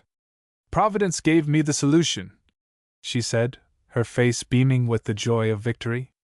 Not even Providence can supply an explanation, he groaned. You forget Courant, the dead man. He cannot deny the charge if I conclude to accuse him of the crime. He is the solution. XXX, love is blind. But Hugo can disprove it, he said, after a moment's thought. Only by confessing his own duplicity, she said tranquilly. You will not marry him, Dorothy? She looked him full in the eyes, and no word could have answered plainer than the disdain which swept across her lovely face. What do you think of me, Phil? She asked, in hurt tones, and he answered with his eyes because he could not trust his voice. The longing to throw her arms about the man whose burning eyes had set her heart afire was almost uncontrollable. The hope that he would throw off restraint and cry out his love drove her timidly into silent expectancy. His whole soul surged to his lips and eyes, but he fought back the words that would have made them both so happy. He knew she loved him. The faintest whisper from him would cause her lips to breathe the passion her eyes revealed. And yet he was strong enough to bide his time. How long this exquisite communion of thoughts lasted neither knew nor cared. Through the leafy wood they drove, in utter silence, both understanding, both revealing, both waiting. He dared not look at the glorious, love-lit face, he dared not speak to her, he dared not tempt the heart that might betray his head. It was he who at last broke that joyous calm, and his voice was husky with suppressed emotion. You will not forget that some day I am coming to you as Phil Quinton and not in the mask of a bandit. I shall expect you, robber, to appear before a certain tribunal and there explain, if you can, what led you to commit the crime that has shocked the world, she said brightly. I implore the leniency of the High Court, he said tenderly. The court can only put you on probation and exact the promise that you will never steal another girl. And the length of probation? For all your natural life. Demurely. Then I must appeal to a higher court, he said soberly. What? She cried. Do you object to the judgment? Not at all, he said earnestly. I will merely appeal to the higher court for permission to live forever. Both laughed with the buoyancy that comes from suppressed delight. It occurs to me, Dorothy, said he, a few minutes later, that we are a long time in reaching the town Father Bivet told me about. We seem to be in the wilds, and he said there were a number of houses within 5 miles of Craney-Crow. Have we passed a single habitation? I have not seen one, but I'm sorry the time seems long, she said. I wonder if we have lost the way, he went on, a troubled expression in his eyes. This certainly isn't a highway, and he said we would come to one within 3 miles of the castle. See, it is 11 o'clock, and we have been driving for more than 2 hours at a pretty fair gait. By the eternal, Dorothy, we may be lost. How delightful! She cried, her eyes sparkling. I don't believe you care, he exclaimed in surprise. I should have said how frightful, she corrected contritely. This isn't getting you on a train by any manner of means, he said. Could I have misunderstood the directions he gave? He was really disturbed. And the poor horse seems so tired, too, she said serenely. By Jove! Didn't we cross a stream an hour or so ago? He cried. A horrid, splashy little stream? We crossed it long ago. Well, we shouldn't have crossed it, he said ruefully. I should have turned up the hill over the creek road. We're miles out of the way, Dorothy. What shall we do? She asked, with a brave show of dismay. I don't know. We're in a deuce of a pickle, don't you see? He said. I can't say that I do see, she said. Can't we drive back to the creek? We could if I could turn the confounded trap about. But how, in the name of heaven, can I turn on a road that isn't wide enough for 2 bicycles to pass in safety? Steep, unclimbable hill on our left, deep ravine on our right. And a narrow bit of a road ahead of us, she said. It looks very much as if the crooked and narrow path is the best this time. That narrow road seemed to have no end, and it never widened. The driving at last became dangerous, and they realized that the tired horse was drawing them up a long, gradual slope. The way became steeper, and the road rough with rocks and ruts. Her composure was rapidly deserting her, and he was the picture of impatience. If we should meet anyone else driving, what would happen? She asked fearfully. We won't meet anyone, he answered. Nobody but a mountain goat would wittingly venture up this road. This poor old nag is almost dead. This is a pretty mess. How do you like the way I'm taking you to the train? Is this another abduction? She asked sweetly, and both laughed merrily, in spite of their predicament. His haggard face, still showing the effects of illness, grew more and more troubled, and at last he said they would have to get down from the trap, not only to avoid the danger of tipping over the cliff, but to relieve the horse.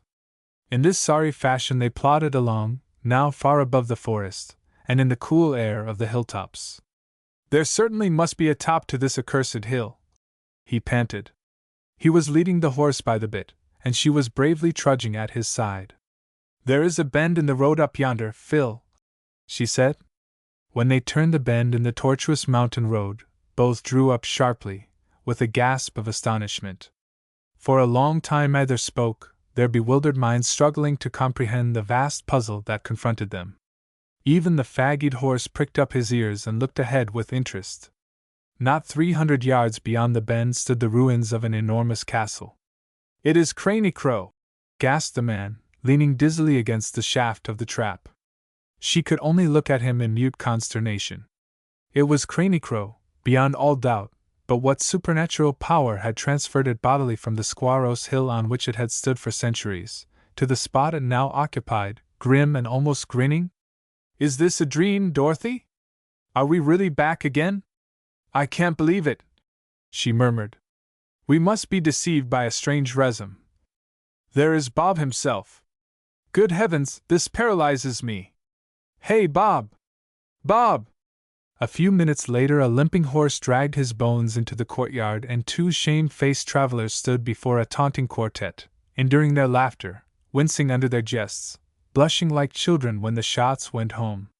4 hours they had driven in a circle, rounding the great row of hills, at last coming to the very gate from which they had started forth so confidently. They were tired and hungry and nervous. "Did you telegraph your mother you were coming?" asked Dickie Savage. "We did not even see a telegraph wire," answered Dorothy dismally. "What did you see?" he asked, maliciously.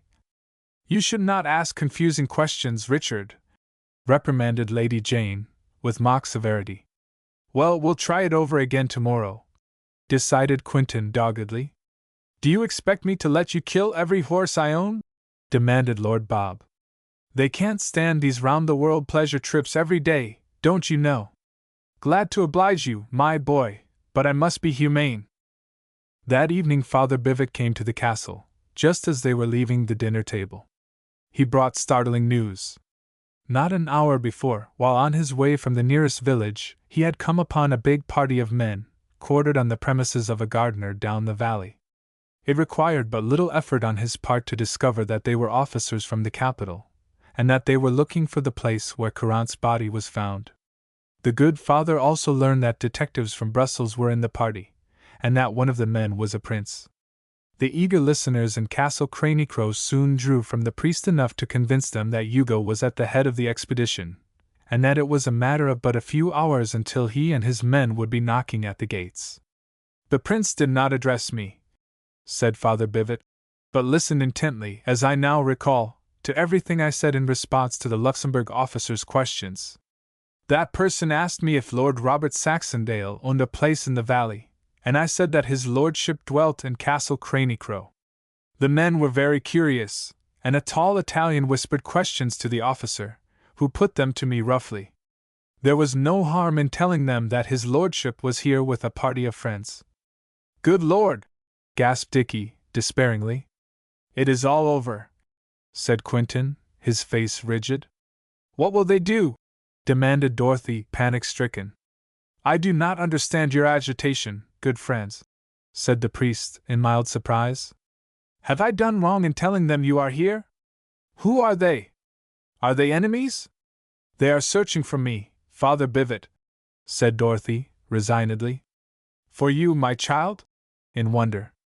"They want to take me back to Brussels. You would not understand, Father, if I told you the story, but I do not want them to find me here." A frightened servant threw open the door unceremoniously at this juncture, and controlling his excitement with moderate success, announced that a crowd of men were at the gates, demanding admission. "My God, Bob, this will ruin you and Lady Saxondale," groaned Quentin. "What can we do? Escape by the underground passage?" Lord Saxondale was the coolest one in the party. He squared his shoulders, sniffed the air belligerently, and said he would take the matter in his own hands. "Francis, will you take Miss Garrison upstairs with you? And Jane, I suspect you would better go, too. The secret passage is not to be considered. If we attempt to leave the place, after the information Father Bivet has given them, it will be a clean admission of guilt. We will face them down. They can't search the castle without my permission, and they can't trespass here a minute longer than I desire. Do you care to see the prince, Quentin? See him? It is my duty and not yours to meet him.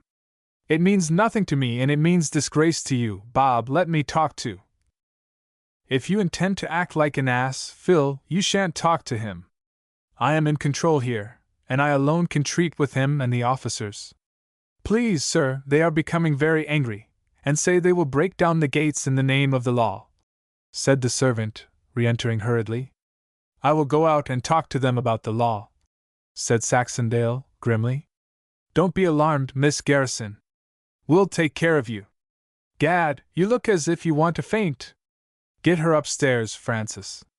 "I must speak with you, Lord Saxondale," cried Dorothy, clutching his arm and drawing him apart from the pale-faced group. Eagerly she whispered in his ear, stamping her foot in reply to his blank objections. In the end she grasped both his shoulders and looked up into his astonished eyes determinately, holding him firmly until he nodded his head gravely. Then she ran across the room to the two ladies and the bewildered priest, crying to the latter, "You must come upstairs and out of danger, father. We have no time to lose. Good luck to you, Lord Saxondale." And she turned an excited face to the three men who stood near the door. "He shall not have you, Dorothy," cried Quentin. "He must kill me first. Trust to Lord Saxondale's diplomacy, Phil," she said softly, as she passed him on her way to the stairs. 31. Her way. The grim smile that settled on the faces of the three men after the women and the trembling priest had passed from the hall was not one of amusement. It was the offspring of a desperate, uneasy courage. "Quentin, the safety of those women upstairs depends on your thoughtfulness. You must leave this affair to me. We can't keep them waiting any longer. Gad, they will tear down the historic gate I had so much difficulty in building last year. Wait for me here. I go to meet the foe." Turk was standing in the courtyard with a revolver in his hand. Lord Bob commanded him to put away the weapon and to stow his bellicoseness. Mere chance caused Turk to obey the command in full. Half of it he did not understand. The voices outside the gate were much more subdued than his lordship expected, but he did not know that Prince Hugo had warily enjoined silence, fearing the flight of the prey. "Who is there?" called Lord Bob, from the inside. "Are you Lord Saxondale?" demanded a guttural voice on the outside. "I am. What is the meaning of this disturbance? We are officers of the government, and we are looking for a person who is within your walls. Open the gate, my lord." "How am I to know you are officers of the law? You may be a pack of bandits. Come back tomorrow, my good friends." "I shall be compelled to break down your gate, sir," came from without gruffly. "Don't do it. The first man who forces his way will get a bullet in his head. If you can give me some assurance that you are officers and not thieves, I may admit you." Lord Bob was grinning broadly, much to the amazement of the servant who held the lantern. There were whispers on the outside. "Prince Ravarelli is with us, my lord." "Is he sufficient guarantee?" asked the hoarse voice. "Is Giovanni Pavisi there, also?" asked Saxondale, loudly. "I do not know him, my lord. The prince's companions are strangers to me. Is such a person here?"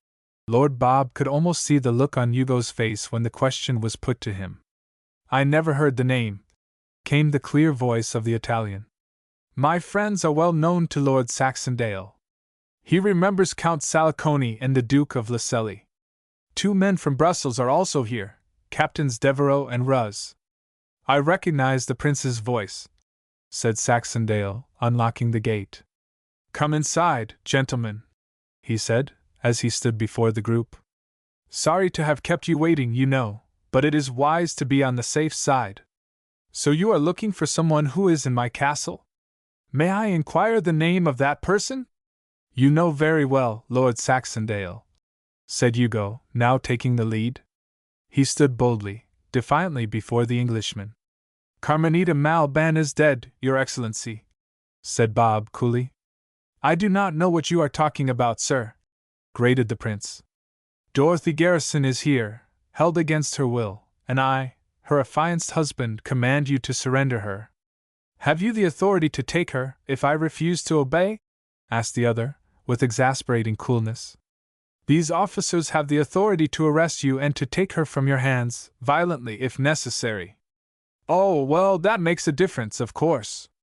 Miss Garrison is here, Prince Ravarelli, but I doubt your authority to take her away." "There is a reward for her, dead or alive," said Count Saliconi, savagely. "And for the abductors," added the burly man from Luxembourg. "I shall have to place you under arrest, my lord." "One moment, my good man. Miss Garrison is her own mistress, I believe?" addressing the prince. "What has that to do with it?" "I'm sure I don't know, but it may be important. If you will kindly request your followers to remain in the courtyard, you may enter the castle and converse with Miss Garrison herself, Prince Paves, I should say Ravarelli." There was a wild, hunted look in the Italian's eyes, and there was murder in his heart. "I will ask you and the Count and the Duke and Officer Luxembourg to come with me." With rare dignity Lord Saxondale strode across the flags and deliberately threw open the huge castle door. After a moment of indecision and not a little trepidation, Prince Hugo followed, with his 2 countrymen not far behind. The Luxembourg officer gave hurried instructions to his men and took his place among the favored few. It was a sharply drawn hiss, ending in a triumphant "Ah!" that came from the lips of Hugo when he was face to face with Philip Quinton.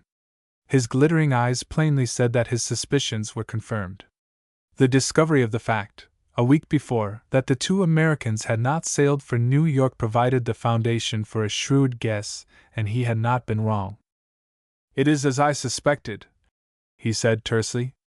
"I trust I am not too late to save Miss Garrison from outrage." "One moment, please," commanded Lord Bob. "You are here through sufferance, and you must, for the time being, imagine yourself a gentleman. If you care to talk over the situation with us while we wait for Lady Saxondale and Miss Garrison, I shall be only too glad to have you do so. Will you be seated, gentlemen? We are not here to be directed by you, Lord Saxondale. We have tracked this scoundrel to earth, and we are," Hugo was saying hotly when his lordship turned on him sternly. "Mr. Quinton is my guest. Another remark of that character, and I will throw you bodily from the room. This is my house, Prince Ravarelli." Paying no heed to the malevolent glare in the Italian's eyes, Saxondale turned and bade a servant ask Miss Garrison to come down if it pleased her to do so. "I presume Brussels is very much excited over Miss Garrison's disappearance," said he to the livid-faced prince. "Brussels is horrified, but she will rejoice tomorrow. Thank God, we have not toiled in vain. Sit down.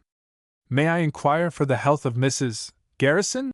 The 4 newcomers, more or less ill at ease, sat down with Lord Bob, the 2 Americans standing. Quinton leaned against the big post at the foot of the steps, his face the picture of gloomy defiance. "I am not her physician, sir." "Hoity-toity!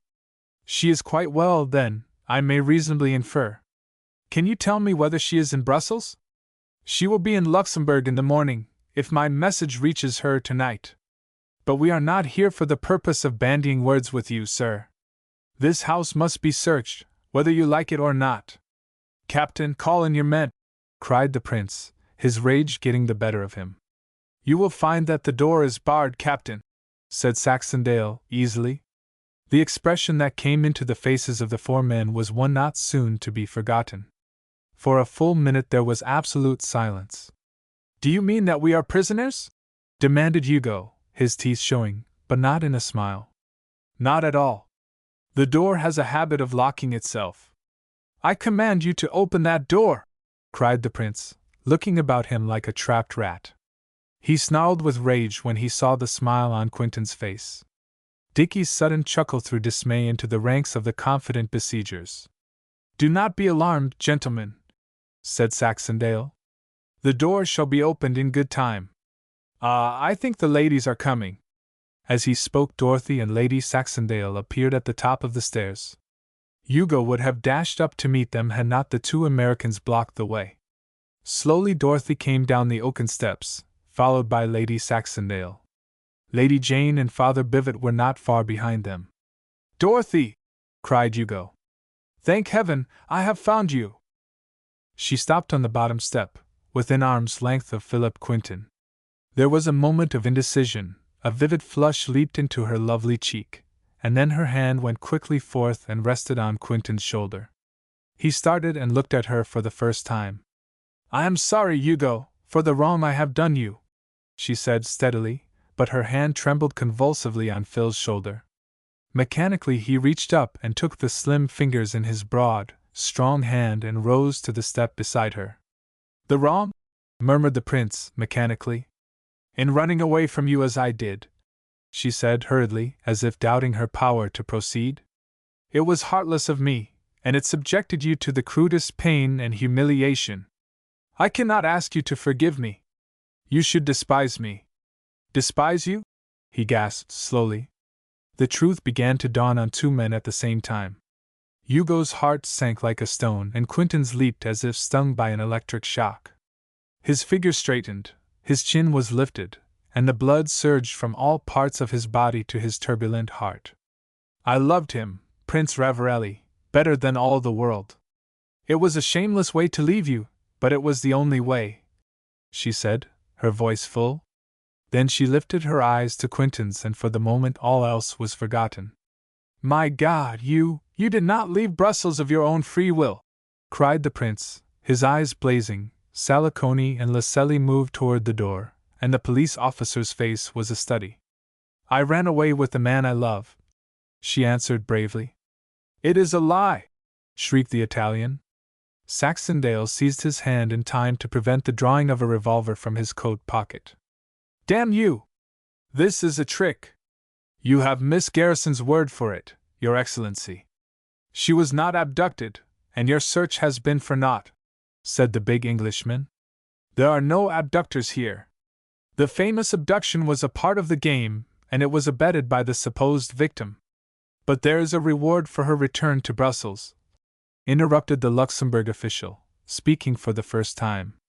"I must insist that she come with me." "The reward is for Dorothy Garrison, is it not?" demanded Saxondale. "Yes, my lord." "Well, as you cannot get out of the castle and your friends cannot get into it until we open the doors, there is absolutely no possibility of your taking Dorothy Garrison to Brussels." "Do you mean to oppose the law?" cried Hugo, panting with rage. "Gentlemen, as the host in Castle Craney-Crow, I invite you to witness the marriage ceremony which is to make it impossible for you to take Dorothy Garrison to Brussels. You have come, gentlemen, a trifle noisily and unkindly, I admit, just in time to witness the wedding of my two very good friends who eloped with the sound of wedding bells in their ears. Father Bivet, the bride and groom await you." "Dorothy, my darling," whispered Quentin. She turned her burning face away. "It is my way, Phil. I love you," she murmured. The end.